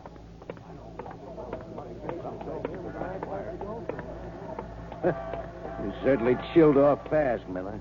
Quickest case of cold feet on record. What's the idea? An inspector's coming Monday to look at those sketches. Monday? Yeah, the inspector's coming in the morning. What'll I tell him? What'll I say? It's up to you, Miller. But if those sketches aren't in, they'll know I took them. I'm the only one who handles them. They'll trace them. They'll find out where they went. It'll be a job for the FBI. They'll get to you. I've seen them pick up a colder trail than this. And suppose you're fixed so you can't talk. You can even do that and they'd get to you. I've seen them do it, Barsman. Yeah. Maybe you got something there. What's this inspector's name? McVeigh. You know him? Well, yes. Find out what hotel he'll stay at. Well, I already know that. The Continental. Then what are you worried about? We delay him until we're sure the sketches are back. Look, Barsman, he's a government man. He can't do anything. Shut up. Listen, there won't be any rough stuff. He'll be delayed until we're sure the sketches are back. You sure you can work it? Sure I can. But you got to be at the Continental Hotel Monday morning when McVeigh gets there. But why me? Because you know what he looks like. I don't. Just give me the tip. I'll take care of the rest.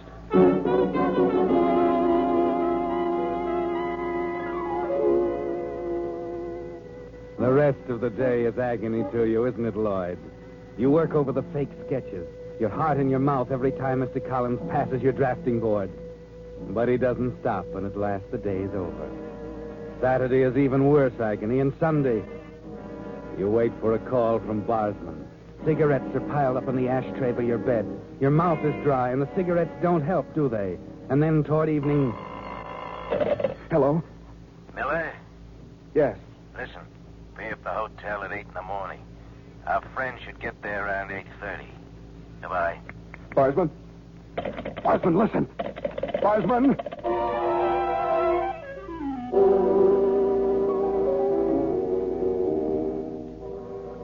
That's all, Lloyd. Just be at the Continental Hotel at 8 in the morning. Monday morning to identify McVeigh for Barsman. Now, all you've got to worry about is whether Barsman means to kill the inspector or just delay him. Not much sleep tonight, is there? Time goes so slowly. And then it seems to speed up toward morning. 7 o'clock, already 7:30. It's after 8 when you hurry into the lobby of the hotel. Going right now. What kept you? I got here as soon as I could. All right. Then watch that door. What are you going to do, Barsman? Leave that to me. Now sit down and shut up. And tip me off when McVeigh comes in.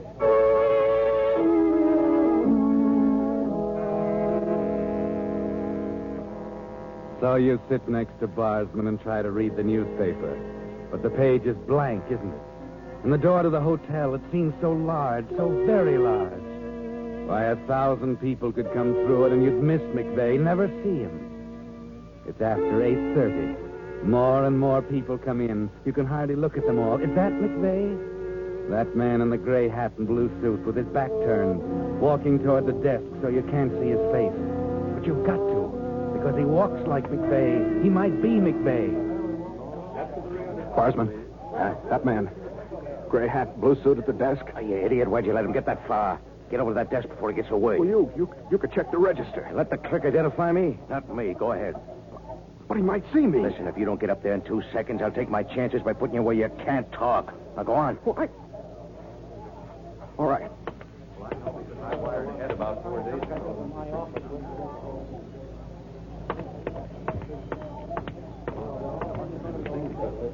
What about it? McVeigh. All right. Get back to the office fast. What are you going to do? Shut up. Now get going.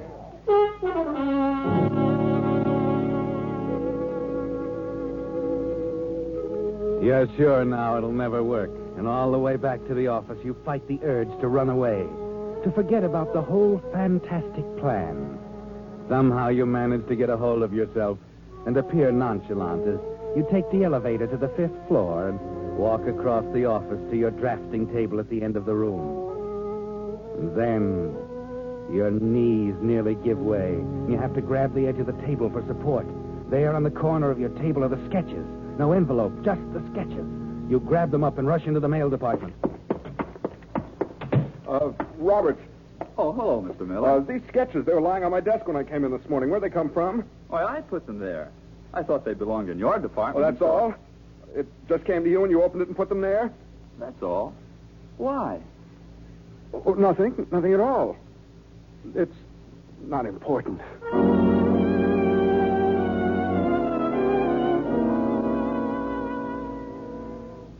Well, things are looking up now. And you're playing it smart, aren't you, Lloyd? You don't make a point of it with Robert. Nothing unusual at all. You'll forget all about it. You're confident now for the first time. There, the original sketches, complete, all ready for the inspector. At 9:45, the phone rings. Miller speaking. Bosman, Yes. our friend's clear out the other side of town. I arranged a special taxi for him. Hey, what about, We're in.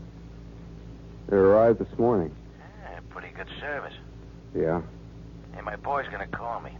You can tell him to deliver the passenger now. I'm all ready for him. Okay. And thanks, Sonny. You did a nice job.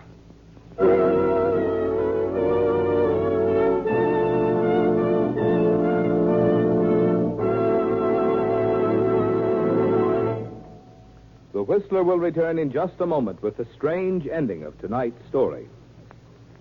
But now, since your mind is all sharpened up for a good mystery, suppose you try solving this little riddle. What are 5 important points on a car that the driver seldom ever sees, if at all, but other drivers and pedestrians see them every time they're used? Got it? Of course, they're the headlights and taillights and stoplights. You can't see them when you're behind the wheel. When you get out of the car, you turn them off, which probably explains why 51% of the defects found in the recent police traffic safety check were faulty lights. Now, friends, right there is just one of the little ways in which your signal dealer can be of extra service to you. He'll be glad to test your lights. And if one of them is out, he'll install a replacement bulb before you can say accident. Maybe your windshield wiper blade is worn and leaving streaks. In just a few minutes, your signal dealer will install a fine new blade for safe, clear vision. You see, signal stations are much more than headquarters for Signal's famous Go Farther gasoline and that great new Signal Premium motor oil. Stop in. Wherever you find the big Signal Circle sign in yellow and black, there you'll also find a complete line of services and accessories to help your car run better, look better, and last longer. And now, back to the Whistler.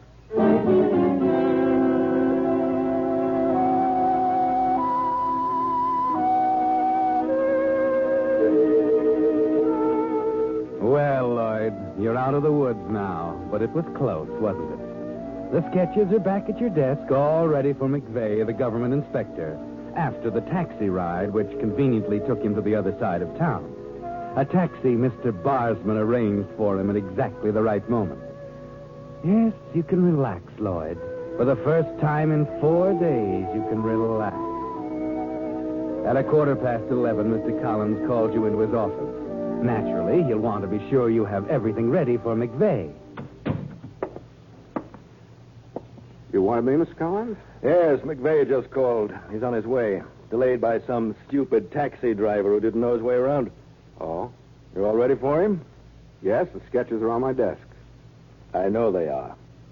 I asked Roberts to put them there. What do you mean? I asked Roberts to put them there. That's what I said. I asked Roberts to put them there. Well, what have you got to say, Miller? Where'd you get them? I wondered why you were acting strangely last Friday. I can understand why you were nervous, Miller. You know all about it, don't you? There's no use trying to lie your way out of it, Miller. All right, let's have it.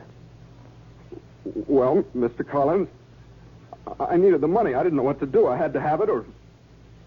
Listen, you don't know Barsman. He'd do anything. Well, the man in San Francisco photographed the sketches. I sent them to him because Barsman would have... Well, listen, I'll tell you the whole thing, but you got to understand, Mr. Collins, it's not me, it's Barsman. Barsman? Well, that's why McVeigh was delayed. Barsman did it, so I'd have time to get the sketches back. Go on. Go on and call the FBI. I'll tell them everything. So you sold out, huh? That's what was wrong with you. I had to have the money. Wait a minute. Yes, Mr. Collins? Get me the FBI, will you? Right away. Yes, sir. He forced me to do it, Mr. Collins. I didn't want to, but he... This is all very interesting, Miller. You'd better organize that story. They'll be here in a few minutes. Yes, sir. I'm rather glad you chose to confess. You see, I had no idea it could have been that serious. You? What? I thought it was a pretty unfortunate mistake, of course, sticking the sketches into the envelope instead of the letter you wrote to your sister, but... I decided you were in such a state last Friday you could have done anything. You didn't know? No, I didn't know. But the sketches, they were to be returned to me marked personal. They came back in the general mail, of course. What? Yes. You see, in your excitement last Friday, you forgot something. Something that's going to cost you a lot. What do you mean? You carefully put sufficient postage on the letter. But you forgot to put on the address.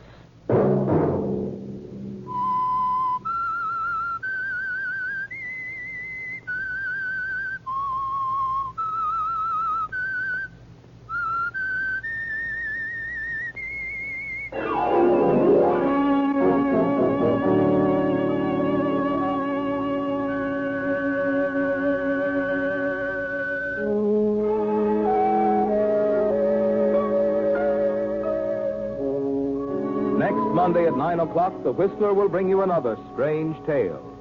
The Whistler is broadcast for your entertainment by the marketers of Signal gasoline and motor oil and fine quality automotive accessories, and by your neighborhood Signal dealer. Featured in tonight's program were Elliott Lewis, Jack Moyles, and Charles Seal. This program, produced by George W. Allen with tonight's story by Russell Hughes, music by Wilbur Hatch, is transmitted to our troops overseas by the Armed Forces Radio Service.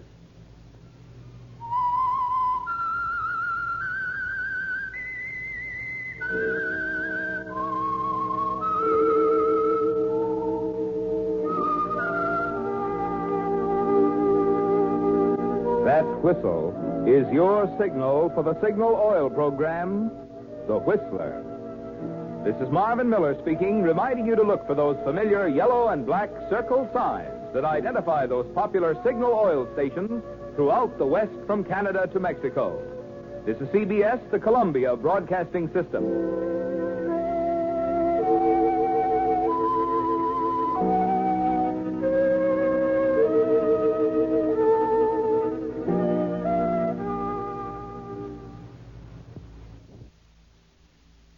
Signal. Signal gasoline. Yes, Signal is the new gasoline you can prove is superior.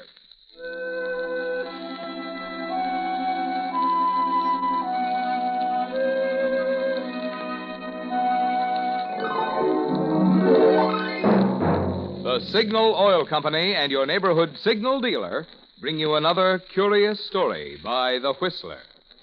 Tonight, Death wears a white robe.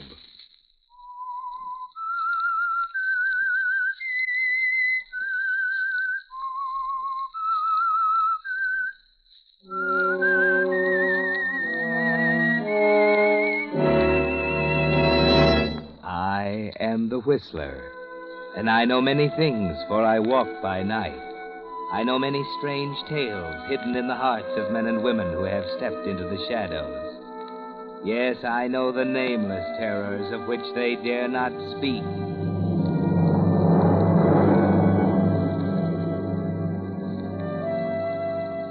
The cabin high on the slope of Bald Mountain had always been an important part of the marriage of Sam and Leah Wixon.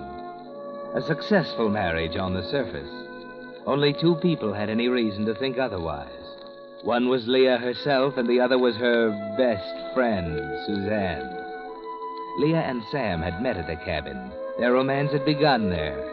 And one bright day in late winter, some 5 years afterwards, Suzanne had come to the conclusion it should properly end there. Leah could feel something coming when Suzanne engineered the invitation for herself and her husband, Harvey, for the week.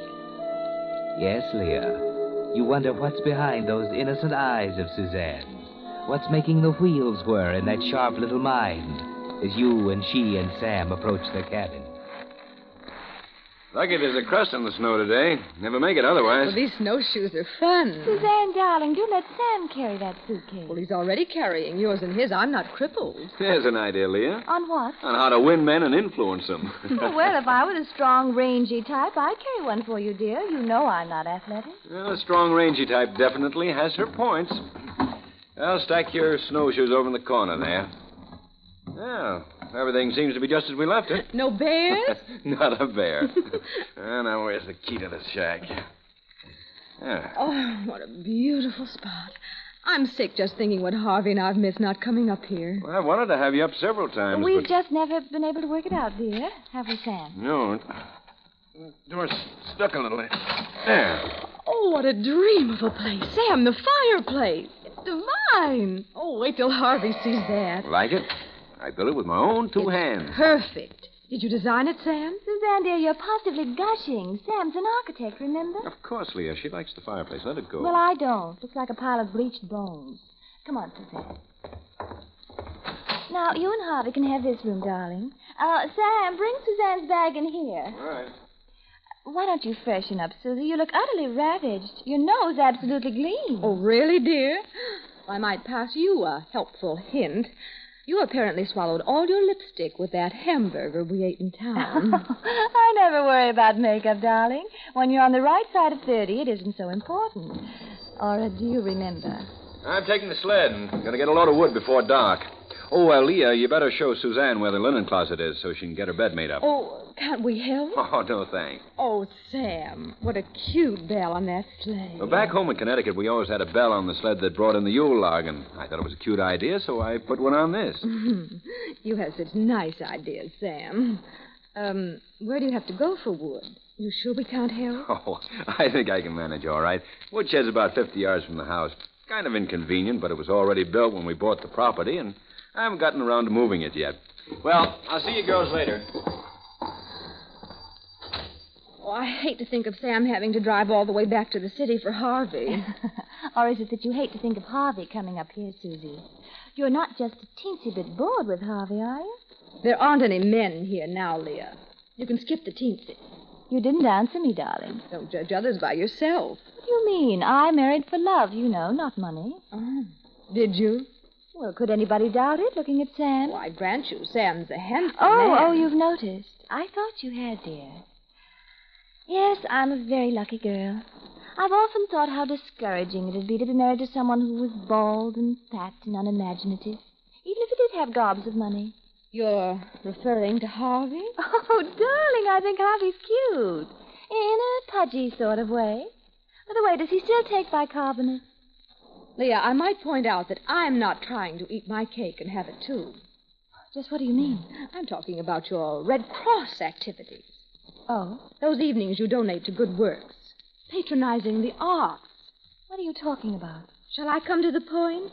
Or would you like to fence for a while? You're not being clever, dear. Well, I'll try to be more specific. I'm referring to the movie type you picked up at Sandra Gilman's. The pianist. Picked up? I hardly know him. Why, Leah, you're actually blushing.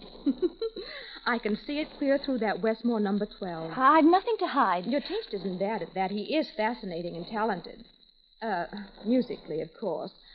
But I should think you'd worry a little of Chopin after 6 months. It has been 6 months, hasn't it? You wouldn't dare. Wouldn't I? Oh, listen, Suzanne, it's all over, believe me. There was nothing between us. I know I was foolish. I just didn't realize what was happening. Uh-huh.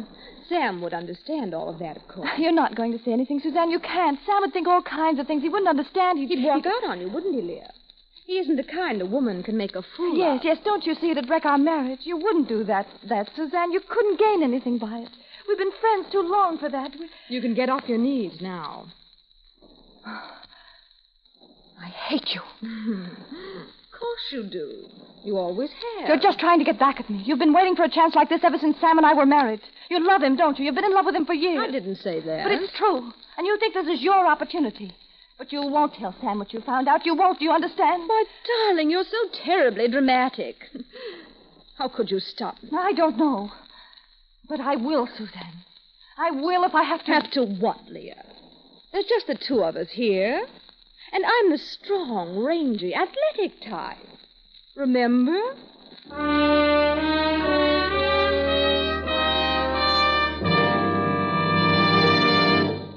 That new car you've been waiting for is apparently still quite a ways off.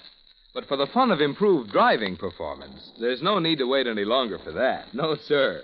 With new signal in your tank, you actually feel your present car get young again right now. Yes, whether you're driving a 32 Ford or a 42 Cadillac, you'll thrill to performance you never dreamed was built into your car. For new signal gasoline isn't just pre-war quality, not just old-style gasoline improved. No, indeed. New signal is an entirely new type, super fuel, that you can actually prove is superior. Prove it in 3 ways. 1, with quicker starting. You feel your motor spring to life the moment you touch the starter. 2, with faster pickup. See your car zip out ahead with pep that makes you proud. 3, with higher anti-knock. Hear how quietly your motor purrs even when it's working hard. And what's more, because all this new power means you'll be shifting less, and shifting wastes gasoline, you know, you'll enjoy more high-gear miles, actually go farther than ever with new Signal gasoline. There's a best way to prove all this, and one tankful will do it. Just drive in this week to any of the friendly stations displaying Signal's familiar yellow and black circle sign and say, fill her up with new Signal gasoline. And now, back to the Whistler.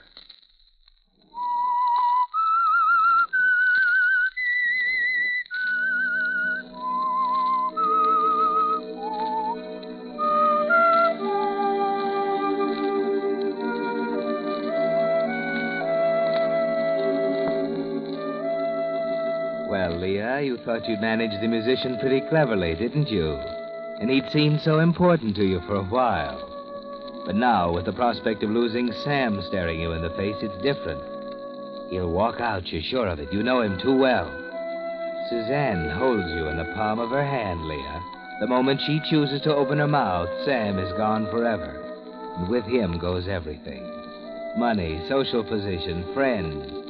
Everything your calculating mind bargained for when you married him. All through dinner, you wait for the axe to fall, but nothing happens. You can hardly bring yourself to look at her. That self-satisfied half smile on her face makes you want to scream.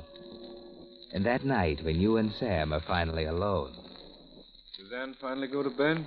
Yes, her lights just went out. Good. Now, perhaps you can let me in on it. On what? On what's been going on around here. You two have been at each other's throats all day. Oh, that's just our way, dear. We've always been frank with each other. Too frank, I'd say. The air was so full of daggers for a while this afternoon, I could hardly see what I was doing. Come on, what is it?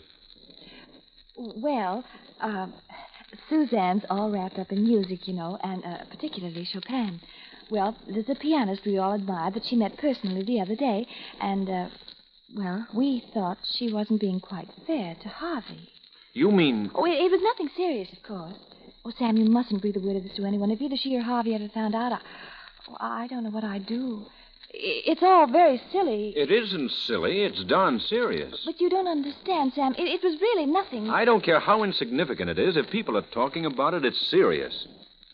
I can hardly believe she'd do a thing like that. It just isn't like Suzanne. Harvey's a little jealous. Well, what's wrong with being jealous of your wife? Harvey's got a right to be jealous. I've got a right to be jealous. Thank heaven you're not like that. You mean you wouldn't understand if... Leah, just don't ever give me any cause. Don't ever let me down that way. I'd... You'd what, Sam? It scares me. I'd probably do something terrible. Sam. Just remember that, Leah. Don't ever give me a reason. Promise me. All right, Sam. I promise.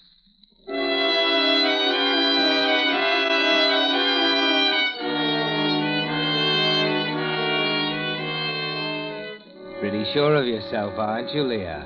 That was a dangerous step to take. But it's your word against hers, after all. Perhaps you have something else in mind, something involving the day and a half the two of you will be alone in the cabin, while Sam goes back to the city to pick up Harvey. They say the best defense is a first-class attack. Maybe that's why you seem to have regained a little of your old self-confidence the next morning, as you and Suzanne go out to the shed for firewood an hour after he's gone. Well, don't stand there, Leah. Help me with the door. Take your time. We've got a day and a half. Oh, wonderful. What? Oh, you've got the strength of a horse. You're pretty chipper this morning, aren't you? I'm delirious with excitement. A day and a half all to ourselves. It's a grim prospect.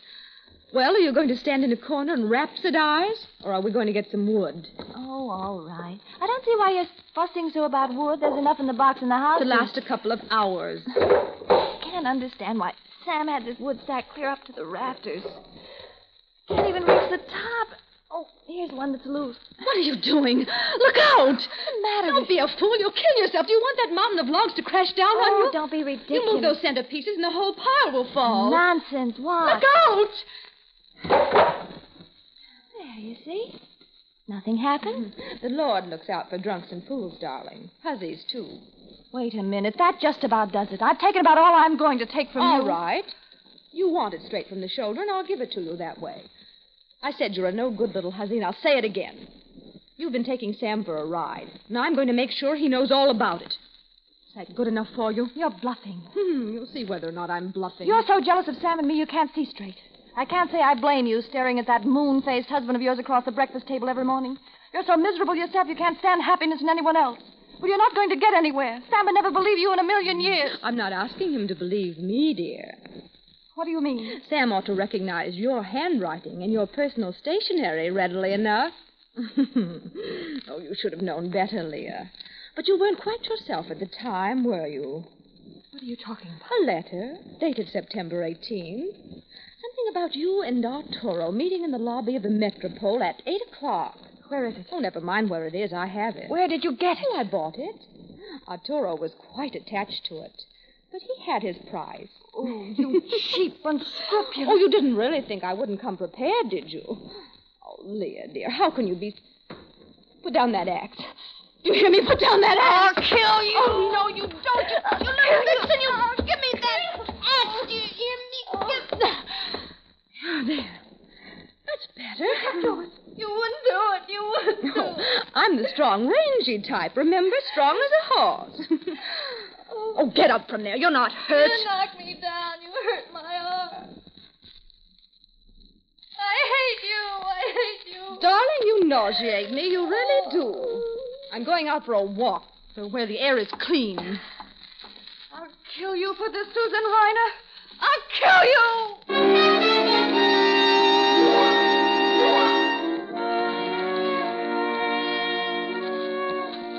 And you could do it, couldn't you, Leah?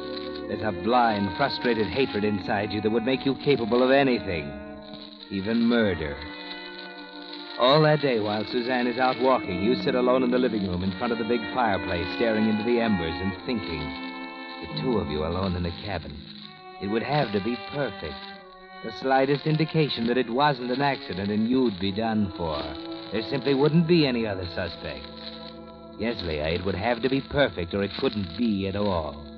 Perfect. Thinking, dear? Oh, when did you get back? Just now. I made a great to-do about slamming the door and throwing off my snowshoes, but you didn't budge an inch. What's on your mind? Nothing. That's as it should be. Where have you been? Over to the west slope and back. You should have stayed longer. Oh? You might have been caught in the storm. Storm? Don't be silly, dear. The sun was so bright on that snow you could hardly look at it. The radio said we're in for a bad storm sometime tonight. I just turned it off. That raises a delightful possibility. What's that? Sam and Harvey may be delayed, dear. You and I may have several more charming days together here on the mountain. How's the food situation? There's plenty. Oh, that's good. Speaking of food, what about dinner? I haven't thought about it. Coffee on the stove. Will you join me in a cup? Thanks, no. Oh, it's a shame to waste that gorgeous fire, isn't it, dear? If Arturo were only here... Suzanne, will you stop it? You've made yourself perfectly clear. I know what you're going to do, and I know how you're going to do it, and there's nothing more to be said. I can't stand this jabbing and picking any longer. I can't stand it. On second thought, I'll make my own coffee. It's safer that way.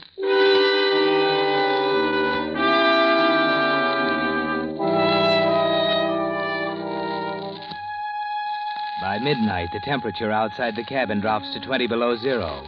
And at 1:30 in the morning, the blizzard sweeps in from the north. The mercury falls another 10 degrees.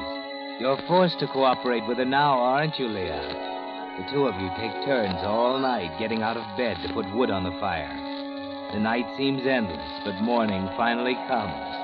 A raw, gray morning with that stabbing north wind still piling the drifts higher and higher outside. Well, you finally made it. I thought you were never going to get up. Did you happen to look out your window this morning? Leah. We're snowed in, my perfidious friend, all snug and cozy. Leah, there's something the matter. I You're don't know. looking particularly stupid this morning, Suzanne. If I didn't know you better, I'd think you had a hangover. What's the matter with you? Why are you fumbling around there in the doorway? Leah, I can't see. Leah, I'm blind. I've gone blind. What? Come out here in the light. Look out for the table. I can't see. Your eyes are all inflamed. I'm blind. I've gone blind. Suzanne, were you crazy enough to go out without your sunglasses yesterday? Sunglasses? You stayed out all day, the sun glaring on the snow. Suzanne, you're snowblind. Snowblind? It's only temporary, isn't it? 2 days, perhaps. Not more than 2 days. Harvey will be here today. Harvey won't be here today. Probably not tomorrow either. If you could see, you'd know why. The road is blocked. The storm's getting worse. No, I think you'll have to rely on me, darling, to be your seeing eye.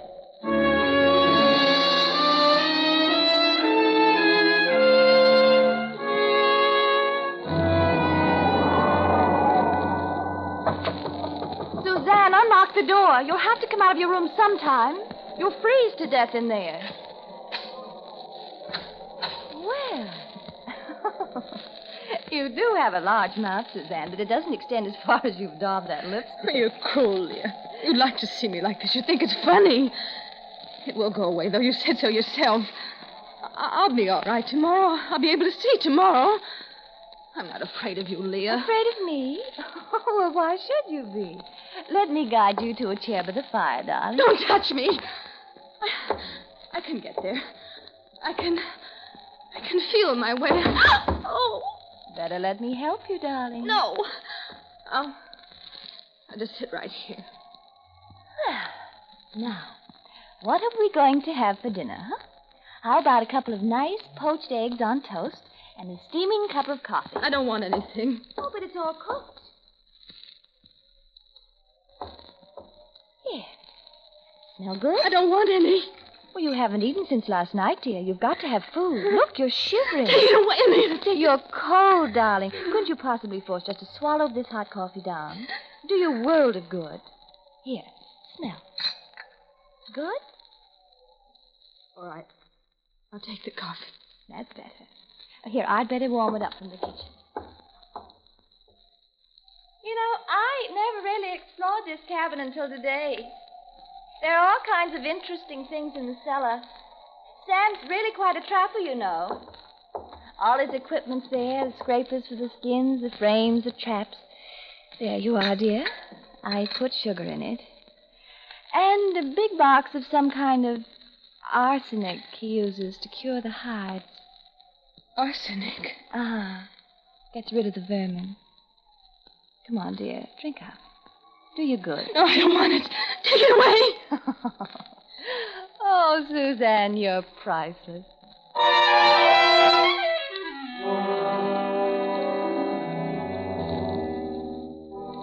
No, Leah, that would be too crude, wouldn't it?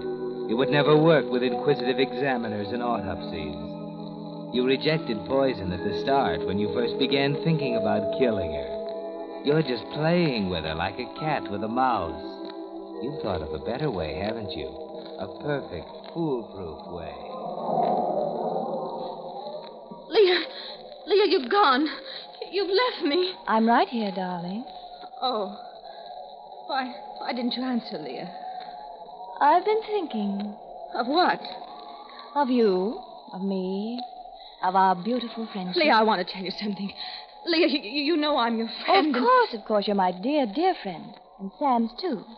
Especially Sam. It's not what you think. Leah, Spare me, darling. I'm not interested in listening to you unburden your soul, even when there's no other entertainment available. But, Leah, I want you to know this. There's nothing I want to hear from you. Where are you going, Leah? I'm getting our coats and snowshoes. Our what? Our coats and snowshoes. We have to get another load of wood. Unless you want to sit in here and freeze to death. I can't go outside. I can't see. And I can't pull that loaded sleigh alone. We'll get along. I'll guide you. If you fall down out there, you won't hurt yourself. The snow is soft.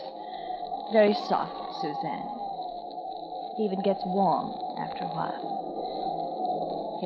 Here's your coat and mittens and a scarf for your head. I won't go out there. I won't. Listen to that wind. We couldn't find our way through that blizzard. I could get to that woodshed blindfold. Come on, put on these things. I can't. But you will. You will. No. There. Now, put on these mittens. No. Oh, Leah, you hold my arm. You won't let go of me. I'll hold your arm. And when we get outside, you can hold on to the rope. Ready? Come on, then.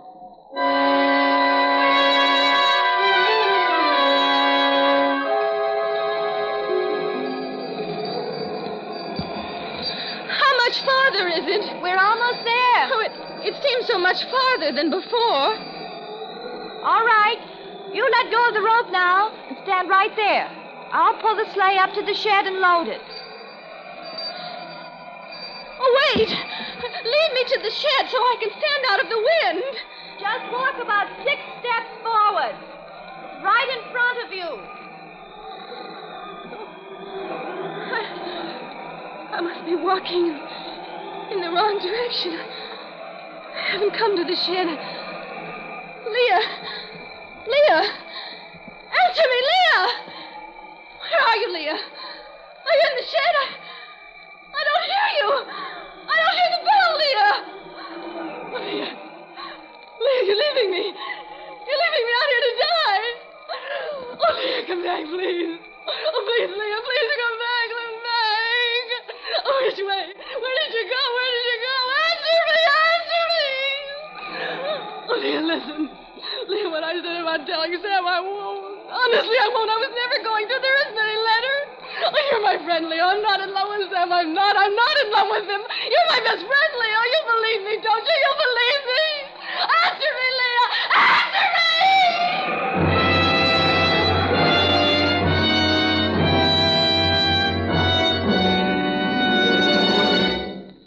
The Whistler will return with a strange ending of tonight's story in just a moment. Meantime, I want to give you the real reason why New Signal isn't just a pre-war quality gasoline, isn't just an old-style gasoline improved, but an entirely new type super fuel with performance features that until recently were reserved for war. You see, science has long known that gasoline is composed of molecules, and each molecule is actually an arrangement of atoms. But until recently, gasoline molecules were left just as nature made them. Under the impetus of war, however, certain chemists found out how to take gasoline molecules apart, then rearrange their atoms in an entirely new way, creating an entirely new type super fuel. The result is the thrilling, amazing power of Signal's new gasoline, bringing you performance so immediately apparent you can feel it, see it, hear it. It's because of this superior performance, which you can actually recognize the moment you step on the accelerator, that we urge you to let one tank full of new Signal gasoline talk for itself. Let its quicker starting, its faster pickup, its higher anti-knock and longer mileage demonstrate in your car why New Signal actually is the new post-war gasoline you can prove is superior. And now, back to the Whistler.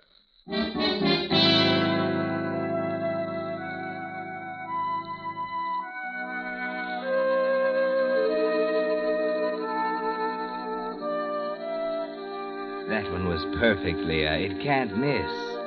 You had an argument, and she walked out of the house, said she was going to Cedar Village, that she couldn't stand you anymore. You tried to tell her she'd never make it, but she insisted on leaving, and that's all you know. Yes, it's perfect. No weapons, no blows or marks, just her frozen body, 200 yards from the house. Far enough so you couldn't have heard her over the storm. You can't hear her now anymore as you pile wood into the sled. She's probably staggered further in the wrong direction. Well, you'll need plenty of wood, Leah. Make it a full load, enough to carry you through tomorrow. There you are. Pile it high. One from the side. One from the end. Look out. Remember what Suzanne said about pulling one out from the center.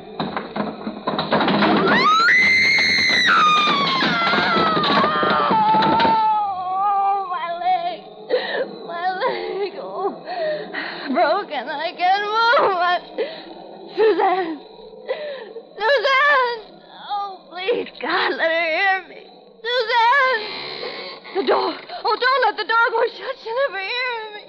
Suzanne! Over this way, dear. You've got to hear me. We'll both die. The door. No! Suzanne! Suzanne!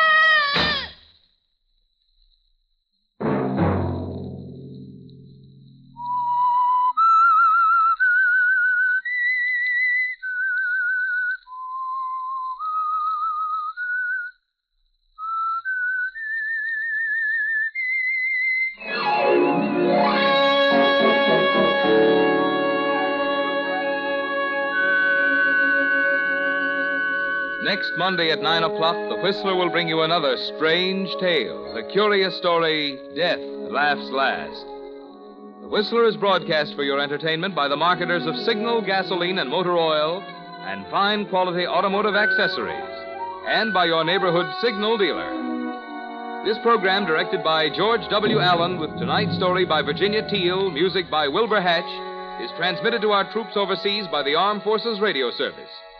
This is Marvin Miller speaking and suggesting that you try new Signal, the new gasoline you can prove is superior.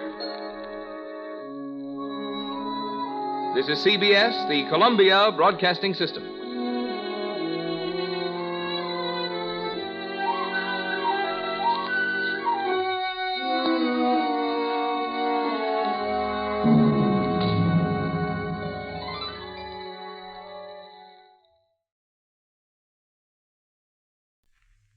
And now, stay tuned for the program that has rated tops in popularity for a longer period of time than any other West Coast program in radio history. The Signal Whistler.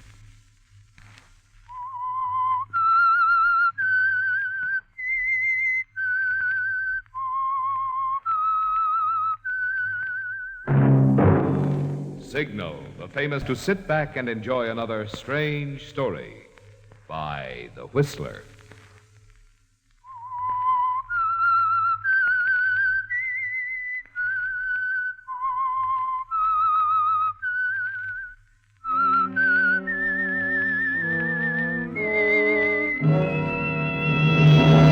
I am the Whistler, and I know many things, for I walk by night.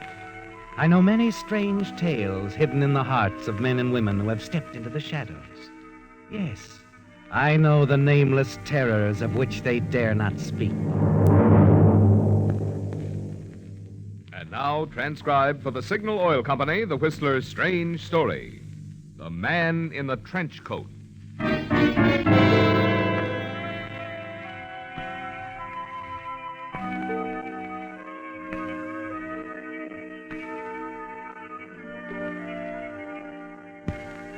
It was clearly a mistake, a perfectly natural, understandable mistake. It could have happened to anyone, and it happened to Wally Layton. But he wasn't yet aware of that mistake as he strolled out of the North Beach restaurant, the trench coat draped over his arm, and walked back to the parking lot. As he approached his car, Wally reached into the coat pocket for the keys, and a strange, puzzled expression crossed his face as he withdrew an unsealed envelope and opened it. Money, Wally. Money. A lot of it. Folded neatly inside the envelope. And you wonder how it got there. Suddenly you're aware of footsteps behind you. Quickly, you slip the envelope back into the coat pocket. And then as you're about to get into your car... Hey, you. Huh? Just a minute. You talking to me? Yeah, hand it over. Hand what over? My coat, the one you just picked up in the restaurant. This? Oh, I'm afraid you're mistaken. Hand it over, I said. Look, fella, this happens to be my coat. Why should I hand it over? Look. This is reason enough. Oh. Yes, I never argue with a gent when he's waving an automatic in my face. Okay, pal, here's the coat. Thanks. My mistake. Yeah. And just to make sure it doesn't happen again.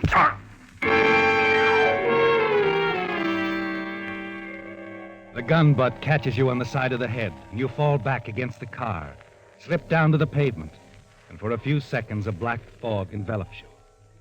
Then, as you shake it from your brain, stagger to your feet, you see the man with the gun drive away in a big gray sedan.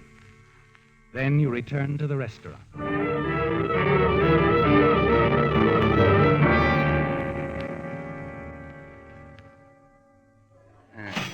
Thank you, sir. Come back again. Oh, Mr. Layton, you forget something? Yeah, Dino, looks like I forgot my topcoat. Hey, your topcoat.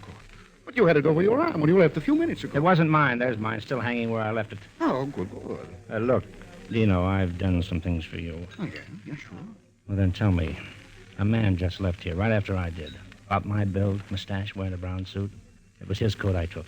Who is he? Brown suit. Let me see now. Drives a big sedan. Maybe he's a regular customer. Oh, sure. That's the Carter. Carter? Oh, sure. That's a Chick Carter. Yeah. He's in trouble? What? Oh, you're a private eye, ain't you? And when a private eye starts asking questions... Oh, no. Nothing like that, Dino. I was just curious, that's all. The name Chick Carter means something to you, doesn't it, Wally? Yes. He's a racketeer specializing in blackmail. And as you drive downtown, you wonder about the money in Carter's coat. Arriving at your office, you're surprised to find a light still burning inside. Well, hello, Edna. You still here? What are you typing? My resignation. Oh, now, honey. Get yourself another secretary. Oh, come on now. What are you so about now? We had a date tonight for dinner, remember? Oh, that. I know. It slipped your mind. Well, now, look, Edna, baby. I was tied up, see, a client. Ha! Honest. Anything happened today while I was out? The landlord was in again, and your tailor. He's going to snatch your shoulder pads right out of your suit any minute now. Anything else? Yeah. How do you spell ish? Just what are you writing? A letter to my Aunt Hazel in Petaluma. Oh, how's the egg business? Just standing. I'm accepting her offer. What offer? Well, she's looking for a nice young couple to take over the ranch for her, and we are a nice young couple. Well, I hate eggs. You turning me down? That's right.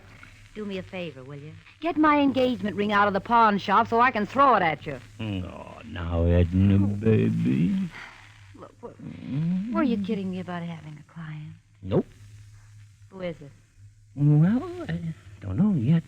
What do you mean? Now, look, honey, I ran into something big tonight. Something that sounds promising. Might even be terrific. Uh-oh. Here we go again. You string along with me, baby, this one time. Haven't I always? Now, look, I gotta get on this right away and see a guy. I'll call you sometime tomorrow. Not here, you won't. You really serious about quitting? No, I'll be here all right, but the phone might not be. You see, the jingle people were here today. They want the phone or their money.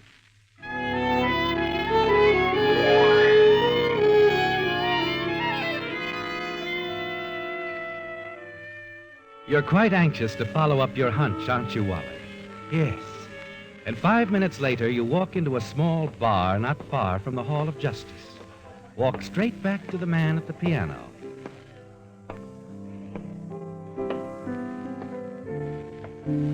Hello, Vince. Hiya. Oh, don't let me interrupt. I won't. I want some information. On credit? Yeah, sure. I can't hear you. These cufflinks of mine you've always liked. They're yours. Suddenly I'm tuned in. You've heard of Chick Carter? Yeah, I've heard. You know where he's staying? These cufflinks solid gold? Solid. He's staying at the Alva Hotel. Well, not much class. Wouldn't do for Carter to look too prosperous. The cops might want to start asking questions. What's his financial position at the moment? Lovely.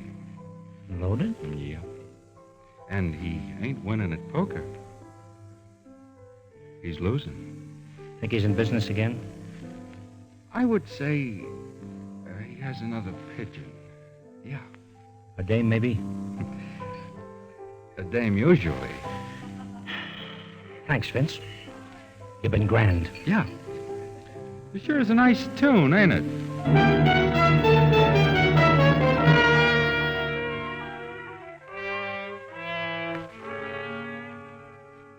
The following morning, you pick up Carter's trail.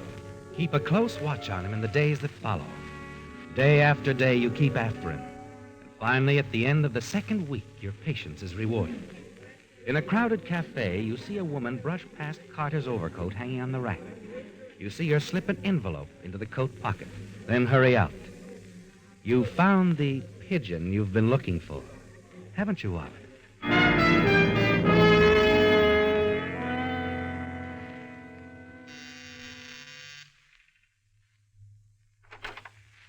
Hello, Edna. Well, you certainly caught me at a most inopportune moment. I just took off my face. Hey, look, don't you know it's after midnight? I just dropped by to tell you the good news. Oh, something to do with Carter? What else? Well, all I know is that you've been tagging him around for days, but you haven't told me why. I'll break it down to you quickly, honey. His business is blackmail. And tonight I saw a dame make a payoff. She slipped an envelope into his pocket. Oh? Well, who is she, do you know? It didn't take long to find out. She's Louise Murdoch. The Louise Murdoch? Franklin Murdoch's wife? Yeah, his former secretary. She married Murdoch 6 months after his first wife died in an accident. What does that mean? Well, the police were never too sold on the idea that it was an accident. I don't know if they are yet. So? So here's Louise, the second Mrs. Murdoch, paying off a blackmailer. Why? Well, there could be a lot of reasons. What I'm interested in is where you fit in. In a setup like this, there's always room for a smart guy to make a few bucks. Mm-hmm. And you're the smart guy? Right. Yeah, you'll see, baby.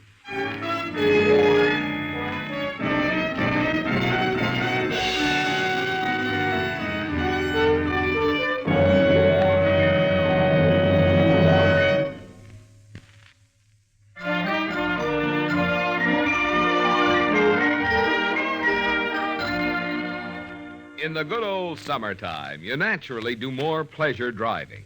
But to make sure it'll be a pleasure, make sure your tank is filled with the gasoline that gets the best performance out of any car of any age.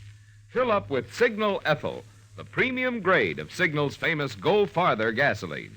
Then step on the gas pedal and feel that invitation to go places. You won't mind even those steep hills, because as Signal Ethyl sweeps you smoothly over the top, you'll still be relaxing in high. You won't even mind city traffic, because Signal Ethyl's peppy pickup will keep you out front of it. Yes, this super powerful super fuel is fairly packed with pleasure. So why not get your full measure? It's so easy. Just drive into a Signal station and fill her up with Signal Ethyl. Then you'll know what Marvin Miller means by pleasure driving.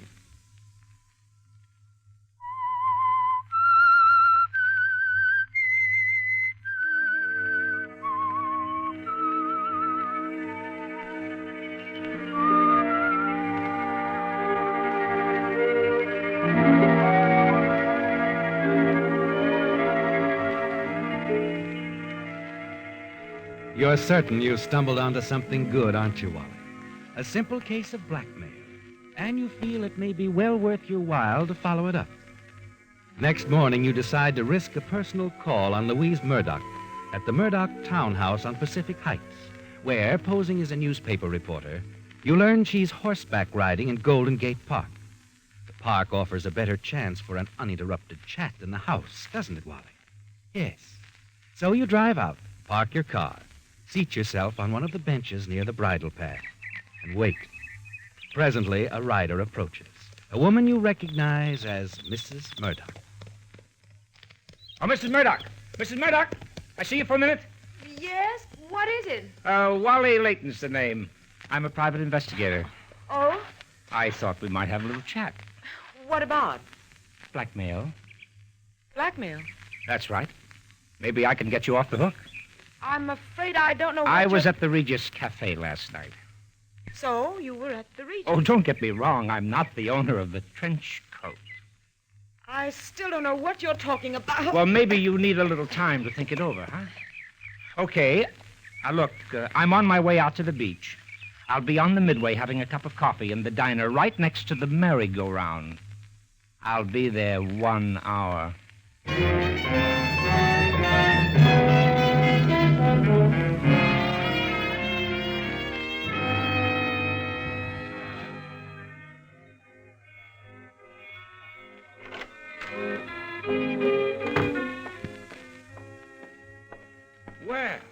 Well, sit down, Mrs. Murdoch. Coffee? No. I want to know what you have in mind, Mr. Layton. I want to know right now. Sure you do.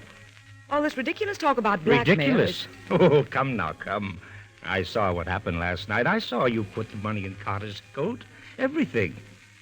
And Mrs. Murdoch. Yes? This man you're dealing with, he's well known in the gentle art of shakedown.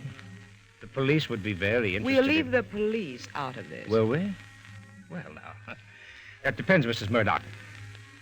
But I can get you off the hook. You insist I'm on one. I do. If you weren't, you'd still be on that horse, trotting about enjoying a ride in the park. Go ahead. You're doing the talking. You're making it very difficult, Mrs. Murdoch. But supposing, only supposing now, that you were paying off somebody for something. Amusing thought. Oh, not too. But it might be more amusing if the man you're dealing with suddenly found the heat on him so strong that he just might find it smart to forget the Murdochs. This does sound interesting, Mr. Layton. Just how could you bring that about? Well, I have several ideas. Like I told you, I'm a private investigator, and I have some pretty good connections. I see. Naturally, to arrange things for you... You would expect a small fee. Let's just say a fee. But it'll be a fair shake this time, Mrs. Murdoch. Honest Wally, they call me. Yes, I'm sure of it. All right. I'd like the arrangement, Mr. Layton. I think it might work. Of course, the evidence this man holds happens to be trumped up. Oh, sure. Also, just so we understand one another, it's my husband who's paying off, not me.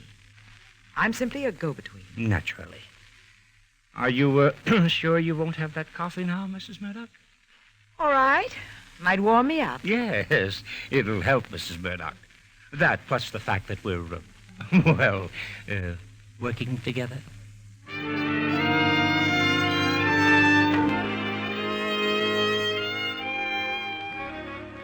You don't believe anything she says, do you, Wally? Or anything she tells you in the next half hour? But it doesn't matter who's guilty or what's been done. Just so there's something in all this for you. And there seems to be, Wally. Yes. There should be money, and there's also Mrs. Murdoch. She's an exciting person, isn't she? And when you have lunch together the next day to discuss your plan, you find yourself even more impressed by Louise Murdoch herself. You find that you want to linger in the corner booth of the quiet little cafe as long as possible. This whole thing is going to take time, Mrs. Murdoch. I understand. But you just leave it to me. I'll get the guy on the run. I'm sure you will, Wally. Of course, you know I'm stalling just to talk to you. I rather thought you were. I'm kidding. Are you, Wally? Sure, No. No, I'm not kidding, Louise. Naturally, I'm going to take care of this thing, but I hope that won't wind everything up. Aren't you forgetting that you're a married woman? Yes. Yes, you make me forget lots of things. You say all the right things, don't you, Wally? You make me think of all the right things. No. We're both wrong. We're very wrong. Funny, those lyrics don't seem to match the music. Please, Wally, let's forget it for now, shall we?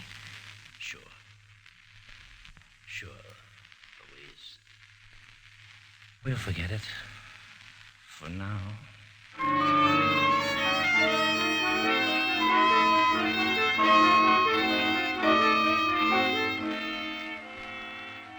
Louise has made you almost forget something else, hasn't she, Wally? Yes, the fact that you're engaged to Edna, whom you've scarcely seen since Louise Murdoch became your client. In the days that follow, you find excuses to be with Louise Murdoch more and more, giving her one excuse after another for your lack of progress. And you're almost sure she feels the same way about you.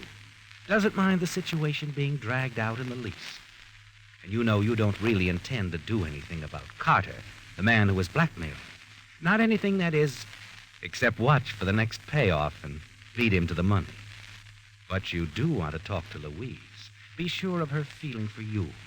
Explain that the two of you can leave together. And there's one other thing you must be certain of. Next day after lunch, parked in a secluded spot on the beach road, you learn what you want to know.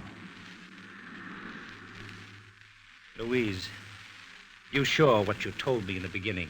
It's your husband who's being blackmailed, not you. Well, that's what I told you, isn't it? Yes, but I've got to know for sure. You do know. I told you. I couldn't lie to you, Wally. Don't you know that? Yes. Yes, I guess I do.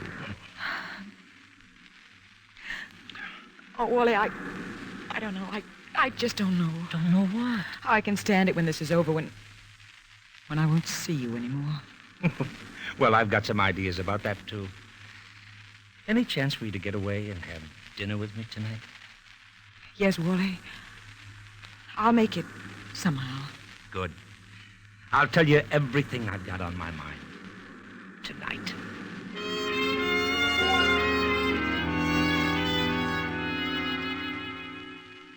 You still don't quite believe her, do you, Wally?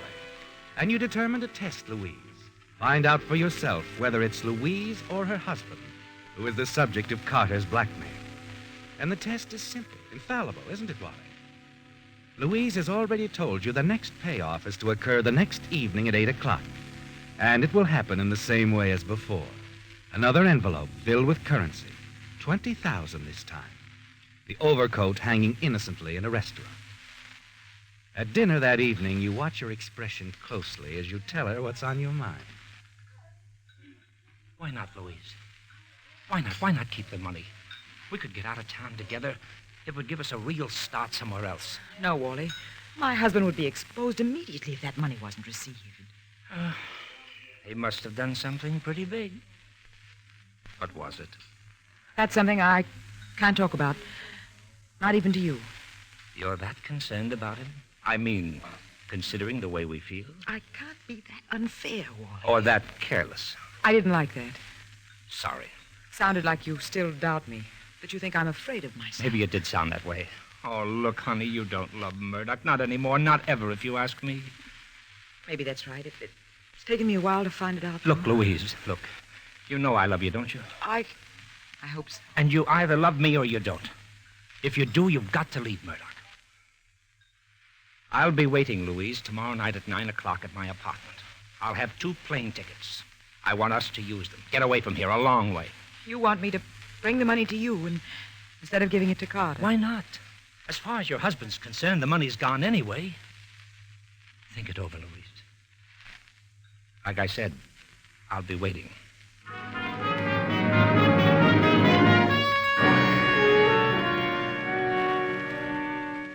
Somehow, thinking about it after you leave her, you're more certain than ever that she's the guilty one, aren't you, Wally? That she'll never show up at your apartment with the money. You decide to take things in your own hands. So next evening, a few minutes before Louise is due to make her payoff to Carter, you're loitering near the cafe where the money is to be passed.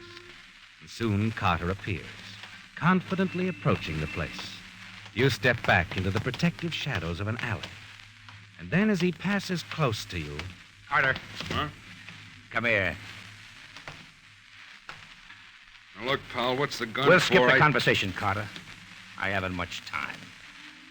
This gun is just to get you close enough for this. He looks strange to you, doesn't he, Wally? Huddled in a heap near the alley wall. You wonder if you hit him harder than you should have. And then you notice that he must have struck the wall as he fell back. You kneel down quickly. Listen. Straighten up as you realize that he's dead. You grab up the overcoat he was carrying, hurry into the cafe.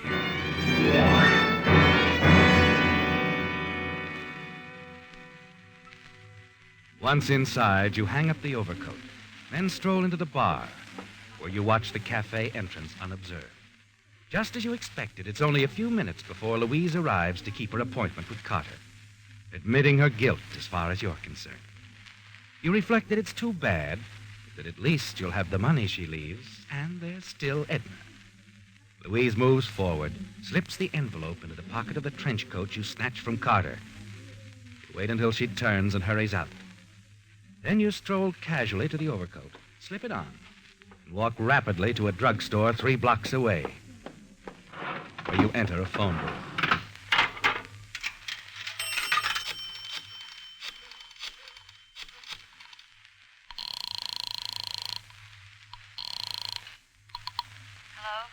Hi, Edna, baby.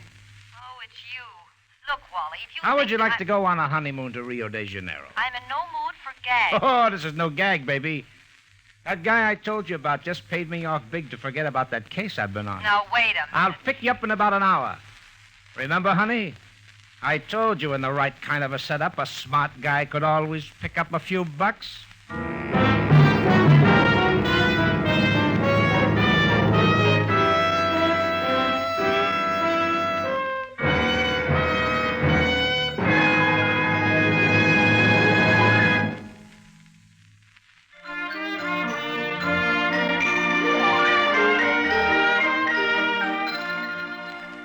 In the good old summertime, when you head for new places or the wide open spaces, it's mighty handy to have a good map in the car. And there's no map handier than the free ones you'll find at signal service stations. No need to squint to find where you're going on a signal map. They're jumbo size for quick, easy reading. And no need to wrestle with them, getting them open or folded again. Signal maps have the new accordion fold for more convenient handling. But that's only the beginning. In addition, Signal road maps contain a guide to interesting places to visit, plus a traveler's radio guide so you can follow your favorite programs as you travel, plus enlarged sections of metropolitan areas. And if you happen to need a street map to guide you in the larger cities of the Pacific Coast states, Signal stations have them free, too. In fact, whether you need a free map, some helpful advice, or just a tank full of the famous Go Farther gasoline, you'll find those friendly, independent Signal dealers have just about everything it takes to make your driving in the good old summertime or any time more pleasant.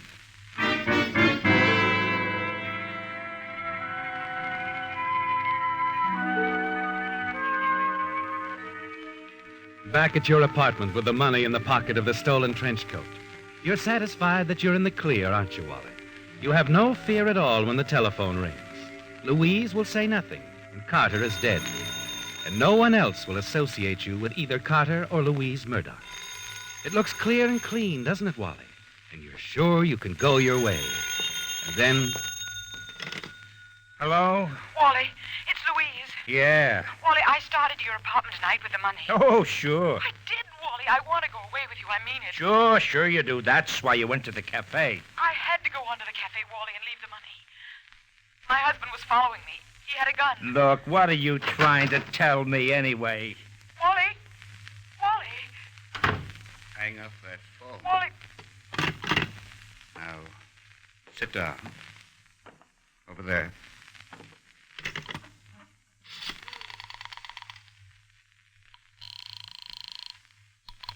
Operator? Give me the police department. Yes, sir. Hey, wait a minute. What's the idea here, pal? Police Department, Operator 26. I'm calling to report a murder. Where? Apartment D, 3151 Witten Street. Who's talking? I'll tell you when you get here. I'll wait for you. Look, you're crazy. There hasn't been any murder. There's going to be one right now. Blackmailer. What? You're Murdoch? Yes. Oh, well, wait a minute, Murdoch. I can That explain. trench coat there explains everything. I saw my wife with the money in it. The last 20,000 I had. You've broken me, blackmailer, all the way. Now I'm losing my wife. Somebody I once murdered for. Then it was you who was paying off. She's fallen for another man. Now I've got nothing more to live for. So it's the end of the line. For you, too, blackmailer. Oh, wait, Murdoch. That money wasn't yours.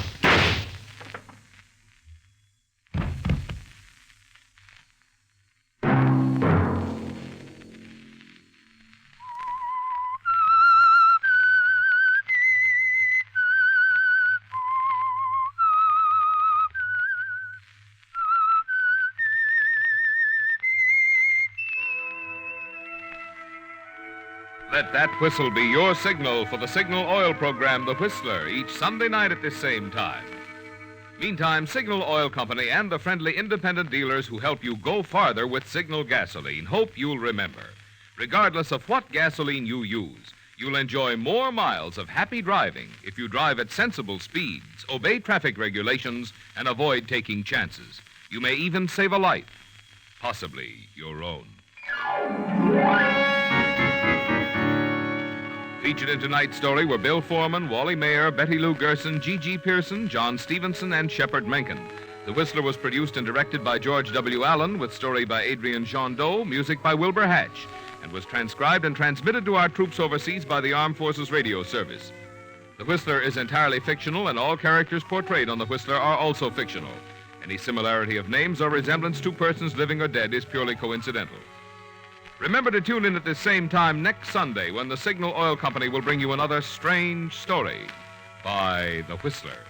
Marvin Miller speaking for the Signal Oil Company. Stay tuned now for our Miss Brooks starring Eve Arden, which follows immediately over most of these stations. This is CBS, the Columbia Broadcasting System.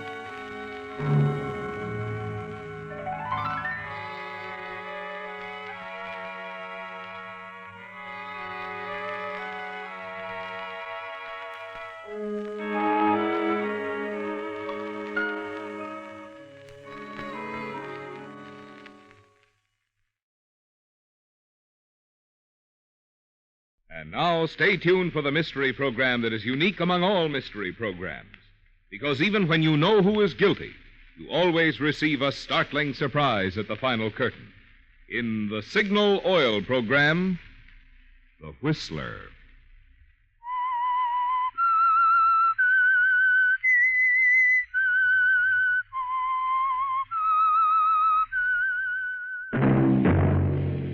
Signal, the famous Go Farther gasoline, invites you to sit back and enjoy another strange story by The Whistler.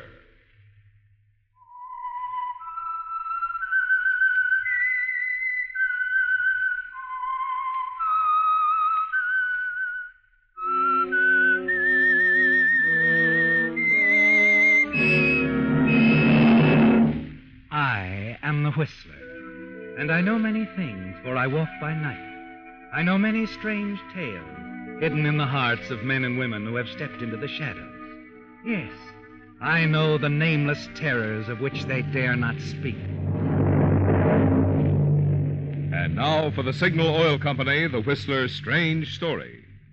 Seattle, take 3.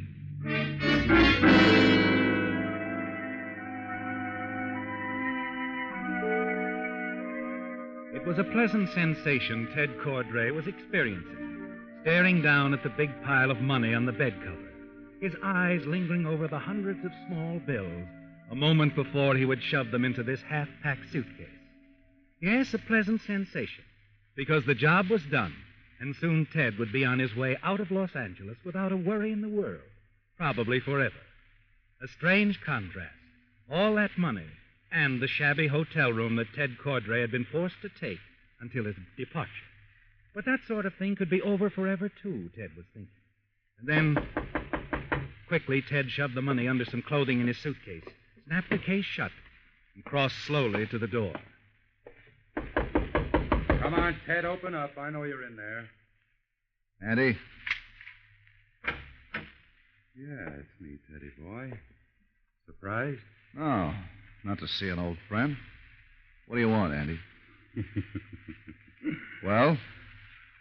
Why'd you close the door, Teddy boy? Drafty. And somebody might be passing by. Yeah, so what's that to me? Okay, I'll close it for you. Got anything to drink around? No, this is kind of a temporary setup, Andy. You see, What's the laugh for? What's so funny, anyway? You're funny. Trying to play so innocent around little Andy. It won't work, Teddy boy. I know what's cooking. And what is cooking? About 30 G's. They're hot enough to cook anyway. Oh? Still not going to drop it, huh? Okay. It's money Gus Stillman collected from the $2 bookies and gave you to distribute to the boys. Only they didn't know he gave it to you, and poor old Gus got himself run over by a car. So? So, Teddy boy and, me, his good friend Andy, we got ourselves some dough, huh? A shakedown, huh? It's not like you, Andy, not like you at all. I'm getting tired, Ted, real tired. I won't even argue if it ain't half. Give me a third and I'll be on my way. You think you will, huh? For how long, Andy? Teddy boy, I said I'm tired. I won't chase after you. No, I know you won't. That's a boy. Because you won't know where to chase. The only thing you won't do is tell the boys, because that cuts you out entirely. And because you know what they'd do if they found out you'd waited until after I left town to tell them. Now, look, Ted, No, you look, Andy. Right this way. I'll get a cleaner shot at your jaw. It won't hurt so much at Andy. Yeah. You said you're tired. This'll give you some rest.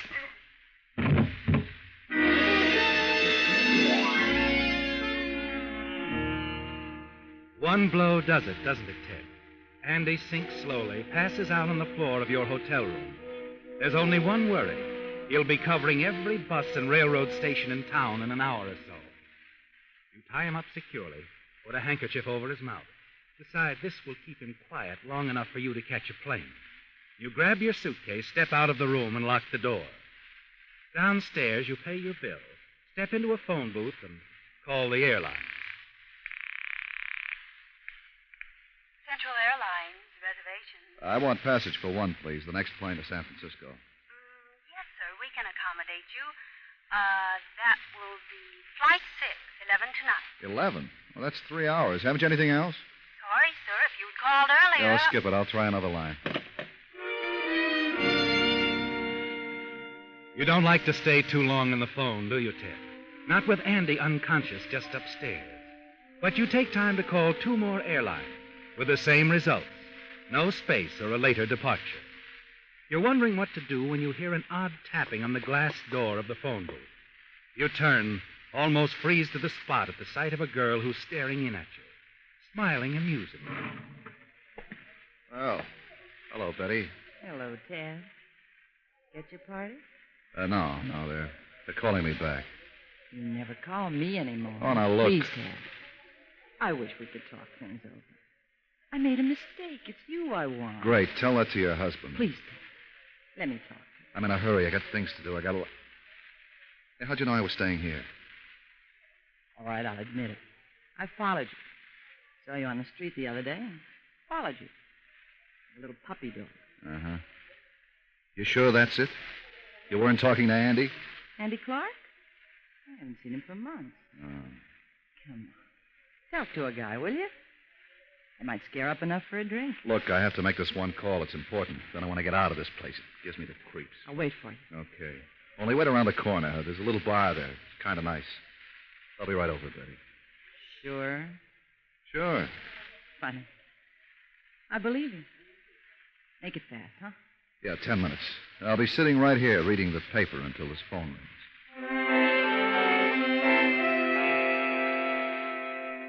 You pick up a paper, Ted. Make it look good as Betty smiles and walks toward the hotel exit. You're about to leave when your eyes fasten on something in the paper you're holding. A little item in the classified section. Driving Seattle Monday a.m. Can take 3. Share expenses. Call Midland 9789. Mr. Bemis. There it is, Ted, your answer. You circle it with a pencil. It's your way out of town no matter who might be watching. Andy or any of the boys he referred to. They'd never expect you to travel this way. It's so simple, Ted. Andy can check every depot in town. 9, 7, 8, 9.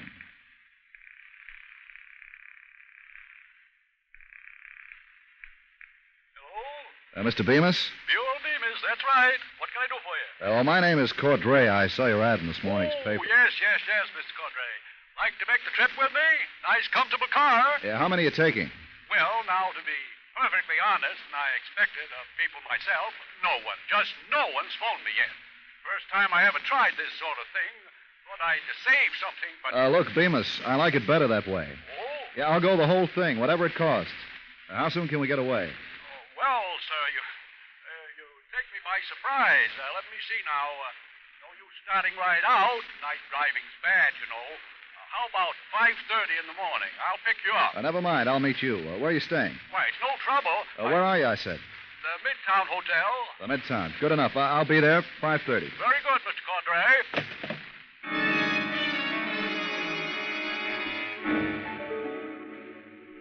The Midtown, Ted, at 5:30, and you'll be on your way out of town. You wish you could share the luxury of Mr. Bemis' address tonight, but you can't. You've got to hide out, Ted, from Andy and anyone else who might be interested. And, of course, from your old girlfriend, Betty. You can't risk seeing her. A motel on the outskirts of the city solves the problem, doesn't it? And the next morning, promptly at 5:30, you're waiting in the chill air outside the Midtown as a big car pulls up near the curb. Hello there. You looking for Buell Bemis? Yes, Mr. Bemis? That's right. Here, I'll put your bag in back. If you don't mind, I'll take care of it. Suit yourself, Miss Cordray. Get right in. What's your first name? Ted. From now on, I'll make it Ted. Save time. You call me Buell, huh? All right. Buell. Let's go, huh? We're on our way.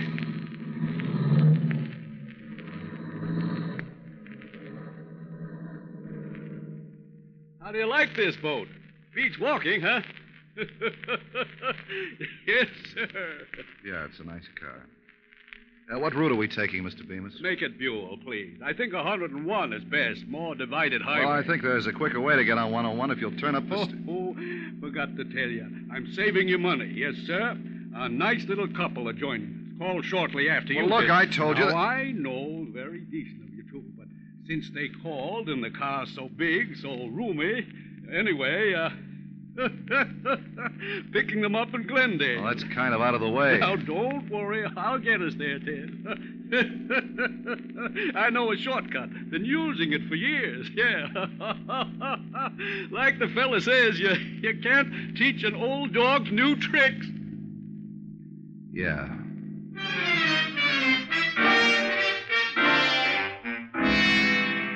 You aren't pleased, are you, Ted? But there's little you can do about the young couple Buell Bemis is picking up, or about Buell Bemis himself. You hadn't bargained on such a constant conversations. And in Glendale, waiting outside a little duplex as Bemis goes inside after the couple, you're tempted to start the big car and run off with it. You decide against it, and then have cause to regret the decision. The couple with Bemis, Ted. You've never seen the man, but the girl. It's Betty, isn't it? Getting right into the car with you. Mr. Cordray, meet Mr. and Mrs. Wilson. Bob and Betty, huh? And this is Ted, folks. How do you do? Hi. Ted. That's a nice name. I knew a Ted once. Ever mention him to you, darling? No, I don't think you did. But I should have. Oh, I think this is going to be fun. Mr. Cordray. Ted, how did you happen to find out about Mr. Bemis? Make that Buell, my dear. I ran across his ad in the newspaper. Really? Isn't that funny? I just happened to pick up a newspaper, too. Outside a phone booth. Mr. Bemis. Buell. Buell's ad had been circled. Somebody who didn't call, huh? I suppose. Too bad. There's so much room here. More the merrier. Well, all set, folks? I'm fine. Bob? I'm all right. Good. And you, Ted? All set and all acquainted, huh?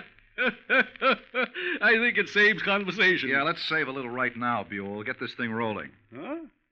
Oh, a kidder. That's good. This trip will be dandy. Real peachy dandy. And, folks? Yes? We're off. Off to see the wizard.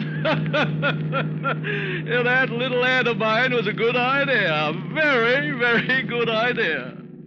Yeah, just great.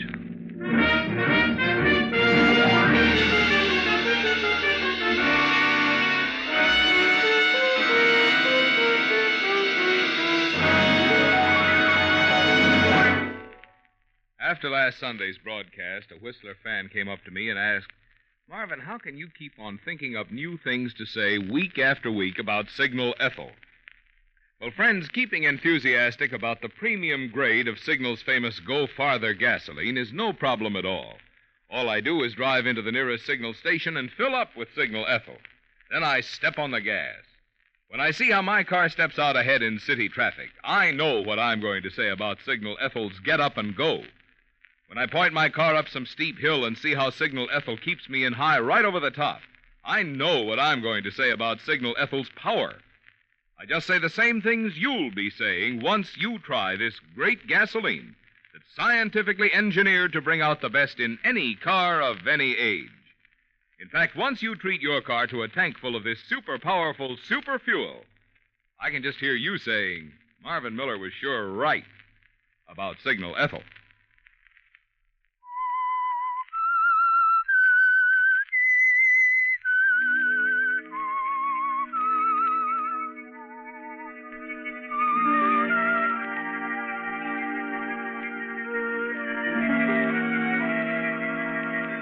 It was a shock, wasn't it, Ted? Your perfect plan for slipping out of town backfired. Yes. When your former girlfriend, now Betty Wilson, stepped into the car in which you thought you'd be driving alone with Mr. Buell Bemis. You realize now what a fool you were to leave your newspaper with the ad circled in it. You should have known Betty would have come back looking for you when you didn't keep your date with her. And you begin to realize you were stupid to have used your real name with Bemis. Slipped out before you thought about it. But those mistakes are behind you now, Ted. And Betty's sitting only a few feet from you in the big car, listening along with you and her husband to the rambling, ceaseless talk supplied by the driver and owner, Mr. Buell Bemis. But you'll see. Nice little valleys, beautiful hills, even see the ocean every now and then. Do you suppose we'll see a coffee shop, Buell? I could stand some. Oh, no, just the spot. Castaic. That's where I'm swinging back over to pick up 101. Yeah. You Glendale folks took me a little out of the way. Sorry. No, perfectly all right. Worried Ted here, though. Really? You skip it, and let's not wait till Castaic, Bemis. The joint up ahead's fine. Ooh, all right. But don't get sore. Don't get sore. He does stop, doesn't he, Ted? After you'd almost given up hope. Betty excuses herself while her husband, Bemis, and you enter the coffee shop. Later, after your coffee, when Bemis returns to the car, you manage a few moments alone with her as she waits for her husband to return from a drugstore half a block away. Surprised, weren't you? Frankly, yes. How'd you know I'd be in that car? Because you're a heel. I mean, specifically, how did you know? Specifically, you're a heel. That's why I came back into the hotel and listened outside the phone booth. That wall's like paper. You heard every word. Practically. The newspaper told me the rest. So where do we go from here? Seattle, I believe the ad said. Your husband, does he jump whenever you give the order? Sometimes. This was one. He isn't too well. Out of work. I said there was a job for me in Seattle. Nightclub. Wouldn't let me go alone, that's all. It's pretty slick. And when there's no job? There'll be no Betty either. She's going with Ted. Isn't that right? Yeah, I guess so. All right, I've got no objections. Have you given any thought to what we'll use for money? No? You? I'm broke, Betty. You always manage. Satisfied to take that kind of a chance, huh? With you? Yes. Okay. You seem to be calling the plays. There's your husband getting into the car. Come on, let's get started.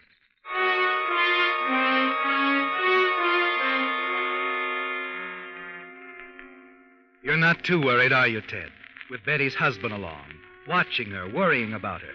You'll be able to get away, perhaps in San Francisco. Meanwhile, you can keep her assured that everything's all right. But back in the car and on the road, everything doesn't go all right. Betty's husband, you happen to turn around just in time to see him pitch forward slightly, clutching at his stomach. Bob, what is it? I don't know. My stomach is sharp pain. Probably those donuts back there. I told you we should have waited till we got to Castaic. There's a spot there. Skip it, he's in bad shape. It's happened before. He isn't well. Mr. Venus, you gotta find him a doctor. You heard her. Find a doctor. Turn around. Somebody back there can tell us where to go. Well, all right, whatever you say.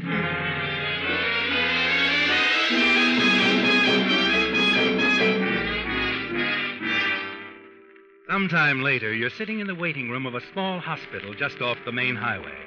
Bemis nervously pacing the floor, stopping occasionally to glance at the wall clock over your head. Oh, dear. Wonder how much longer we'll be here. What's your hurry? Well, it'll be getting dark before too long, and I just don't like to drive at night, my boy. Relax, we can stop over somewhere along the road. Oh, Mrs. Wilson, how is he? Doctor says Bob is too sick to go on. Oh, that is a shame. Yeah, that's too bad, Betty. Yes. Isn't it? Well, that's that, I suppose. You'll be staying here, of course. Of course, Mr. Bemis. In that case, we might as well be on our way, Buell. Oh, yes. I had to turn out this way, Mrs. Wilson. Betty, certainly enjoyed your company, didn't we, my boy? Yeah, I really hate to say goodbye, Betty. But we must, Ted. We've got a lot of road ahead of us, a lot of road. Goodbye, my dear. Goodbye, Mr. Bemis. Come along, my boy. Ted, Yeah, you're really going? I got business up north. Can't wait. I can't leave Bob.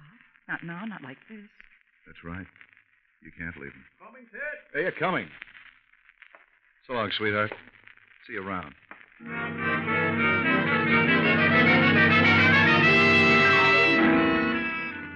Back in the car, speeding north, you lean back in your seat, pleased with the way things have turned out. Yes, you're rid of Betty now, aren't you, Ted? Once and for all. You're certain of that. And it's a big load off your mind. Finally, with the coming of darkness, Bemis drives into a motel. After a few drinks at the bar, dinner, you retire to the privacy of your own room and open your suitcase. Well, the money. Where's the... It's gone. The money's gone. Betty. When we stopped for coffee, she went back to the car. That's where... She took it.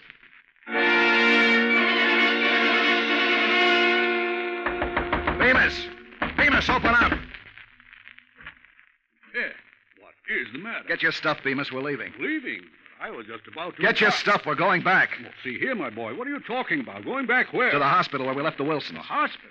Oh, that's miles back. Why? Never mind the questions. Get dressed. Now, see here, Ted. I don't think I care to drive all the way back there. Not at this time of night. This gun says we're going back. Oh, no, my boy. Don't get excited. I'll do whatever you say. Only put that gun away now, please. Get moving. Dr.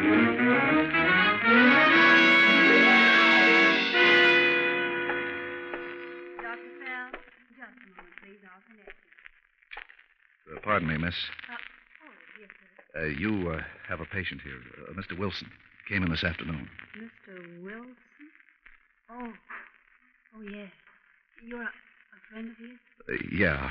I was wondering if Mrs. Wilson... I'm sorry, sir. Mr. Wilson died on the operating table 2 hours ago. He died? Yes. Oh, I see. Is Mrs. Wilson still here? No, she left some time ago with Dr. Mason. I believe he was going to drive her to the bus stop. The bus stop? Down at the end of the street. She said something about going back to Los Angeles to inform relatives. Thanks.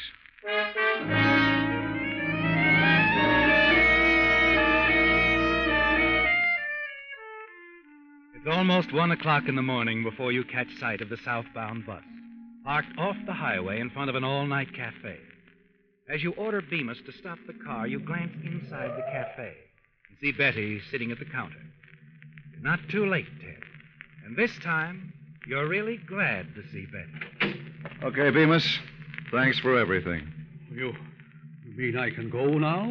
Yeah, that's right. I won't need you anymore. Go on, get lost. Believe me, this is the last time I'll advertise for passengers.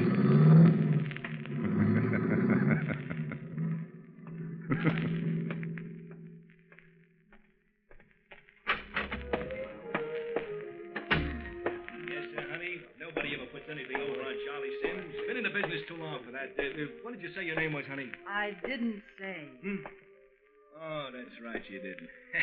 well, as I was saying, a guy on the road like me gets to know all the angles. See, all the angles. Excuse me, please. Ted. Ted. Oh, Betty. Hope I'm not intruding. Oh, no, of course not. Mr. Cordray, this is Mr. Sims. How do you do? Right. As a matter of fact, Mr. Sims here was just about to get back on the bus. Huh? Oh, yeah, sure. Yes, sirree. Here, have my chair, young fella. Thanks. See you folks later, huh? You got my check, sweetheart? Bus line Casanova? He's been pestering me ever since I got on the bus. Won't let me out of his sight. Uh-huh. Too bad about your husband, wasn't it? How did you know? I went back to the hospital. Oh. Why did you, Ted? Well, I got to thinking it over. About you. Came back? Because of me? You know darn well I did. What did you think I'd do? Ted, what's the matter? Believe me, I didn't expect you to come back Oh, for that's me. good, baby, because you're not what I came back for. Then what? I'll give you a big clue. You got something that appeals to me very much. My money. Money? Oh, no, Ted. How come you didn't leave your suitcase on the bus?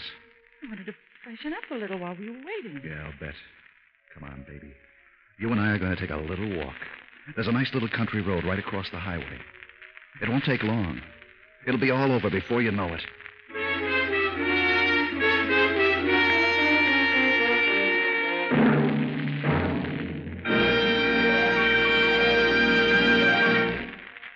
Probably the question drivers ask each other most often is, how much oil do you have to add between grains?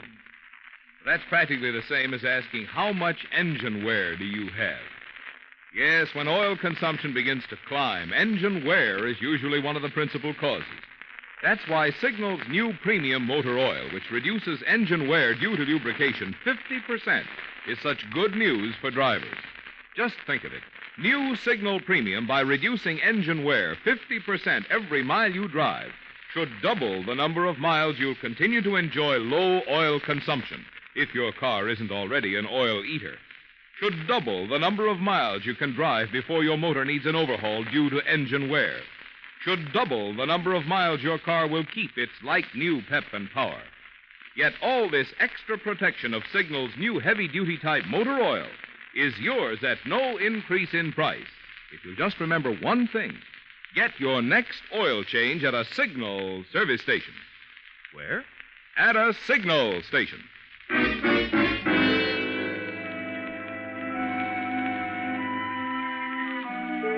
You were right, weren't you, Ted? It was all over before Betty Wilson knew. You killed her without a sound. Quickly opened her purse. The money wasn't there. You discarded it. Then pick up her traveling bag you're certain contains the $30,000 that was stolen from your suitcase. And hurry back toward the highway. Once there, you decide it's safer to forego the bus and thumb a ride. This time, you don't want any complications, do you, Ted? No Betty, no Mr. Bemis, no one but you. You wait until the bus leaves. Then, as you start walking rapidly down the highway, a voice calls on you to halt. It's the sheriff, isn't it, Ted?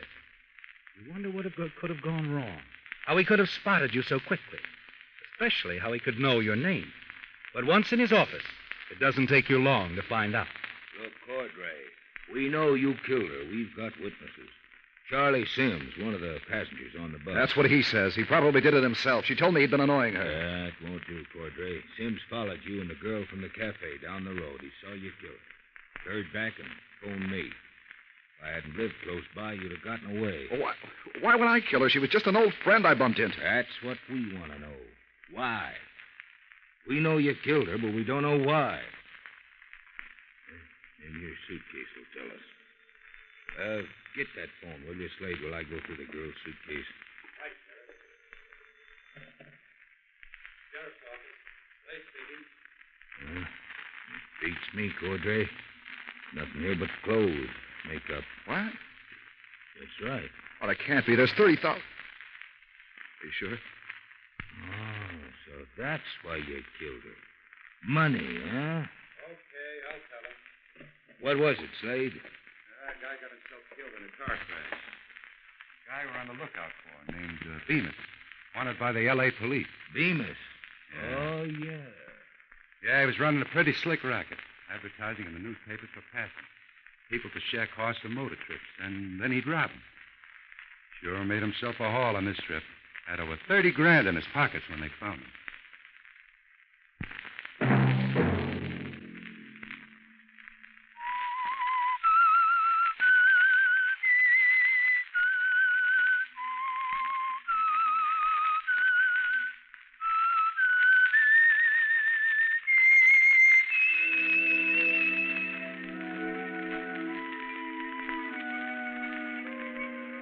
Let that whistle be your signal for the Signal Oil program, The Whistler, each Sunday night at this same time.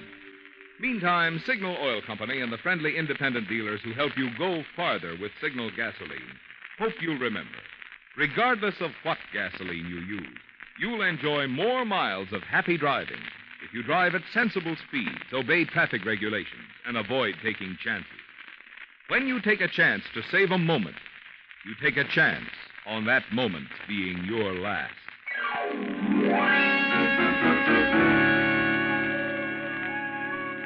Featured in tonight's story were Bill Foreman, Hy Averback, Gene Tatum, Herb Butterfield, Nancy Cleveland, Don DeLeo, and Peter Leeds.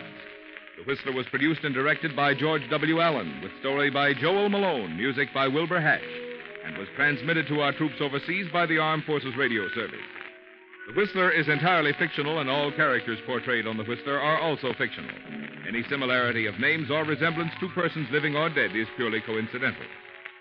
Remember to tune in at this same time next Sunday when the Signal Oil Company will bring you another strange story by The Whistler. Marvin Miller speaking for the Signal Oil Company. Stay tuned now for Our Miss Brooks, starring Eve Arden, which follows immediately over most of these stations. This is CBS, the Columbia Broadcasting System.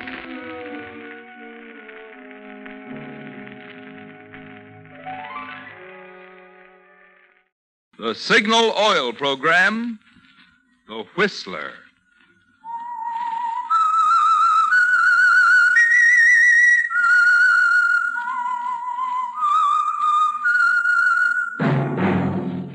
That whistle is your signal for the Signal Oil program, The Whistler.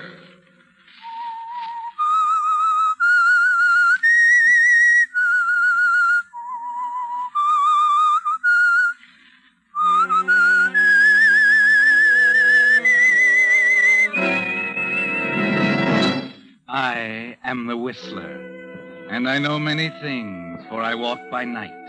I know many strange tales hidden in the hearts of men and women who have stepped into the shadows. Yes, I know the nameless terrors of which they dare not speak.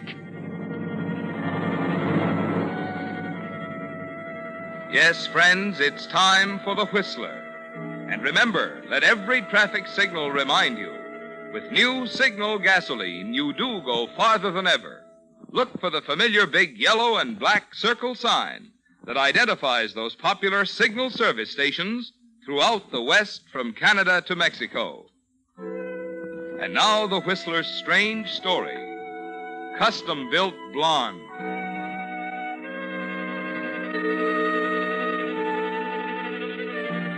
It was past midnight when Jerry Coonan left the cocktail bar with a tall blonde in a mink coat. On the way out, he gave the high sign to Red Stafford and Shorty Burton, sitting idly at the bar waiting for the tip-off. And as he guided her out the front door, he could see them quietly get off their stools and prepare to leave. Jerry chuckled softly to himself. The blonde was dumb and rich.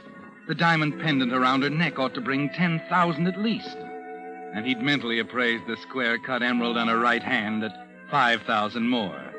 Yes, the blonde was custom-built, made to order. She wouldn't talk after they'd relieved her of the jewelry. She'd be afraid her husband might find out what she's been doing while he was out of town. He helped her into the car and fumbled with the keys until he was sure Red and Shorty had reached the other car and were ready to follow.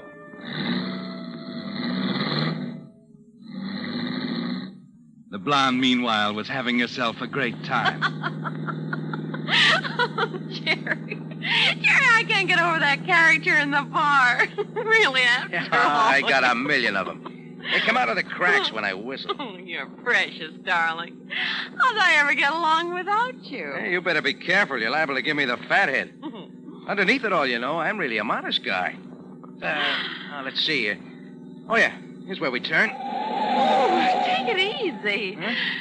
Where are we going? To the Black Cat. Isn't that where you want to go? Oh, yes, but... What's the matter, honey? Oh, I thought the Black Cat was back the other way. Oh, you're a little twisted, sweetheart. This is a shortcut. But, Jerry, are you sure? Of course I'm sure. Now, over to the left. Oh, look, back there. Do you suppose that other car's following us? Oh, no. Well, they just turned, too. Jerry, this is a blind alley. Gosh, I guess you're right. Must have made a mistake. They were following us. Take it easy, pal. Stay right where you are. Jerry's got a gun. Hey, wait a minute. Shut up. Stay right there. Okay. Come on, lady. Come on, Gabe. This is a stick-up. All right, mister, you asked for it. Put down that gun, you No, stupid. you don't. Give me that.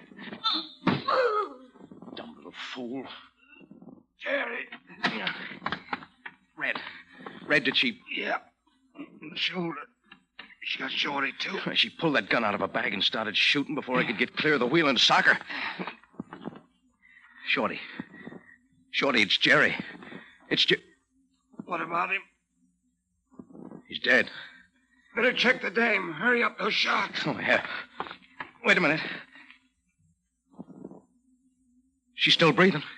Pull her out of the car and leave her on the pavement. We gotta get out of here. I can't leave her. She knows me. All right, let her have it. Go on. You gotta shut her up. No, I can't. You got her. I'm not going to kill her, I tell you, Red. Listen, can you get out of here by yourself? Can you drive okay? Yeah, I can get as far as the valley, I think. They'll take care of me at Mendoza's. Okay. Get in the other car and get going. What about the dame? I'm taking her with me.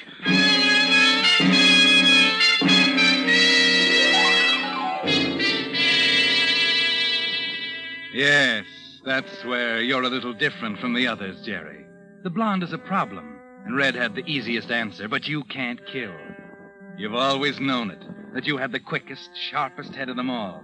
But when the chips were down, you couldn't kill. So you take the blonde with you, watching her out of the corner of your eye as you drive towards your home in the suburbs. She lies back against the seat, relaxed as if she was sleeping, and there's an ugly gash in her forehead where you hit her. 10 minutes later, still cursing the woman's stupidity, you pull the car up the driveway and into the garage of your house.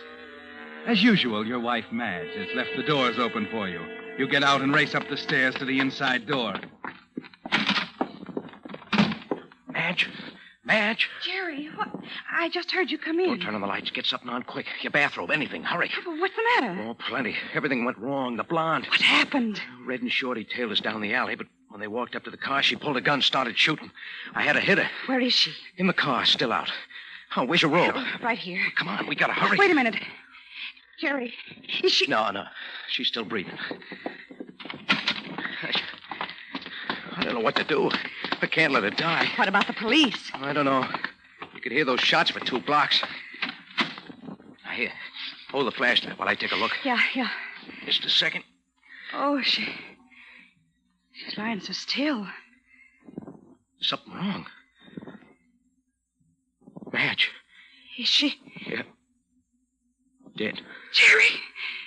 We can't take her in the house. You better drive out on the highway. No, not yet. But you can't. I can't go running around the highways tonight. I'm going to need a first-class alibi when they get here. Who? The police. Come on, give me a hand. I'm going to lock her in the turtleback. And I'm going to call my brother. I need an alibi. Bad.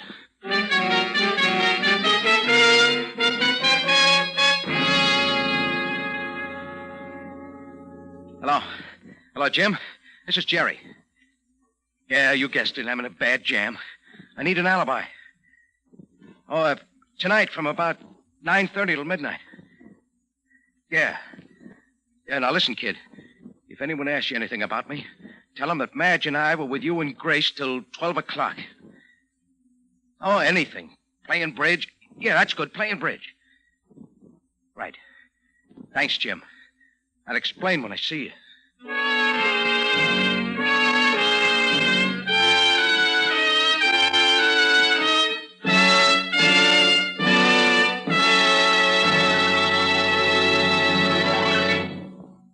prologue of Custom Built Blonde, the Signal Oil Company brings you another strange tale by The Whistler. If you've been reading the new car ads, and who hasn't, you've no doubt noticed the emphasis is being put on increased mileage, 25 to 30 miles per gallon from some of the new models. Why do you suppose this is? Is it because folks today are more interested in making their dollars go farther? Well, partly. But even more so, they're interested in the increased engineering efficiency which makes that greater mileage possible. And right there, friends, you have the reason why Signal Oil Company is so proud of the fact that you now go farther than ever with new Signal gasoline. You see, Signal's improved mileage is the result of increased power. Amazing new power. The same power that gives new Signal gasoline quicker starting, faster pickup, and quieter, higher anti-knock. That's why we say, look to your speedometer for the real proof of gasoline quality. You'll find that the gasoline that gets peak performance from your motor is the same new gasoline that now helps you go farther than ever. New Signal gasoline. And now, back to the Whistler.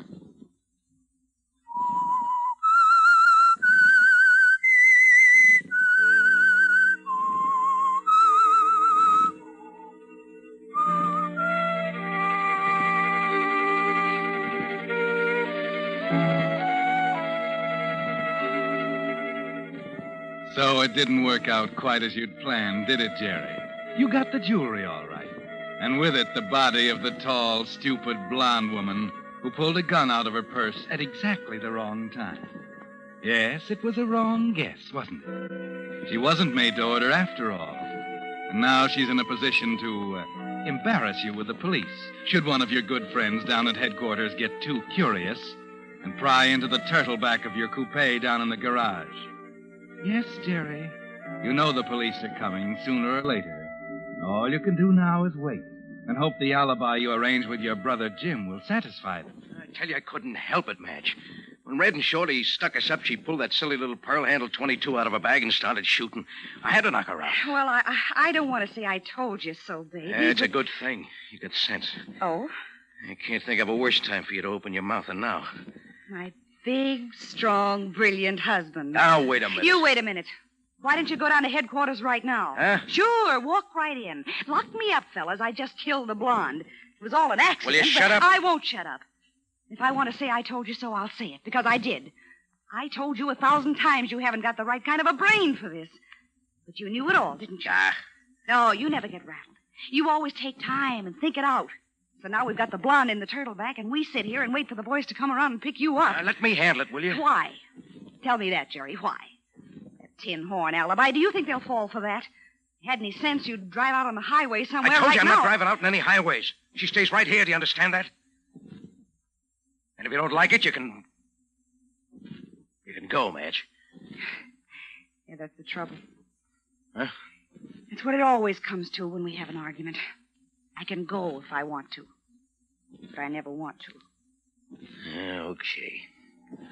What's that? Wait a minute. It's a police car. I knew it. 2 cops. One of them looks like Berg of homicide. Listen, get back into bed. Yeah. Hurry, let me handle this. All right, Jerry. You handle it.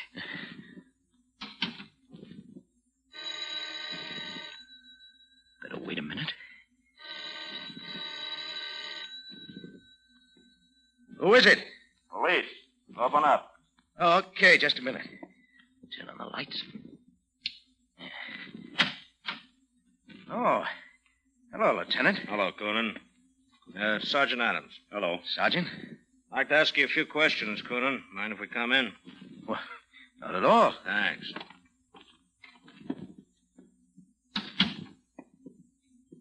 All right, nice little place you got here. Yeah, well, we like it. Sorry to disturb you so late. Oh, that's okay. I was just going to bed. Yeah, I was going to say you were up a little late tonight. Just get home? Yeah. Playing a little bridge over at my brother's place. Jerry, who is... Oh, come in, Madge. This is Lieutenant Berg, my wife. How do you do? Sergeant Adams. How are you? Hello. So you were over to your brother's, huh? Yeah. You won't mind if we check that. Why not? Shall I call him, Chief? There's a phone over there. In a minute. Conan, it looks like you might need an alibi. Alibi? What am I going to do with an alibi? Have you seen your pals, Red Stafford and Shorty Burton, lately? Not for a couple of days. Why? Oh, they weren't at the bridge party, huh? Any idea where they are now? I wouldn't know. Well, I'll tell you. Burton's in the morgue. Huh? And Stafford's at the emergency hospital getting blood transfusions. What do you mean? A car jumped the curb and crashed through a Signal Oil billboard about an hour ago. Stafford was crumpled over the wheel with a couple of bullets in him. Burton was sitting next to him, dead from a couple of slugs. Oh, that's awful. Gee, I'm sorry to hear that, Lieutenant. Yeah, tough, isn't it? I wonder what happened. Do you? Yeah, like I said. Yeah, like you said. You were playing bridge when it happened. You've been pals with those two birds for a long time, Coonan. What does that mean? Doesn't prove anything, of course, but when we found Stafford, he was still conscious, muttering to himself. He was calling your name. That's funny, isn't it? Not so funny? Well, maybe not. Maybe he wasn't talking about you. After all, there's lots of guys in this town named Jerry. Where's your gun, Coonan? I don't own one. Not even a little 22? Not even a 22. Well, I'll admit it sounds screwy asking a big he-man like you if he packs a 22, but that's what they were shot with. How about you, Mrs. Coonan? I never owned a gun in my life. You can search the place if you want it. You don't even need a warrant. I got nothing to hide. Thanks very much. So you just got back from your brother's, huh? That's right. A few minutes ago. Uh-huh. Where's your car? In the garage? Adams, go and have a look. Something wrong, Coonan? No, nothing wrong. Go ahead, Adams. Right.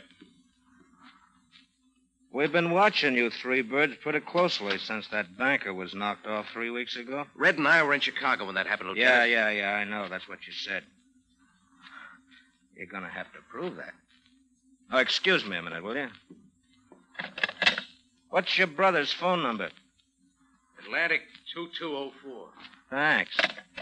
Now I'll look it up. I just want to be sure I'm talking to him at his home, wherever that is. Conan James F. Well, you're telling the truth so far. That's the number.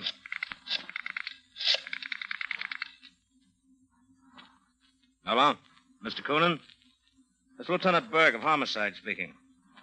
I'm calling you about your brother, Jerry. Have you seen him tonight? No, he's all right. There's nothing wrong. All I want to know is if you've seen him.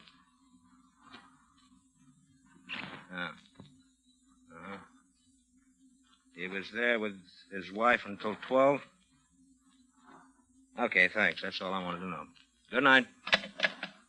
See? Just like I told you. Uh-huh, maybe. But you had plenty of time to put him wise. I just checked the car, Chief. What about it? Your hunch was wrong. Motor's still warm. Oh? Is that what you were checking? I told you I just got home. Sure, from the bridge party. But I found something else interesting. What are you talking about? Easy, Conan. Go ahead, Adams. The ownership certificate's got Red Stafford's name on it. Well, now, isn't that interesting? Sure. I just bought the car from him last week. You can check with the motor vehicle department. They get the papers. Don't worry. We'll check. Well, anything else, Lieutenant? Yeah, a lot of things. But we'll get the answers somewhere else. So far, you seem to be in the clear from shooting your pals, Coonan. You were playing bridge at your brother's. You bought the car from Stafford last week. You don't own a gun. And also, you and Stafford were in Chicago 3 weeks ago when that banker was knocked off. That's it? I hope so, for your sake. Come on, Adams.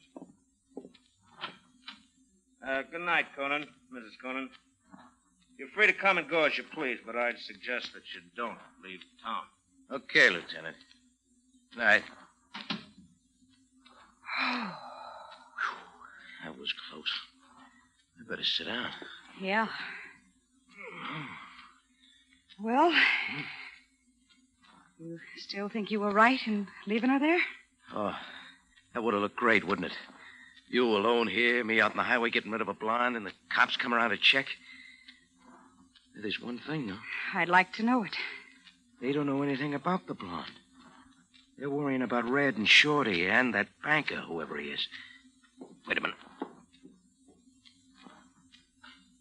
Yeah, I knew it. Berg had still another guy with him. There were 3. He's left them outside to watch the house. We'll be followed every minute from now on. Night and day.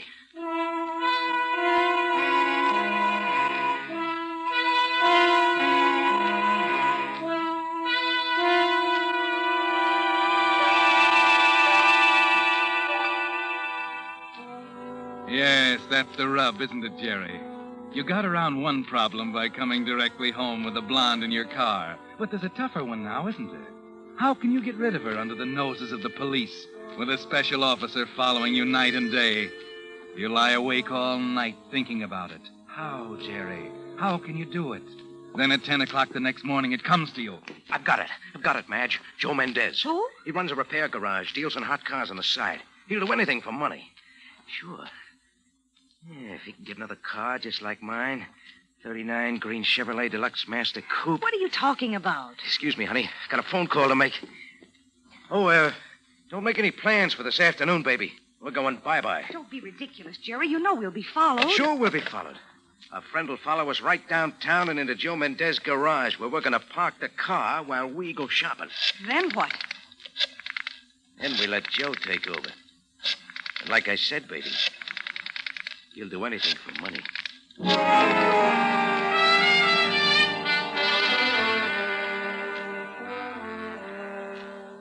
So you called Joe Mendez.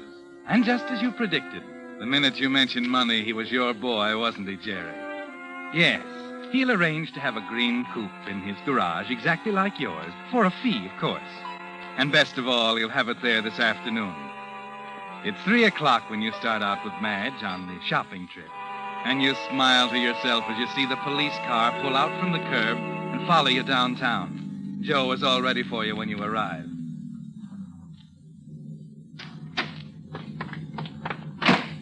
Yes, sir? My name is Coonan. I called Mr. Mendez about having my car tuned up. Oh, yes, Mr. Coonan. I am Mendez. You can leave it here. I'll have one of the men park it for you. Can you have it ready in a couple of hours? Oh, I think so. Perhaps we better go into the office. I will write up the order. Oh, sure. Oh, Madge. Yeah, Jerry? Stick around, huh? I'll be right back.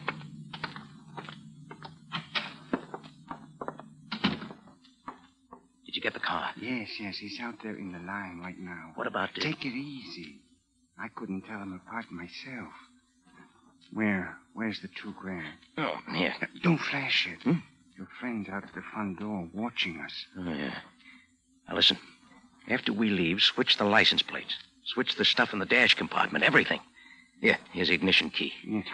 What about the turtleback? Never mind the turtleback. It's locked, and don't try to open it. Leave the key to the new car in the dash. We'll drive it home, leave mine here. How long? My brother will come for it later.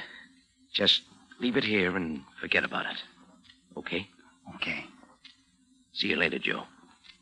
We're going to take our friend out there on a shopping tour.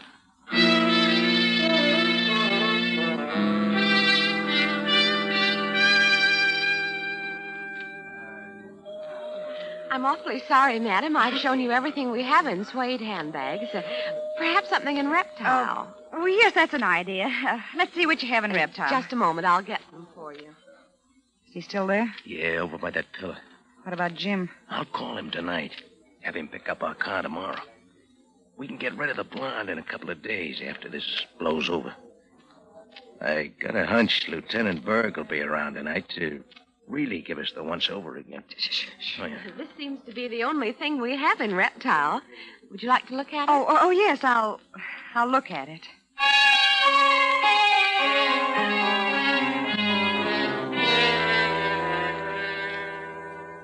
So you watch the quiet man in plain clothes follow you and Madge from store to store.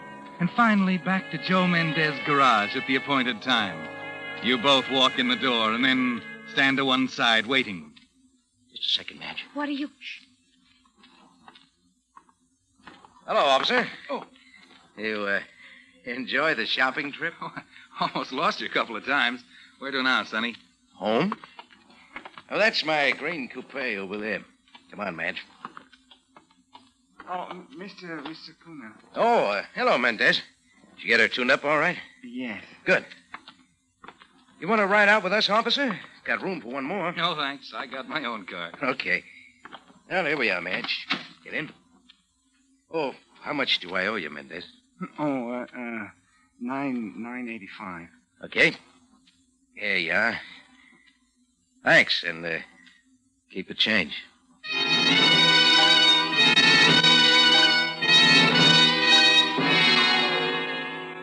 Well, Jerry, you're out of the woods now. The license plate's been changed, the contents of the dash compartment, everything. Yes, Mendez did a good job. An hour later, you're home, with the officer following just behind you. As you expected, Lieutenant Berg is waiting for you when you arrive. Waiting for me, Lieutenant? Yeah, been on for a little ride. You ought to know. We've been tailed everywhere we went. Okay, Coonan, I'll call off the bloodhounds. Just dropped by to tell you that Red Stafford died an hour ago. Oh, that's too bad. He regained consciousness just before he went. He said you weren't mixed up in that shooting last night. Anything else? Yeah, something about a scrape with a woman they tried to stick up. Said she pulled a gun and then drove off after the shooting. I see. Can't understand why she didn't report it, though. It is funny, isn't it? Yeah. Another thing, the business about that banker. You really were in Chicago with Stafford. Well, so now you believe me. I'd know better than to believe you, Coonan. But Stafford had the proof. Or I think he had. Huh? Let's go inside. I'll tell you about it. Is it important?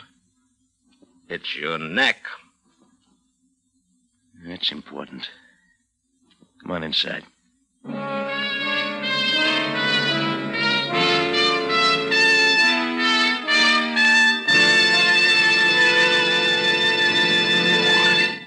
Whistler will return in just a moment with the strange ending of tonight's story. Meantime, with reconversion still much in the spotlight, here are some facts I think you'll be interested in. You know, of course, the vital role that independent businessmen played in the building of America. And you know that today more and more men are expressing a desire to get into business for themselves.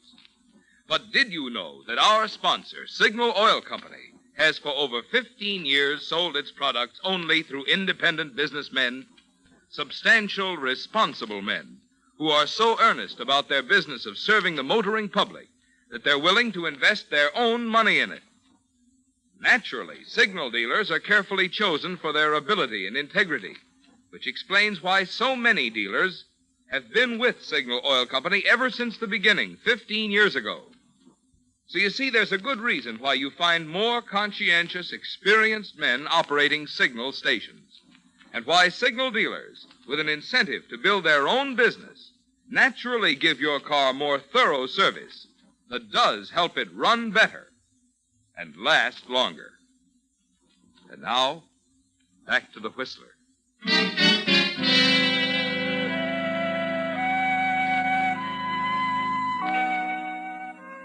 Well, you're pretty proud of yourself, aren't you, Jerry? Joe Mendez was a real inspiration. The blonde is resting quietly now in the turtleback of your car back in Mendez garage. And the substitute car outside is all ready for Lieutenant Berg, if he happens to get curious. You glance slyly at Madge, wink at her as you escort the lieutenant into your living room. He starts to sit down and then decides to stand. You had us going for a while, Conan. Oh, yeah, I guess I better do my checking first. Checking? Yeah, I'm a kind of a cynic. That's so I don't believe anything anymore. Stafford said while the two of you were in Chicago, he signed some kind of a legal paper before a notary. Oh, yeah. I remember I witnessed it for him. Yeah, well, that's the proof I was talking about. For some reason, Stafford stuck it in a little valise. What's wrong with that? Nothing, except he tossed the valise in the turtle back of his car and forgot about it. Turtle bag? Yeah. Says it's still there. Oh, no. That is, I don't think it's there. I never noticed it. Huh. But you wouldn't mind if I check? No, Berg. I wouldn't mind if you checked. Here. One of these two keys. Help yourself. Thanks. I will.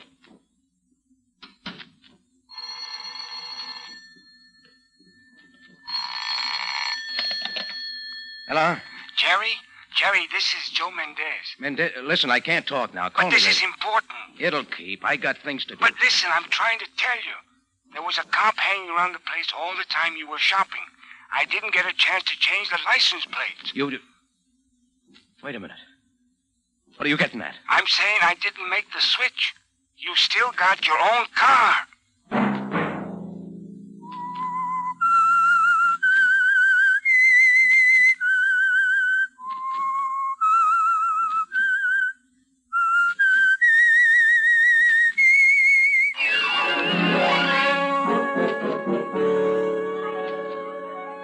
Next Monday at 9 o'clock, The Whistler will bring you another strange tale. The Whistler is broadcast for your entertainment by the marketers of Signal gasoline and motor oil and fine quality automotive accessories, and by your neighborhood Signal dealer. Featured in tonight's program were Jack Moyles and Bill Conrad. This program, directed by George W. Allen, with tonight's story by Will Pryor, music by Wilbur Hatch, is transmitted to our troops overseas by the Armed Forces Radio Service.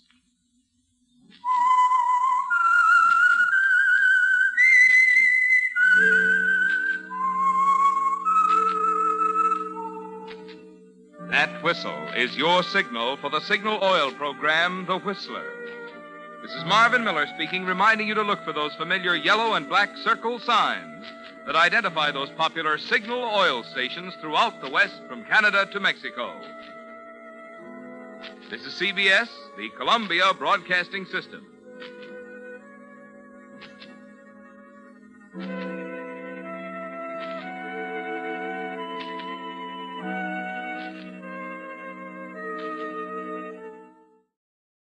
The Signal Oil program, The Whistler.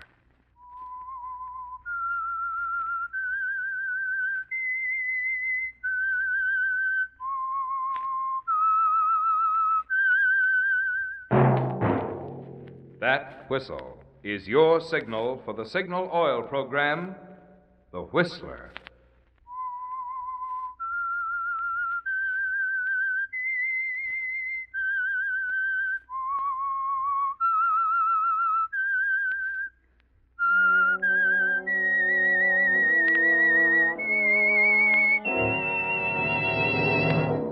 I am the Whistler, and I know many things, for I walk by night. I know many strange tales hidden in the hearts of men and women who have stepped into the shadows. Yes, I know the nameless terrors of which they dare not speak.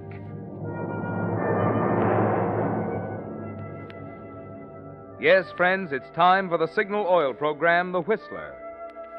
But first, we want to thank you, Whistler fans, for your loyalty that has now put The Whistler into top place among all programs broadcast to the Pacific Coast.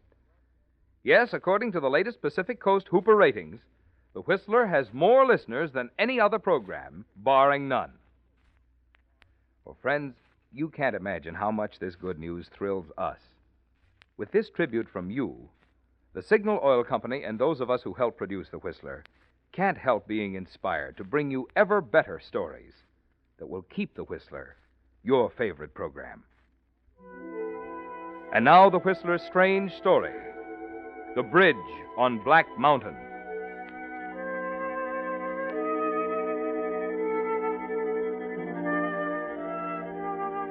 Delbert's mind wasn't on his work. But then it really didn't have to be. As assistant to the curator of the Prescott Museum, he knew his field.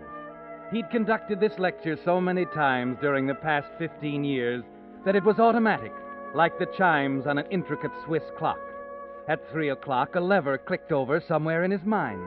There were a few preliminary buzzes, and the chimes began. They weren't really chimes, of course.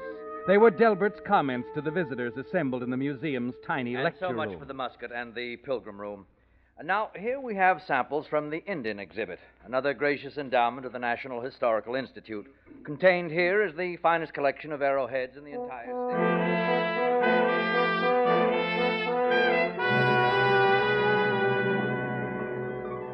The Egyptian exhibits came next, then the Aztec and Maya relics, followed immediately by the Incas, Araucanians, and Patagonians. But Delbert's mind was elsewhere. As he talked and looked at his audience, he was in a kind of daydream. There was beautiful music. There was a dance floor surrounded by tables with waiters in starched white jackets. And across from him, she was sitting, almost ethereal in a filmy organdy dress. This is so thrilling, Delbert. I never dreamed anything could be so wonderful. It's shabby, Miss Francis, compared to you. Please, Delbert. Not Miss Francis anymore. Louise. Louise. Oh, I'm so proud of you, Delbert. Oh, it was nothing at all. You're curator now. Curator of the Prescott Museum. And more than that, Louise, I'm free now, free to say something that's been on my mind ever since the day I first laid eyes on you. Oh, Delbert. I love you, Louise, above anything else in life. I've hoped, I've dreamed that someday, somehow... You don't have to say it, Delbert. Will you? Would you? Yes, Delbert. Yes.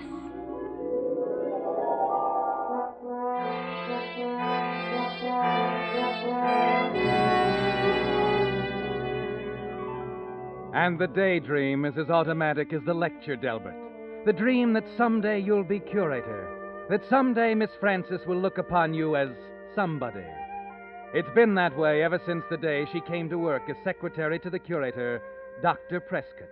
And as you drone These are on... samples of arrowheads from Dr. Prescott's own collection, the finest in the state. Notice, please, the method of chipping, the pattern. Mr. Reed. Oh, excuse me a moment. Louise, was there something? Louise? Oh, I mean, Miss Francis, I'm sorry. Oh, Mr. Reed, I didn't know you cared. Oh, it's nothing at all. Sure now? Why, yes, of course. Too bad. Some girls have all the luck. I'm sorry I interrupted your lecture, Mr. Reed, but there's something you ought to know. Yes? There's a gentleman here to see Dr. Prescott. Oh? Well, did you tell him Dr. Prescott's on his vacation? I did, but that didn't satisfy him. He still wants to see Dr. Prescott. But he's 100 miles from here, Miss Francis, up at his fishing lodge at Black Mountains. It's impossible. Oh, that's just what I said, but he still insists. Who is he? Gorman. Mr. Carl Gorman of the National Historical Institute. Oh, good heavens. I thought I'd better ask Frank Spiegel to drive up to Dr. Prescott's cabin and bring him back. That's a good idea. The doctor doesn't have a telephone. And Mr. Gorman is pretty impatient. He wants me to haul out the papers. Papers? He says he's going over them with Dr. Prescott. What papers, Miss Francis? Oh, attendance records, receipts and expenditures, the figures on the loan exhibits, and shipping and repair charges. Why, what concern is that of his? Well, I guess he figures the Institute is footing the bills. They have a right to... Well, yes, of course. I'd better talk to Mr. Gorman by all means. You can't. He's gone. Be back tomorrow. I see. Miss Francis, forget about asking Spiegel to run up to Dr. Prescott's cabin. This is so important, I'm going up there myself.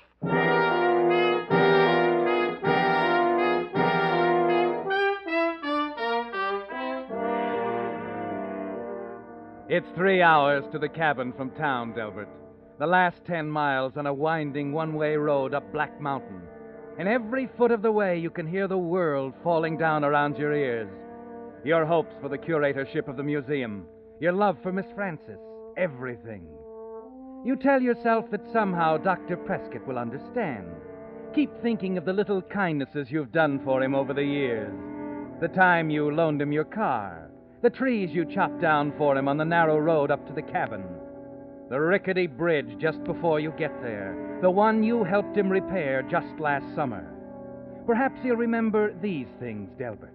Perhaps now that you're faced with destruction, with the loss of the career you've been 15 years building, Dr. Prescott will remember and understand. You watch the doctor carefully as the two of you sit face to face across the table in the rustic room over a cup of coffee. So Gorman's after us at last.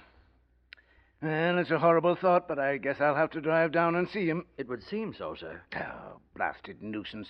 The Institute on our trail wanting us to account for every penny of their blood money. Delbert, museums should be run by taxes, same as battleships and sewers. You're absolutely right, Dr. Prescott. Link up, Delbert. We'll go and see the man. Oh, Dr. Prescott, there's something you really should know before you see Mr. Gorman. I think I know what you mean, Delbert. No, I'm afraid you don't, sir. It's about certain expenditures during the past year, the loan exhibits. As you know, I've handled them. Yes, Delbert. I think I've done a pretty good job, sir, but, in going over the papers the other day, I noticed a shipping bill, the Kansas City exhibit. It's a bit high. I see. You'll run across it with Mr. Gorman, I know. It's perhaps, $50 more than it should have been. I'm glad you told me, Delbert. Because, you see, it saves me telling you. It's an ugly job firing a man who's been a good employee for 15 years. I don't understand. Of course you do. You padded the Kansas City bill by $147.16. The Chicago freight charges were $72.08 more than they should have been. There are a dozen others. Dr. Prescott, You needn't explain, Delbert. I have a complete file on the whole matter in my safe at the museum. You must know I plan to let you go as soon as I return from my vacation. I'm sorry, Delbert. Excuse me a moment now. I'll get my coat.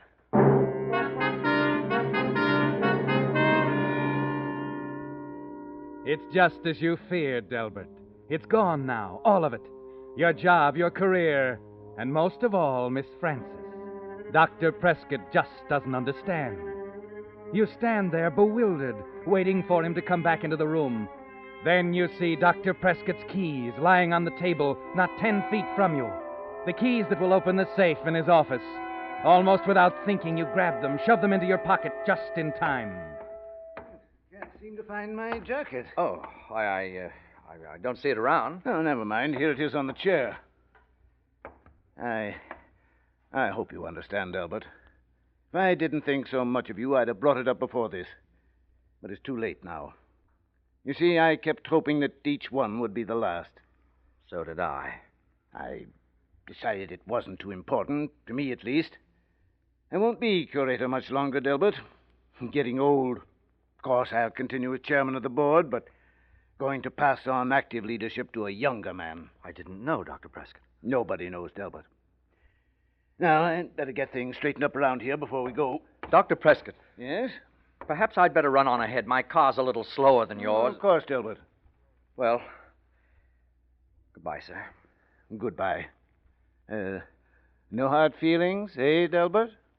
No, sir. No hard feelings.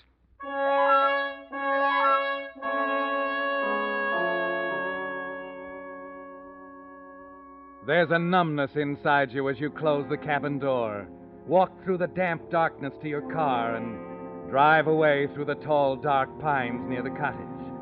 You wish Dr. Prescott weren't such a fine man, because you know that you'll never stand by and let him expose you without fighting back somehow. And as the wheels of your car rumble out across the flimsy bridge, spanning the ravine below the cabin, it comes to you. On each side of the bridge, there's a kingpin joining the two main supports. On the far side of the bridge, you bring your car to a stop.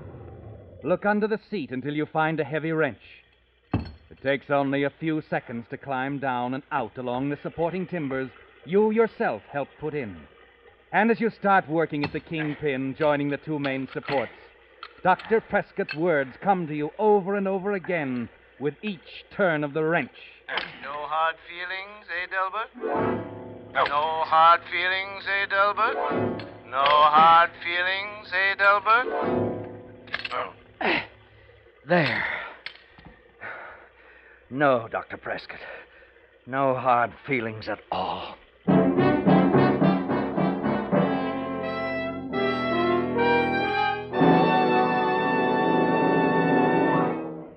With the prologue of The Bridge on Black Mountain, the Signal Oil Company is bringing you another strange story by The Whistler. But now, a word to you drivers who want to be sure you're getting the tops in quality when you buy gasoline. Just consider the facts. There's only one way any gasoline can give your car superior performance, faster pickup, smoother knock-free power, and all that sort of thing. That's by helping your motor run more efficiently.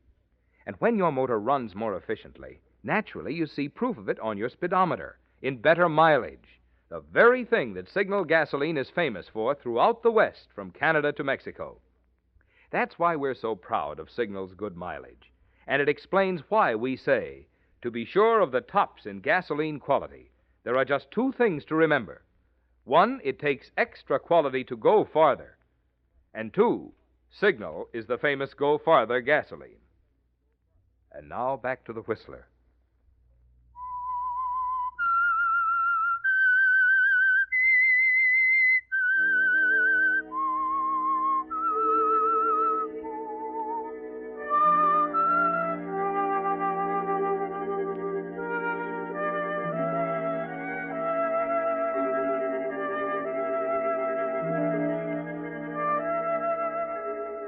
So you've done it now, Delbert. For the first time in your life, you've fought back. You arrive home at midnight, confident that Dr. Prescott will not show up in the morning to expose you. Confident that the bridge with the kingpin carefully removed from the main supports will be your ally. And as you drop off to sleep, you can see it all. The sickening sag as the weight of Dr. Prescott's car moves out onto the span. The crunch of timber. The terrible, deadly drop to the rocks below. And for you, safety. And perhaps, yes, perhaps even the curatorship, Delbert. But then that part can wait. At least until the following evening when you keep a dinner appointment with Dr. Gorman, apologizing, of course, for Dr. Prescott's absence. No, I simply don't understand it, Mr. Gorman. Something must have delayed Dr. Prescott. I was certain he'd be here. It's embarrassing. Yeah, it's very annoying. And I don't mind telling you, Reed, I'm sick of delays. The fact is, the National Institute is just about through paying the bills for that museum of yours. I thought perhaps that was the reason for your visit, sir. Yeah, too much waste. A few cents here, a few dollars there. You've gone over our papers? I went over the general ledger with a microscope. Found at least $1,000 in unsupported expenses. Oh, I see. Well, but surely you don't think Dr. Prescott... A captain is responsible for his ship, Reed. And Prescott was a good man once. Probably still the best man for chairmanship of the board. But as far as the actual administration, he's getting careless, forgetful. Oh, it's such a shame. Business is business. Institutions like ours have to be run on a business basis or they go under. Oh, waiter? Yes, sir. Check, please. Very good, sir. You're leaving, sir? Oh, can't hang around all week. You make some sort of an explanation to Prescott, or better yet, I'll dictate a note to him. You mean you're going to tell him he's relieved? No, I can't go that far. Under the Articles of Incorporation, he still has final say-so, but I can politely suggest that he appoint a younger man in his place and use the threat of withholding Institute funds to make it stick. But that won't be at all necessary, sir. Huh? No? No, that is... Well, I don't know if it's my place to tell you this. Well, out with it. Dr. Prescott told me last night, sir, he intends to retire. Retire? Well, good Lord, man. Why didn't you say so sooner? Well, I suppose it was modesty in a way, Mr. Gorman. You see, he asked me to succeed him as curator.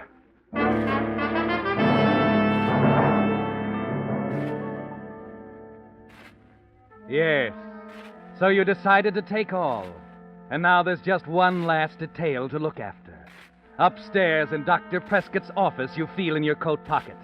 The keys to his private safe are still there.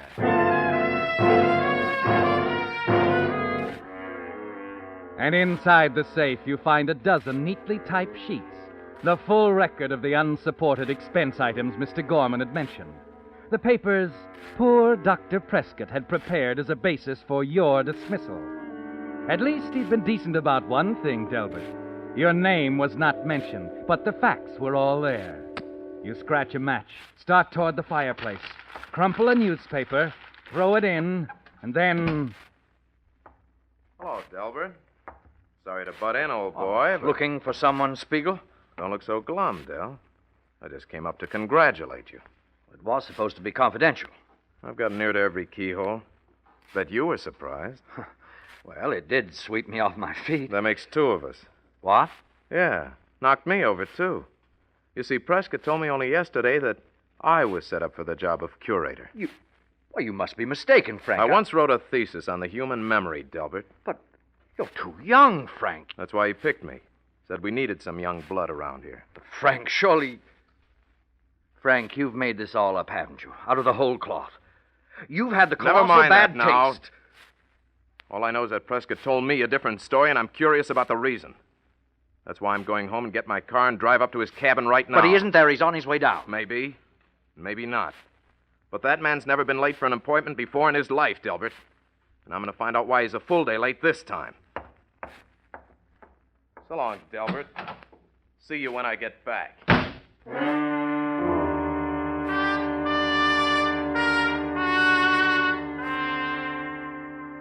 It's quite a shock, Delbert, to be confronted with the end of the world twice in 24 hours. It's clear now, isn't it? It'll be your word against Frank Spiegel's. And you're not a gambler, Delbert. You glance down at the sheaf of paper still in your hand, pause a moment, and then move quickly to the typewriter.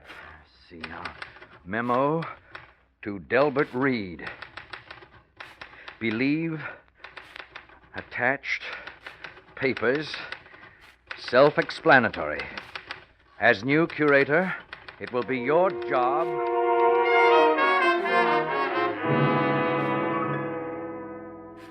An inter-office memo, Delbert.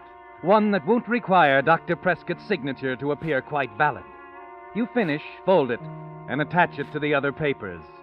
The record of your trivial thefts on which Prescott so decently neglected to put your name.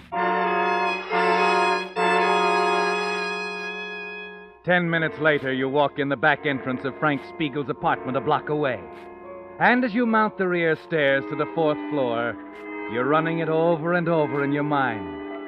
4 floors above the street, Delbert. That's over 40 feet from Siegel's window to the pavement. It should be enough. Well, Delbert, I thought you'd show up. Decided to go along with me, huh? Well, no, Frank. I merely want you to see something before you leave. Huh? What's that? A few papers. Here in my briefcase. There's a note here. I think it explains. Here we are. Let me see. Oh, yes. Memo from Prescott, huh? To Delbert Reed. Believe attached papers self-explanatory. As he turns toward the light to read the memo, you take Dr. Prescott's heavy onyx paperweight out of your side pocket. Slowly raise your arm. Hey, what the deuce? We must both see that Spiegel.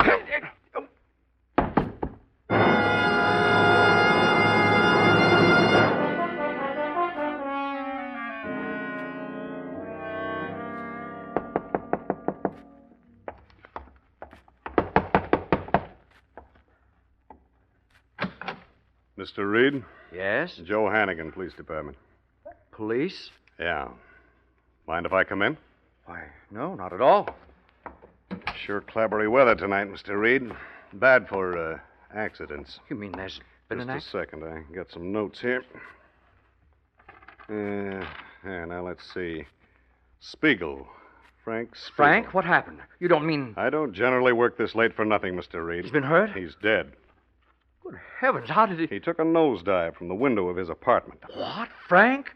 Why, I can't believe it. Let's see now. At 9:25, you were alone in Dr. Prescott's office. 9:45, Spiegel goes into the building. That's right. He came to see me, Mr. Hannigan. Uh-huh. That's what the nosy old biddy across the street figured. And then right after that, Spiegel leaves the building and walks toward his house. Now, Yes? what did you two talk about, Mr. Reed? Frank and I? Uh-huh. Well, I don't think it... Oh, we just talked. All right. If it's personal, suppose I tell you. It was about his, sticky fingers, wasn't it? Well, I don't think it's up to me But to... it is. Go on. Well, Mr. Hannigan, I just couldn't understand how any man could be so mean and small and petty as Frank. I was shocked. That's what I thought. I found the papers in his apartment. He'd lifted $20 here, $40 there. That it? None of us ever suspected that until the audits were made. Mm-hmm. How do you suppose Spiegel got hold of those papers? Oh, I gave them to him, Mr. Hannigan. You may as well know it now. I decided the fair thing was to give him all the facts and let him have a chance to defend himself. Mm-hmm. Very decent of you. How did you get them? They were in Dr. Prescott's briefcase. I see. According to Miss Francis, his briefcase is kept in the safe. You talked to Miss Francis? That's right. She told me that briefcase is always kept in Prescott's private safe. Well, yes. How did they get out of the safe this time? What?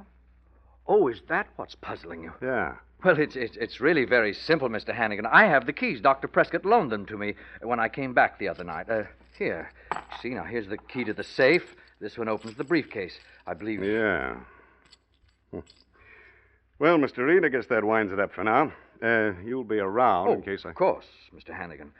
You realize, too, that if you want corroboration on any of these things, that Dr. Prescott will be available. I hope so. I understand from Miss Francis that he's taking his time about coming back to town. Oh, but he'll be here, Mr. Hannigan. I'm sure of it. You can always count on Dr. Prescott.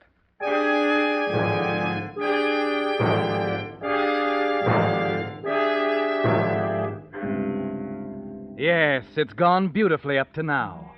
But there's still one thing that can destroy you, Delbert. Still one terrible question. And the answer lies at the bridge on Black Mountain.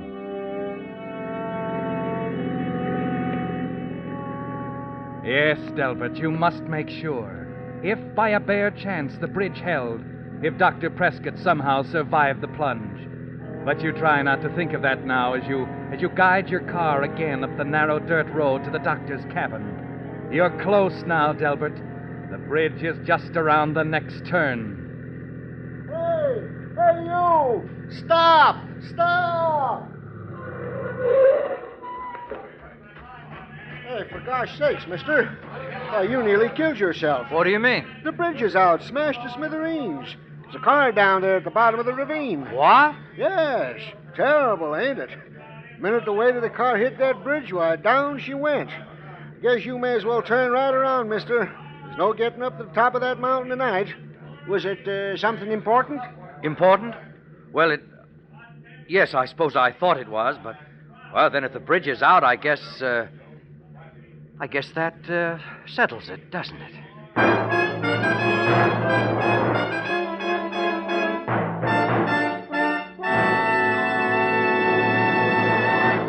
The Whistler will return in just a moment with a strange ending to tonight's story.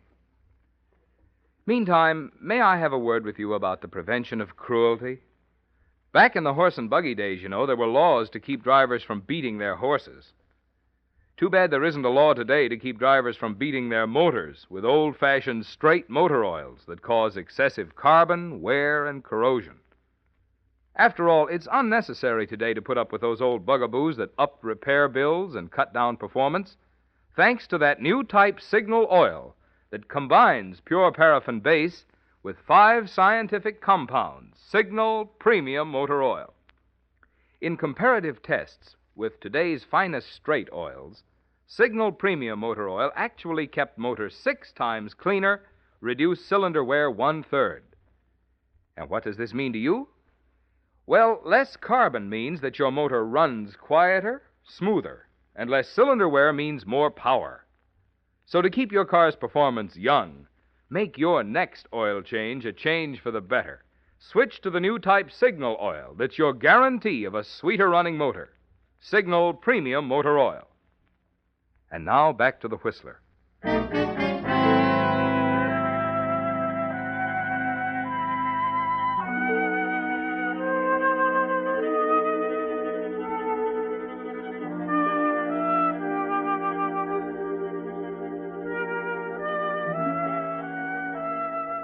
Yes, Delbert, the bridge is out. You can see it for yourself as you peer through the rain at the small gathering of lanterns on one edge of the ravine. As you note in the dim flickering the tangled mass of broken planks and beams. And as you move up to the little group at the brink to look down at the smashed car and the storm-swelled torrent far below, you know for certain that the bridge on Black Mountain has done its job. That Dr. Prescott, poor man, is happily out of the way. That the new position as curator of the museum, Miss Francis, and a new life are yours. You turn to leave the group. Excuse me, please. Well, Mr. Reed. Oh, Hannigan. Didn't expect to see you up here this time of night. Sure is a mess, isn't it? Yes, it's a shame. I didn't see you in the crowd. I came up to see Prescott. Oh, yes, of course. Lucky I wasn't coming the other way. Drop off so sharp on that side, I wouldn't have had a chance. How's that? I said I wouldn't have had a chance to jump if I'd been coming the other way. That's my car down there, you know. Your car? Sure. That's Dr. Prescott here. He climbed down and across to get over to this side. Dr. Prescott? That's right, Delbert. Dr. Prescott, You better have more to say than that, Delbert. The doctor and I have had a long talk. I know now that Frank Spiegel didn't steal that money. And he didn't commit suicide either. You made a terrible mistake, Delbert. Terrible. I don't understand. Last night you said you were going to drive down to see Gorman right away. I know, but I couldn't. You see, I couldn't start my car. You should have thought of that, Delbert, when you stole all of my keys.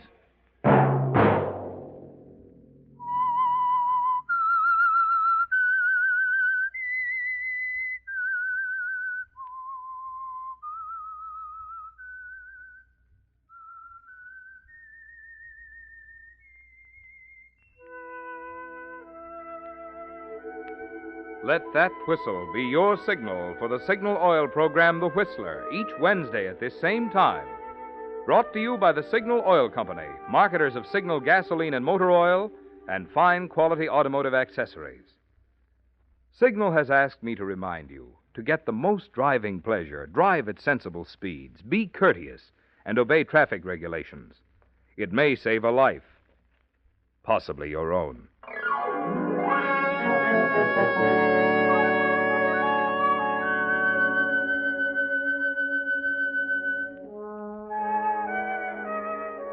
Featured in tonight's story was Joseph Kearns.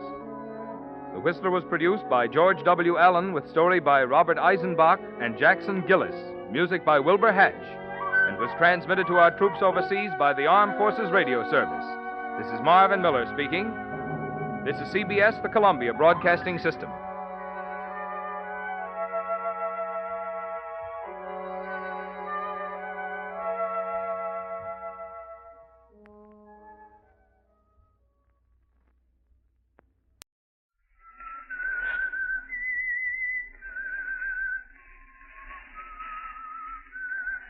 The Signal Oil Company is bringing you The Whistler.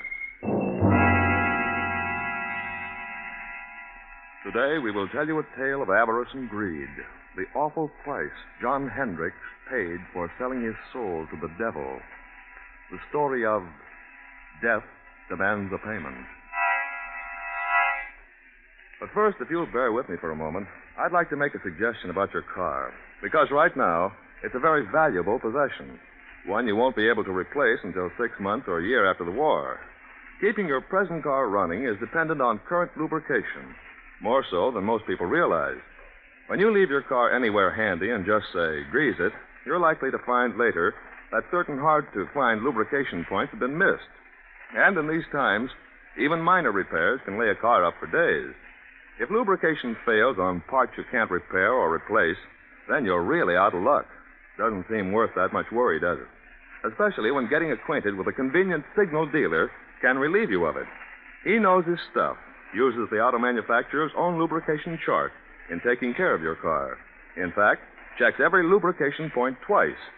You see, he's not just an attendant, but an independent businessman in his community with a genuine interest in keeping his customers' cars in service. I think you'd find it pleasant and profitable to have him count you as one of his regulars. So stop by next week for a really correct lubrication job or anything else on which your signal dealer can help you out. I believe you'll thank me for the tip. And now?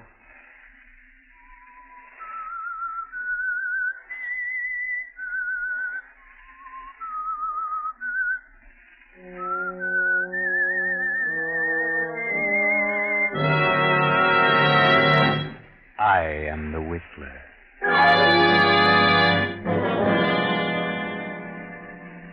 And I know many things, for I walk by night. I know many strange tales, many secrets, hidden in the hearts of men and women who have stepped into the shadows. Yes, I know the nameless terrors of which they dare not speak. A huge, sprawling stone structure surrounded by high gray walls appears against the storm-lashed, lightning-streaked night sky. The state penitentiary. In a cell in this dismal building sit two men. One is John Hendricks, a man of 60, a lifer, sentenced 10 years ago for the murder of his wife and stepson. Murdered Martha and her simple-minded son for the $10,000 she kept hidden in the big house on the outskirts of town. John's cellmate is one Bill Smith, otherwise known as number 1014. Bill has changed in the 5 years he's been here. He's decided to go straight, if he ever gets out. Bill Smith started reading here, reading philosophy and so forth. Bill Smith has changed, but John Hendricks hasn't changed. Not Hendricks, because he has a plan. He has a clever plan in mind. Well, all I got to say, Bill, is that I think you're crazy not to make the try with me. It's a matter of opinion, Hendricks. It's all fixed. Not a chance of a slip-up. Don't tell me you got the break fixed with the wood. What difference does it make who it is, so long as the whole thing is set? Hendricks, I think you're nuts. Stir crazy. Yeah? Well, I'm getting out of this place. I got a reason, a good reason. I got something waiting for me outside. Something that belongs to me. I'm the only one that knows where it is. And I'm getting out of here. You're in here for a long time, Bill. If you don't want to make the try with me, you can stay and rot. Suppose you do find this money hidden away in the old lady's estate. What good will it do you? You killed her and her stepson to get it, didn't you? I did not. I didn't kill anybody. Well, I say you did. It ain't true. But I know where the money is. Okay. You can break out. You can have the money, but... Well, I've done a lot of thinking and reading since I've been here. Yeah. You've gone soft. Maybe so. But this much I do know.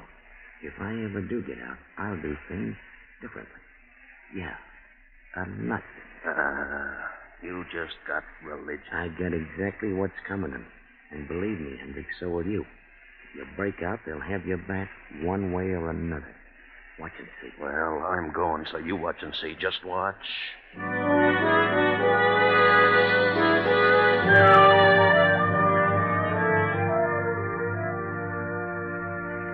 And now, another night, several months later.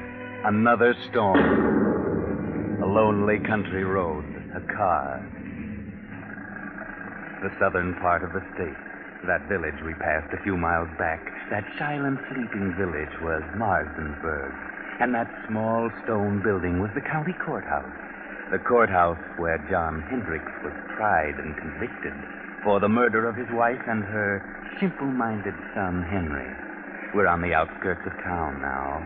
A young man is driving the old car, and there's a girl beside him. Motor trouble? There, just ahead, a light. Yes, it's a little crossroads store. There's a light inside, George, but I don't see anybody. It's closed. We better drive on. Yeah, I guess you're right, John. Evening, folks. There's trouble. Well, we're having motor trouble. That's so. What are you doing driving around on a night like this, huh? We're on our way west. Oh, mister, is there an inn or something around here where we can stay for the night? Inn? There's a place about 8 miles up the road. They'll probably put you up. Sign on the left-hand side of the road. You can't miss it. This road's pretty bad, though, in the rains. Got to be careful. You find yourself walking. Well, thank you. We'll try it. Good night. Good luck, mister. You'll need the luck.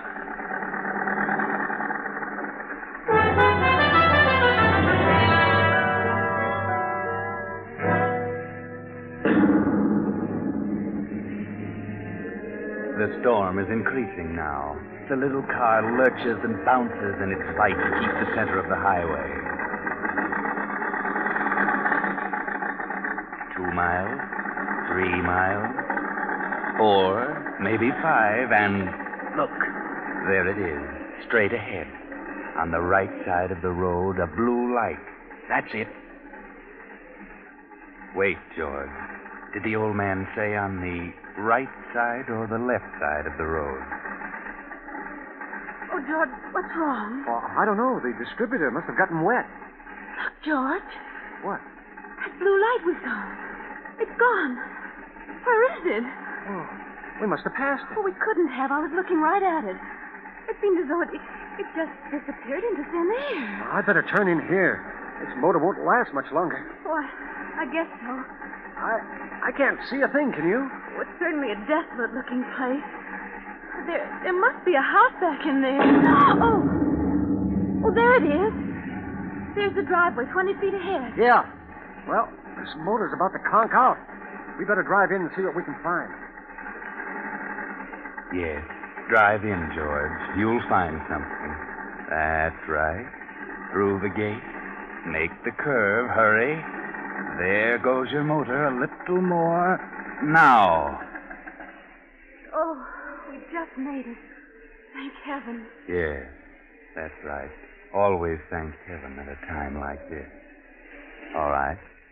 Get out and go up on the porch.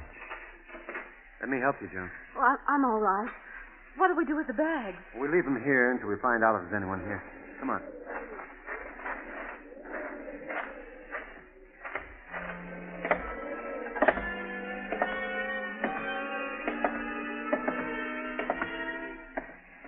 Do you see a bell? No. I can't see a thing. Gee, this place looks completely deserted. I don't think anyone lives here. I don't either. Oh, let's go. Where till I get my flashlight? There. No, there's no bell that I can see. Maybe you're right. Maybe it is deserted. Then why should they have a light on the road saying lodging? That is strange, isn't it? But I wonder why it went out just as we reached it. I wonder. Oh, George, let's don't knock. I don't like this place. Let's go on. How? With a dead motor? Where could we go? No, I'll not. Well, all right. Ah, that's right. Knock, George. Knock. Go ahead. Louder. Again. We've just got to have shelter. Yes, we can't stay in that car any longer. Can we? No, afraid not.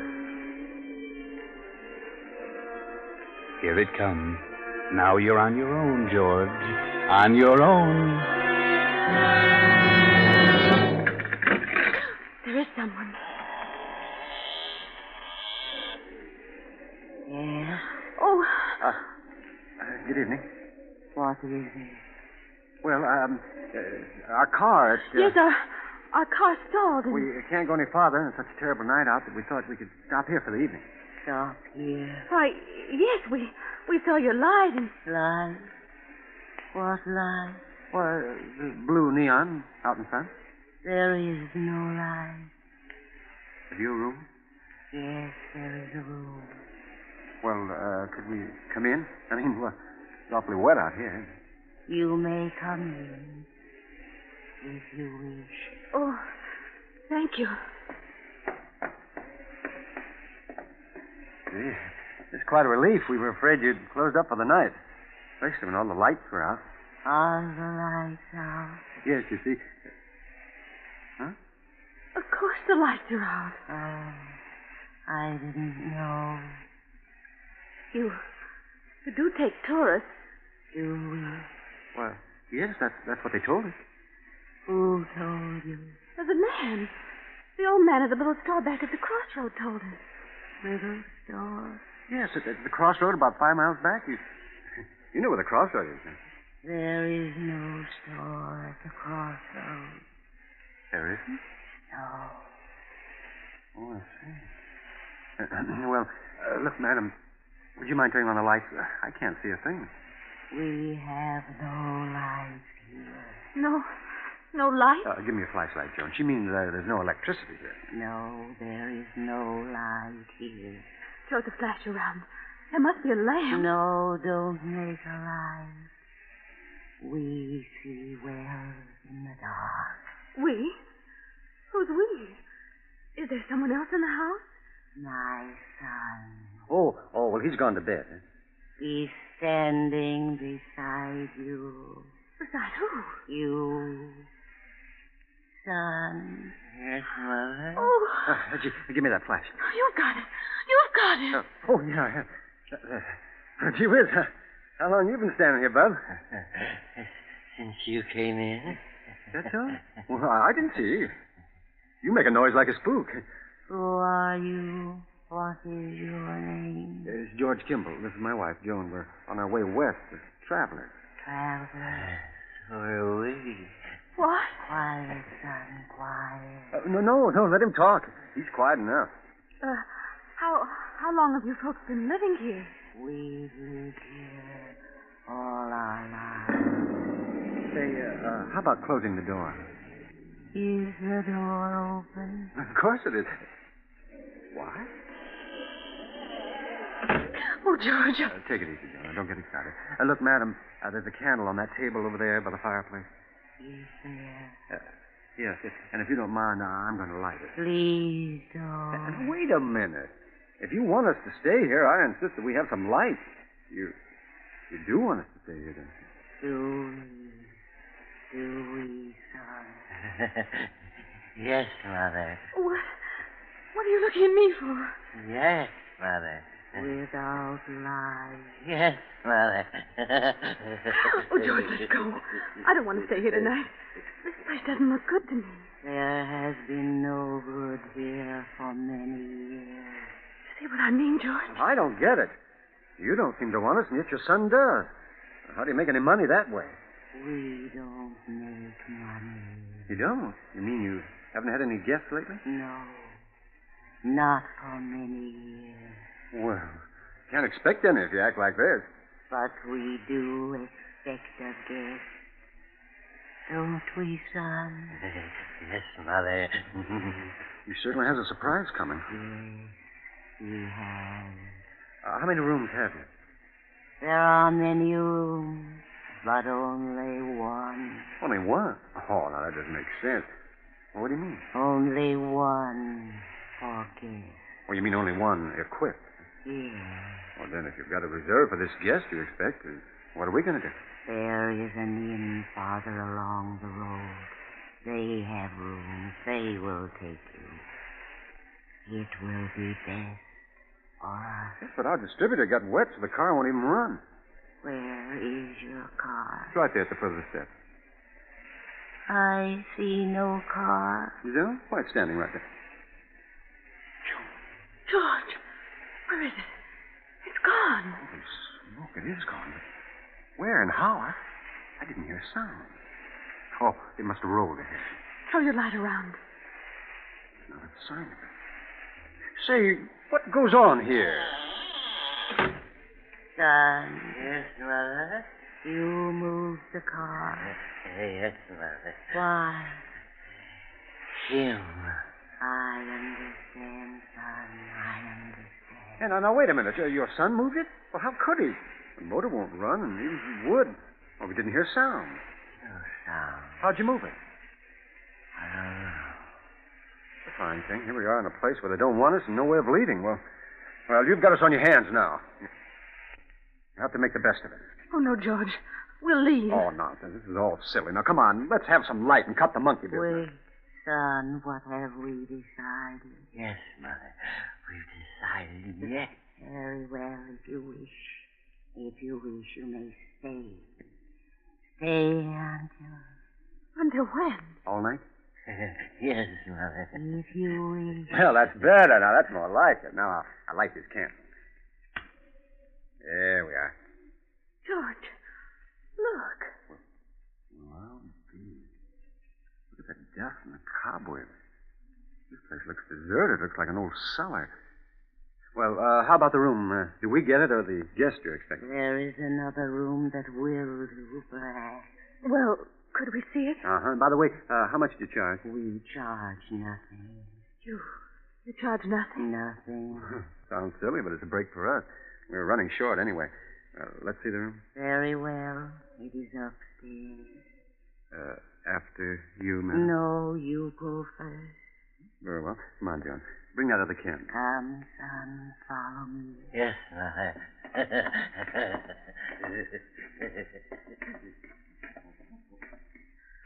I never saw so much dust. They must like it, you know. Nice, clean dust. That room at the head of the stairs. Why, this room's well furnished. Is this the room reserved for your expected guest? No.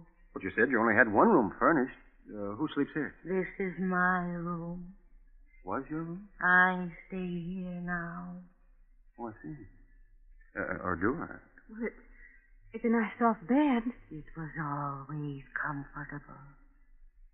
We leave you now.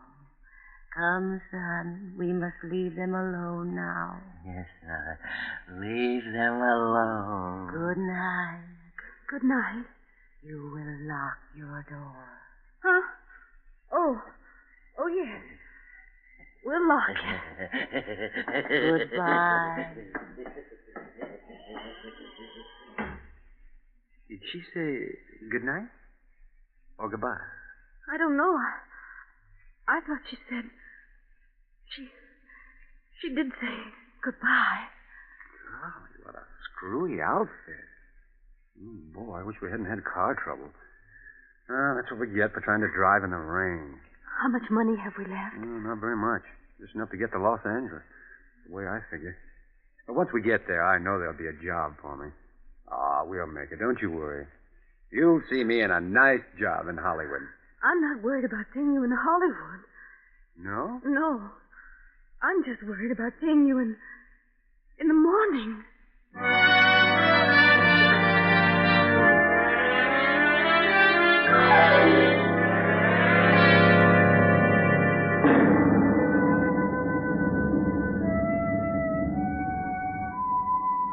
The same night, but later. It's midnight. Another car on the same road. You know who it is. It's John Hendricks. And you know where he's going. He turns in at our deserted mansion, up the driveway, and stops. He steps out, slips up the steps, opens the door, and throws his flash about the dusty room. The cobwebs glisten in the beam. A few moments, and the light comes to rest on the fireplace. He steps quickly to the mantel, draws a small hammer and a chisel from his pocket, and sets to work, removing a brick. Now he's finished. The brick is loose. He reaches in and withdraws a heavy yellow envelope. He starts to put it in his pocket, but suddenly freezes in his tracks. He can't move. He turns icy cold. Turn around, Hendricks. Turn around. Look. At the foot of the stairs across the room stands a woman holding a candle, and beside her a grinning youth holding an axe. Turn around, Hendricks. Look at their heads covered with blood. Turn around. John Hendricks, murderer. John Hendricks, thief. Martha. Yes, John. Henry? Yes, John. No, no. We'll come for you, John.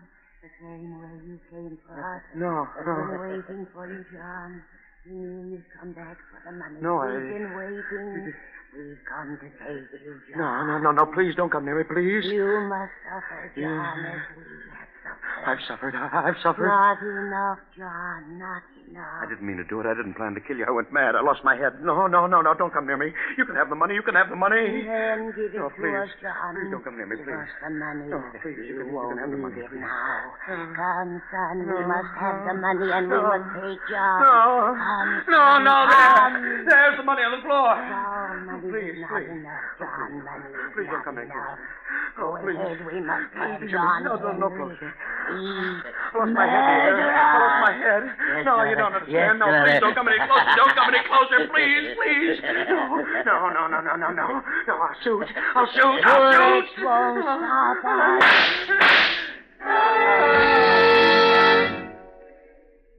Oh, good Lord, George. What was that? I heard a scream. It's downstairs. So did I. And Sean. I'll open the door. It must have been downstairs. I don't see a thing. Here's your flashlight. Great Scott. Look. The man down there on the floor. Come on.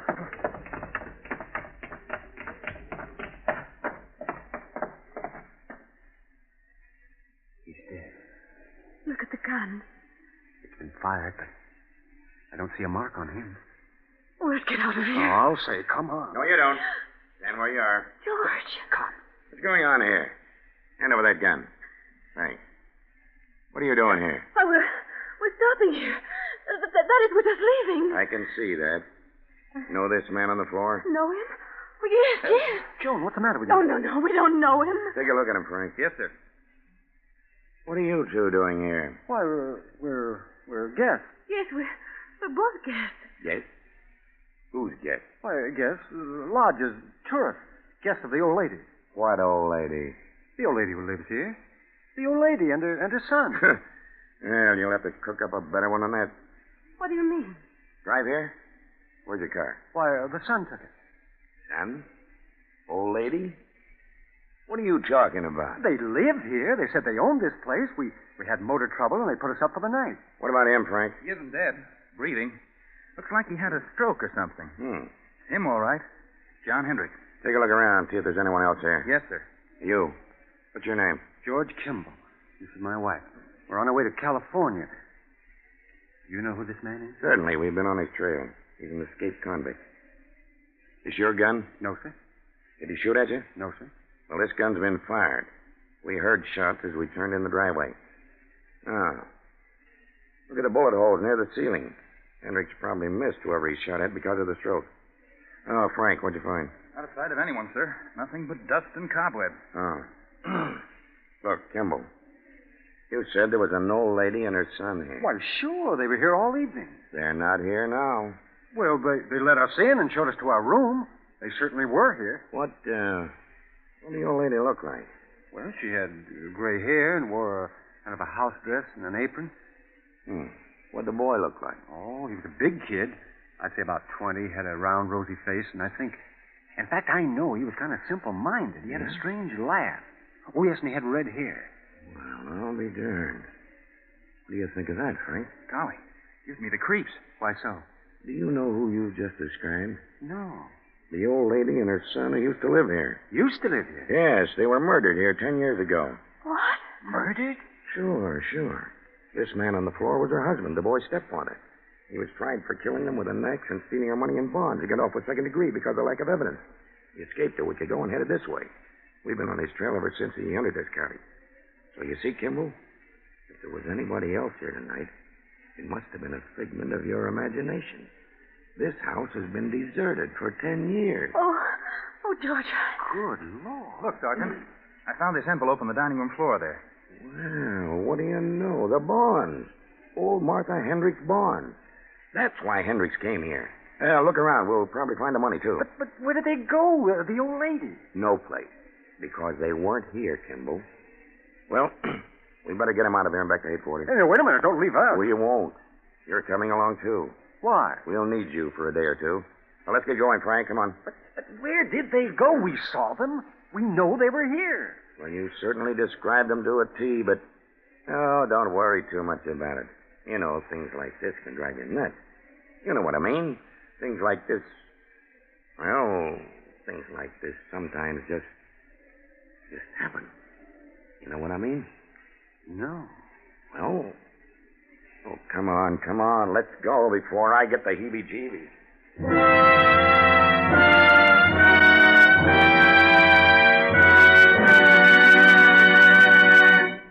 The Whistler will finish his strange tale in just a moment.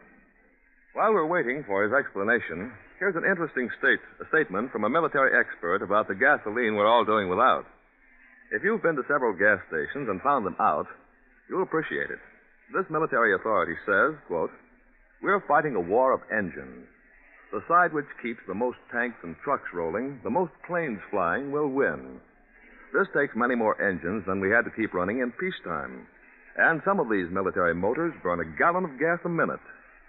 The oil industry's job is to keep the fuel tanks of these engines full. It's a tremendous job. Oil men are doing everything they can to increase production. But over 53% of all the gasoline produced must now go into military use." Unquote. The Signal Oil Company brings you these facts so that when your signal dealer can't fill her up as he used to, you can better appreciate how the gallons you're doing without are helping carry us down the road to victory. Another way by which America's unequaled resources are winning this war. Now, the Whistler.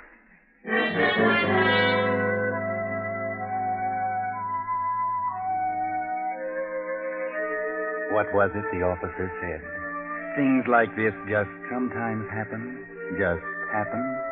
Well, sometimes they do and can't always be explained. But not this time. Oh, no, not this time. This can be explained. Remember John Hendricks' cellmate, Bill Smith, number 1014? He can explain. He knows all about it because he planned it. Yes, he had learned all the dope from Hendricks, and he sent his pal, the phony spooks, to get the money when Hendricks recovered it. You see, he didn't want to hurt John. He wanted to scare him out of it. Remember? Bill, 1014, said he had changed. He said he'd never do things the way he'd done them before. And he didn't. But he hadn't changed. I know.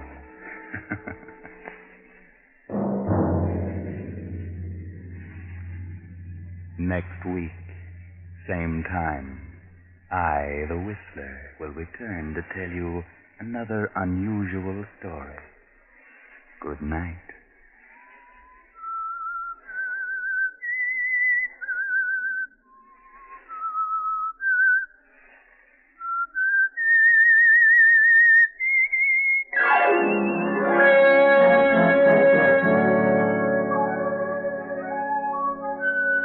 Original music for this production was composed and conducted by Wilbur Hatch. The Whistler, brought to you by the Signal Oil Company, is written and directed by J. Donald Wilson and originates from Columbia Square in Hollywood. Bill Pennell speaking. This is the Columbia Broadcasting System.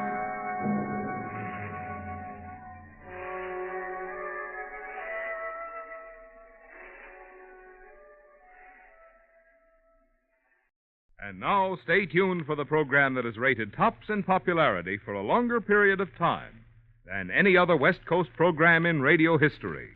The Signal Oil program, The Whistler.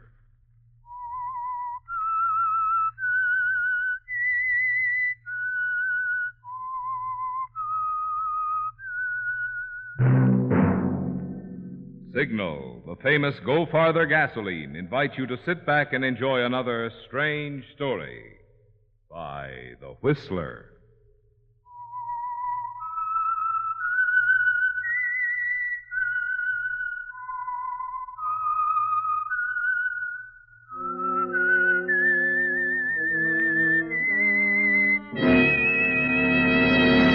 I am the Whistler, and I know many things, for I walk by night.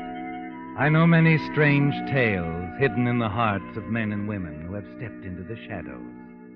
Yes, I know the nameless terrors of which they dare not speak.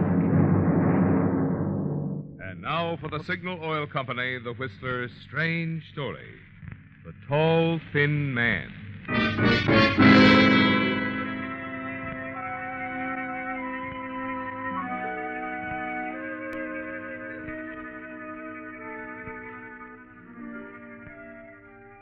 The dim light at the 7th floor landing caught the last labored steps of the man as he climbed the stairs. Breathing hard, his face beaded with perspiration, he drew in his breath, set his jaw, and began climbing the last 3 flights. This was a new experience for Gordon Manning, entering the building at the back entrance, climbing the back stairs, and all the while racing against time. But you can't risk being seen, can you, Gordon? No. It's all important that tonight, of all nights, you must not be seen anywhere near your estranged wife's apartment. You finally reach the 10th floor. Then you walk down the empty hall until you come to her door.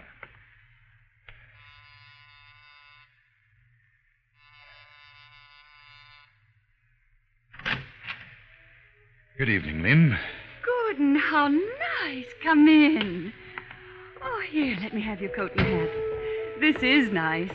Anne called a few minutes ago.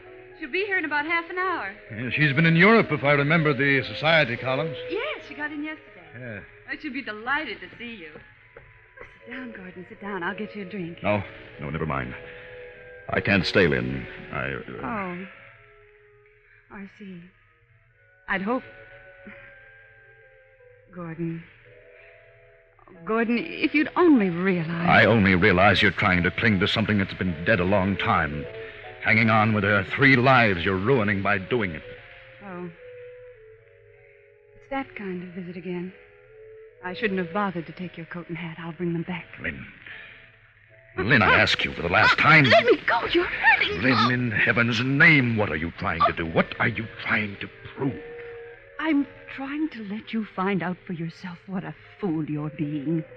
I'm trying to prove that a marriage of 10 years can't be broken by a girl like Jean. A girl 15 years younger than you who's infatuated only by the thought of what you can give her with your mind. You certainly are changing, Gordon. Now it's slapping women. I'm sorry. I didn't mean to slap you. But I want that divorce, Lynn. It's a year now you've kept me dangling. What good is this dog-in-the-manger attitude? Give us both a chance. I shall never give you a divorce, Gordon. I've waited a year now. I can wait lots longer. All right. I tried. Believe me, I tried. I didn't want to have There's to. no need for you to stay. I'll get your hat and coat, Gordon. Talking won't do any good. No. No, I suppose not. She said it for you, didn't she, Gordon? Talking won't do any good. As Lynn turns from you and starts for your hat and coat, you know you must put into action the plan you came prepared to follow out if she refused to divorce you. In one swift motion, you step forward, grasp the heavy bronze figurine from the coffee table.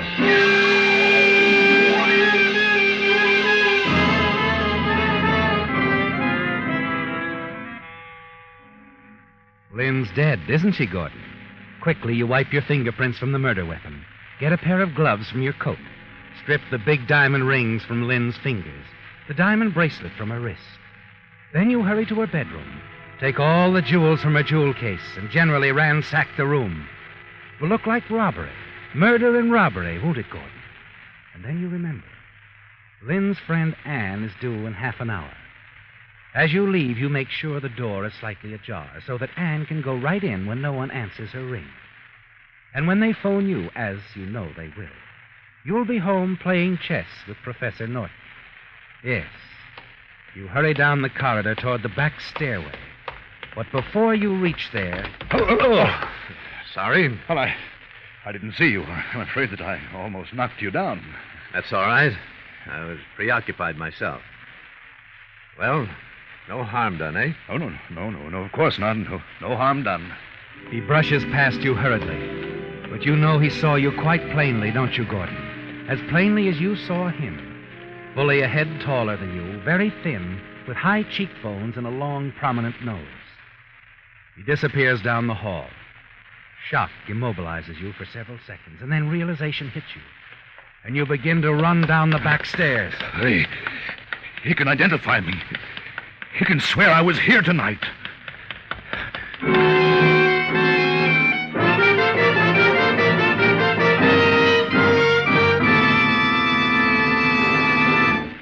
Although I don't have a crystal ball in the studio tonight, I'm going to predict something I'm sure you'll be doing this summer if you're the average driver. You're going to be driving down a lot more miles of open highway, driving up a lot more hills, as balmy weekend weather invites you to get behind the wheel and enjoy the beautiful outdoors. When you head up those steep hills, naturally you want a powerful gasoline, one that propels you smoothly, easily, over the top without shifting. And when you soar down those highways, naturally you still want a powerful gasoline, one that sweeps you along quietly, effortlessly, like floating on the wind. In short, you want Signal Ethel, the premium grade of Signal's famous Go Farther gasoline.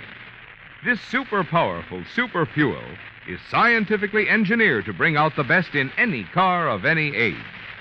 In fact, after you drive into a Signal station and fill up with your first tankful of Signal Ethel, I'm going to make another prediction.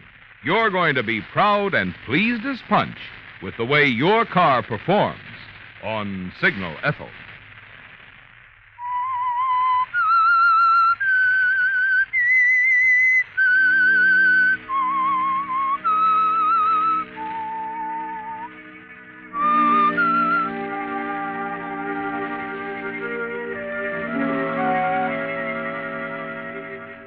Well, you've finally done it, Gordon. Yes. Lynn, your estranged wife, lies dead in her swank apartment. You've taken her jewels to make it look like the work of a thief. And it all went well, didn't it? Until in leaving, you collided with a tall, thin man coming down the hall. You know he saw you as clearly and distinctly as you saw him. Now, back at your apartment, you enter cautiously. Seated in the big leather chair, sound asleep from the sedative you'd slipped into his drink, just as you left him, is old Professor Fred Norton. In front of him on the small table, the chessmen, unmoved since you left. You glance hurriedly around, search for a safe place to hide Lynn's jewels. Decide the rubber plant in your hallway is ideal. You push aside several handfuls of soil, drop in the jewels, replace the soil, and pour a glass of water over it. Then you return to the living room, and shake the professor gently. Hey, Fred. Fred. Hey, wake up, wake up. Oh.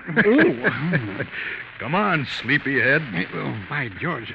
Don't tell me I've dozed off again. You certainly did, Fred. You know this is getting to be a habit with you. So it is. By George, I'm sorry. I feel like I've slept an hour. Oh, no, not that long. Only about 10 minutes, really. Just long enough for me to mix us another drink. Here. Oh, thanks, Gordon. Now, let's see. Where were we? Your move, Fred. So the chess game resumes where it left off a little more than half an hour ago. You've assured old Professor Norton that he'd been asleep for only about 10 minutes, and he doesn't question it. On numerous occasions before, he's dozed off during your games. That's what gave you the idea for your perfect alibi. The minutes go by. It's been 3/4 of an hour now since you've returned to your apartment. Anne should have found Lynn's body by now. Your phone should ring soon. Soon. There it is. Hey, what's that? Watch out, Gordon. You'll upset the board. Oh, I'm sorry. Is it the phone? Excuse me a minute, Fred. Yes? Yes, I'm Mr. Manning. Yes, I know you, Mr. Rand. What is it? My wife. Lynn. Oh, good Lord. I can't believe it. Yes, of course. I'll be right over. The police? Oh, you have. Oh, yes, I'll be right over. Fred, it's Lynn. Eh? Lynn? Gordon, what's wrong? Lynn is dead. Murdered. Murdered? I don't understand. I don't either. I can't believe it. I've got to get over there, quickly. I'll go with you, Gordon. Oh, yes. I wish you could.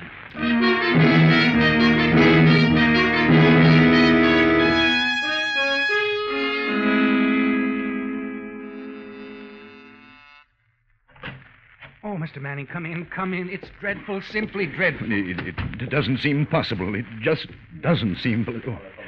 Mr. Rand, this is Professor Norton. Fred, Mr. Rand, the manager of the building. How do you do, Professor Norton? This is shocking, Mr. Rand. Shocking. And Professor Norton was with me when I got your call, Mr. Rand. He was good enough to... Oh, Gordon, Anne. thank heaven you're here. Poor Lynn. Oh, poor Lynn. And yes, it's terrible. Just terrible. Mr. Rand says that you found her. Yes. I rang the bell. No one answered. The door was open, so I went in. And there she was. Oh, Gordon. Gordon, this is Doctor, I'm terribly sorry. I'm so upset I can't remember. I understand. I'm Dr. Roberts, Mr. Manning. Yes, how do you do, Doctor? I'm sorry, Mr. Manning. There was nothing I could do. She was dead when Mr. Rand and I got up here. Mrs. Raymore, one of my patients here in the building, passed away this evening. I was in Mr. Rand's office when this young lady called. I can't understand. Why would anyone want to kill Lynn? Oh, perhaps the lieutenant can tell you better than I, Mr. Manning. Lieutenant Williams. Yes? Lieutenant, this is Mr. Manning, the victim's husband. Well, I'm glad we were able to get hold of you this fast, Mr. Manning. Lieutenant, who would kill her? Why? Burglary. Looks as though Mrs. Manning surprised the thief and he killed her. Burglary? Yes. Her jewel box seems to have been ransacked. And it looks as though rings have been taken from her fingers. Oh, you can help us with that. You must be familiar with her jeweler. Oh, yes, of course. I gave her most of it, but, where is she? They've taken her into the bedroom. When did it happen? Well, I was just talking to the doctor. He places the time at about 9 o'clock, a little more than an hour ago. Oh. Now, Mr. Manning, let's sit down over there. There are some questions I'd like to ask you.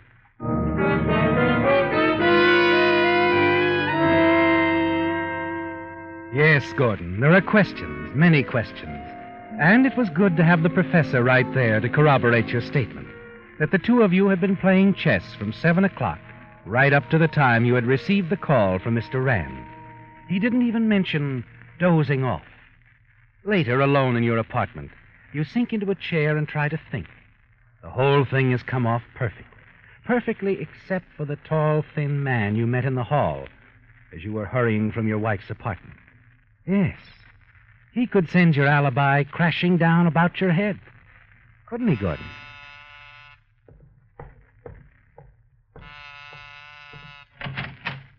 Jean. Hi, darling. Surprise.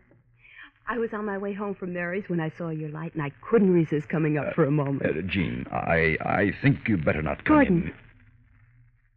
Gordon, what is it? You're trembling. Something wrong? It's Lynn. She's dead. Murdered. Dead? Murdered? No. About 10 o'clock, I got the call from Mr. Rand. He's the manager of Lynn's apartment building. Fred and I went over right away. Well, the professor, he was here when you got the call? Yes. They say it was burglary and most of her jewelry was missing. Gordon, are you all right, dear? It must have been awful for you. No, I'm all right. It's just my head still spinning. First the shock, and then all those questions the police lieutenant threw at me. And tomorrow, I have to go down and see him again. Questions? But you told him you were with the professor all evening. Now, Jean. Relax, darling. They have to ask questions. That's their business. I know. It's just that I'm worried. I can't help it, Gordon. I'm worried. No. I like to have you worried about me, Jean, but there's nothing to worry about. But now you better run along. It wouldn't look good if you... Yes, of course. Good night, dear. Good night, Jean.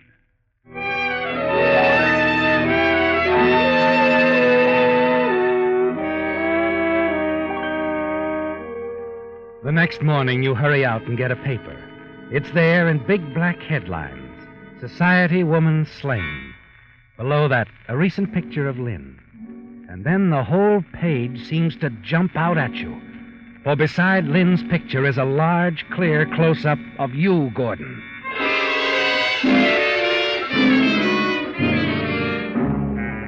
The tall, thin man will have no trouble identifying you now, will he, Gordon? You don't know who he is or where he is.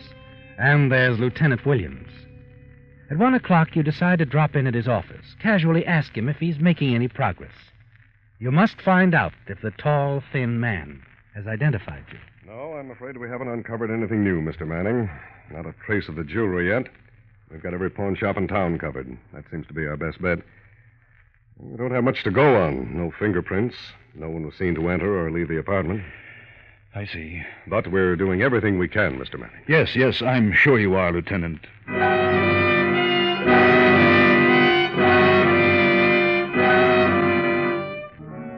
You're still above suspicion when you leave Lieutenant Williams' office.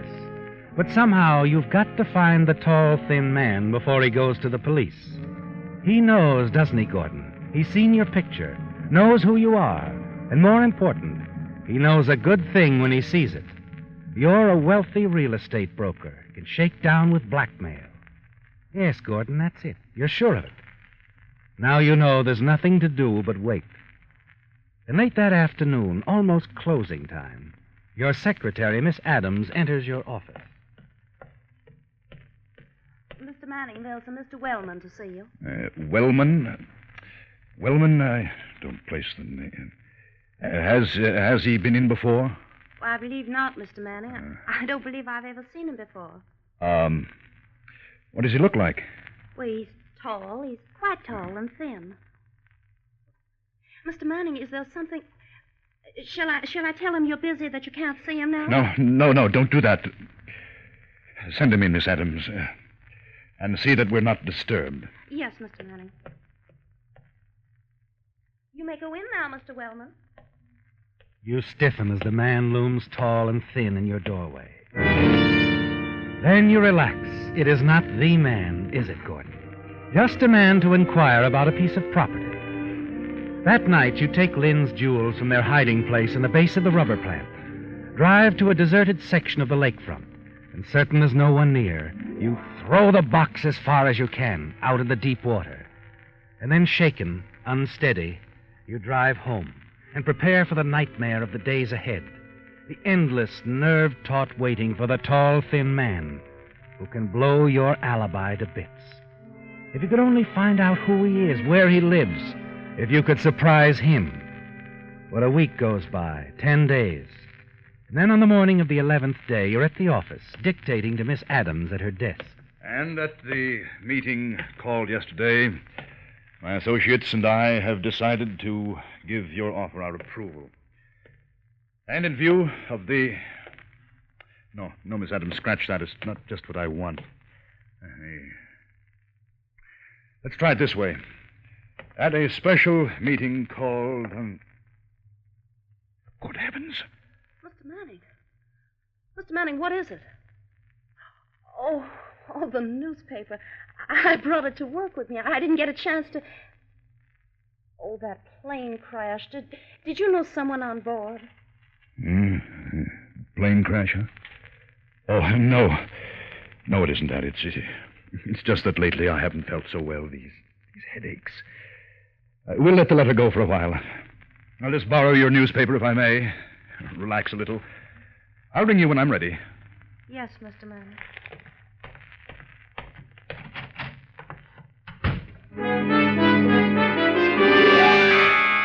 Alone in your office, you stare at the paper. Not at the plane crash headline, but at the picture of a man. Your eyes hurriedly take in the caption above his picture. Mrs. Elva Raymore leaves fortune to nephew. He's your man, isn't he, Gordon? The tall, thin man.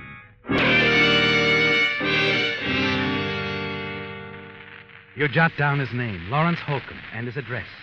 You've got to think carefully now, Gordon. Lawrence Holcomb is your man, all right. But you must be sure that he's not already gone to the police. And there's just one way to be sure, isn't there, Gordon? It's a bold move. But by late afternoon, you're certain it's a move you must make. You leave the office and go to police headquarters.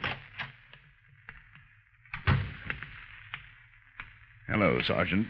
Oh, hello, Mr. Manning. I'd like to see Lieutenant Williams. Okay, I'll ring his office. Good. Oh, here he is now. Hello, Mr. Manning. Lieutenant, well, I guess you know why I'm here. I just want to know if anything has turned up. Huh? No, I'm sorry to say there's nothing new at all. Not a trace of your wife's jewelry. And the way this case stacks up, if we don't get a lead on the jewelry, we don't have much to go on. Yes, I see. Well, I know how you feel, Mr. Manning. But we haven't given up. We never will. Sometimes, you know, these cases crack in unexpected ways. Crazy ways sometimes. So, don't give up hope, Mr. Manning. Come on, I was just leaving. I'll walk to the corner with you. All right, Lieutenant. Oh, excuse me a moment. Yes, Sergeant. Yes, sir. Will you try and get in touch with that fellow, the one who inherited the Raymore money? Her nephew, what's his name? It's Holcomb, Lawrence Holcomb. That's right. Try to locate him, will you? I'd like to see him in the morning. Right, Lieutenant. If you'd care for a cup of coffee, Mr. Manning.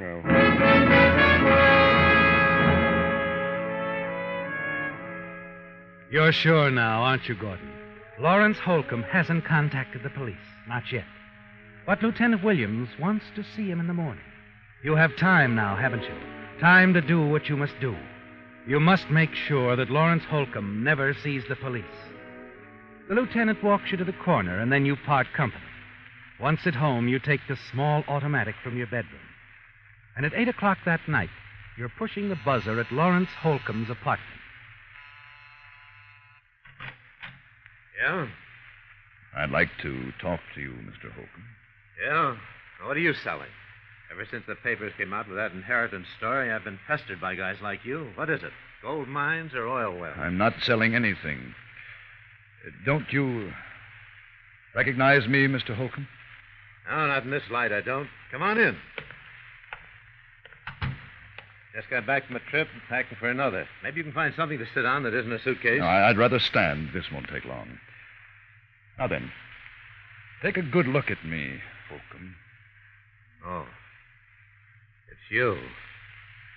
Manning, isn't it? Gordon Manning. I got tired waiting for you, Holcomb. Been out of town, like I said. I've been meaning to do something about you. I don't get you, Holcomb. You haven't been to the police. You haven't tried to blackmail me yet, and you don't need any money now. What is it? What do you want? Don't worry, Manning. I want something, all right, but... Oh, wait a minute. Don't answer that. What do you mean? What is this? Stick up? No, not quite. Just don't answer that phone. Okay, so I won't answer it. Now, put that gun away. No. You see, I know things that you don't know, Holcomb. I know the police want to see you in the morning. The police? Yes, but you've waited too long. So have they. You are not going to live to tell them I was in my wife's apartment the night she was murdered. No. Manning, wait a minute. You don't have a minute, Holcomb?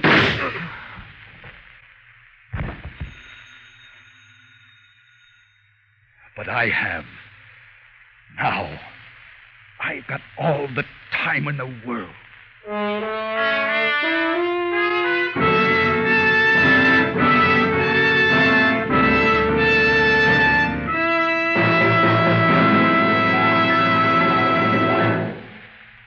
Tonight, Signal Oil Company has asked me to thank all you Whistler fans for two wonderful things you have done for us.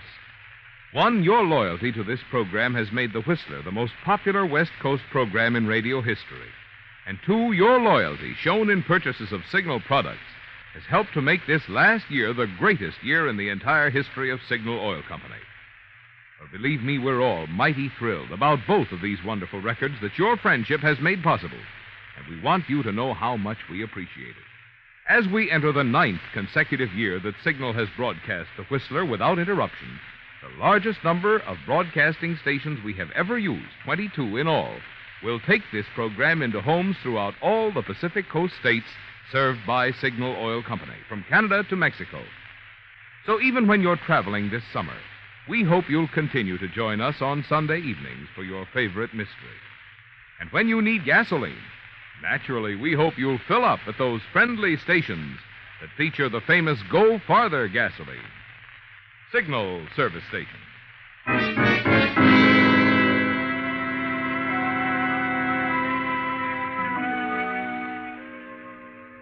It's over, isn't it, Gordon?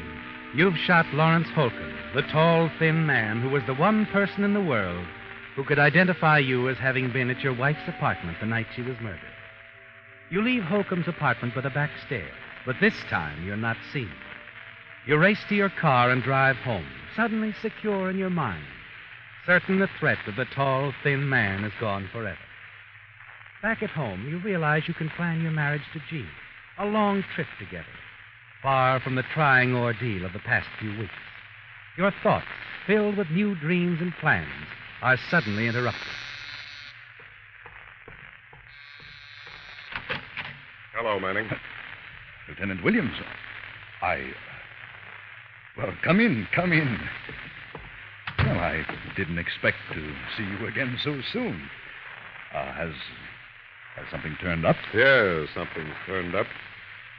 Remember I told you cases like this sometimes crack in crazy ways? Yes, I remember. You killed your wife, Manning.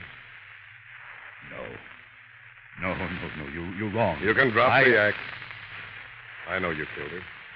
Holcomb told me everything. Holcomb? But he couldn't. He wasn't quite dead when I got to his apartment, Manning. But how did you happen to... How did I happen to be there before he died? I tried to phone him this evening. There was no answer. I was pretty sure he was in his apartment. Probably packing for a getaway. So I went up there. A getaway? He was running from you? You bet he was. The night you murdered your wife, Holcomb admitted he murdered his aunt in the same building by suffocating her with a pillow. His aunt, Mrs. Raymore? That's right. Her autopsy said it was a heart attack. I thought it was murder. But Holcomb could prove he was 300 miles away that night. As long as I couldn't break that alibi, he was safe. And Holcomb was afraid that I would break his alibi. That's right, Manning. Holcomb never would have identified you. If he had, he'd have signed his own ticket to the gas chamber.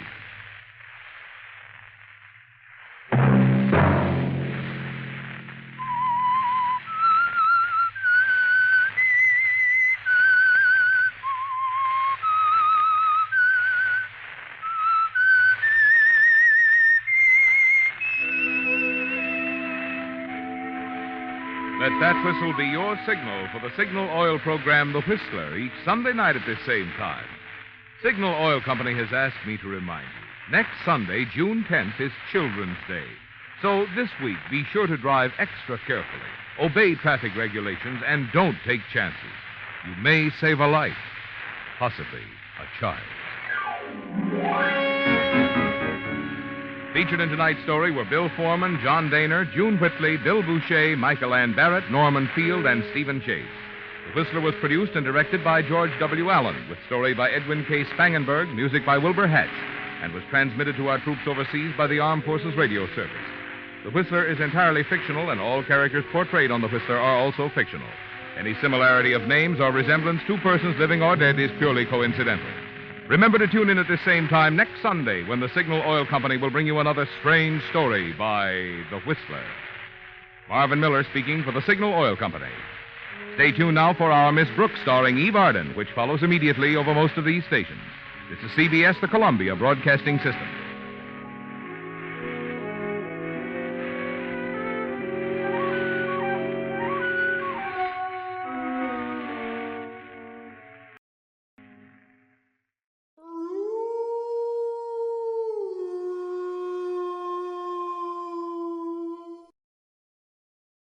Tune in to nostalgia. Tune in to now. Golden Radio Hour.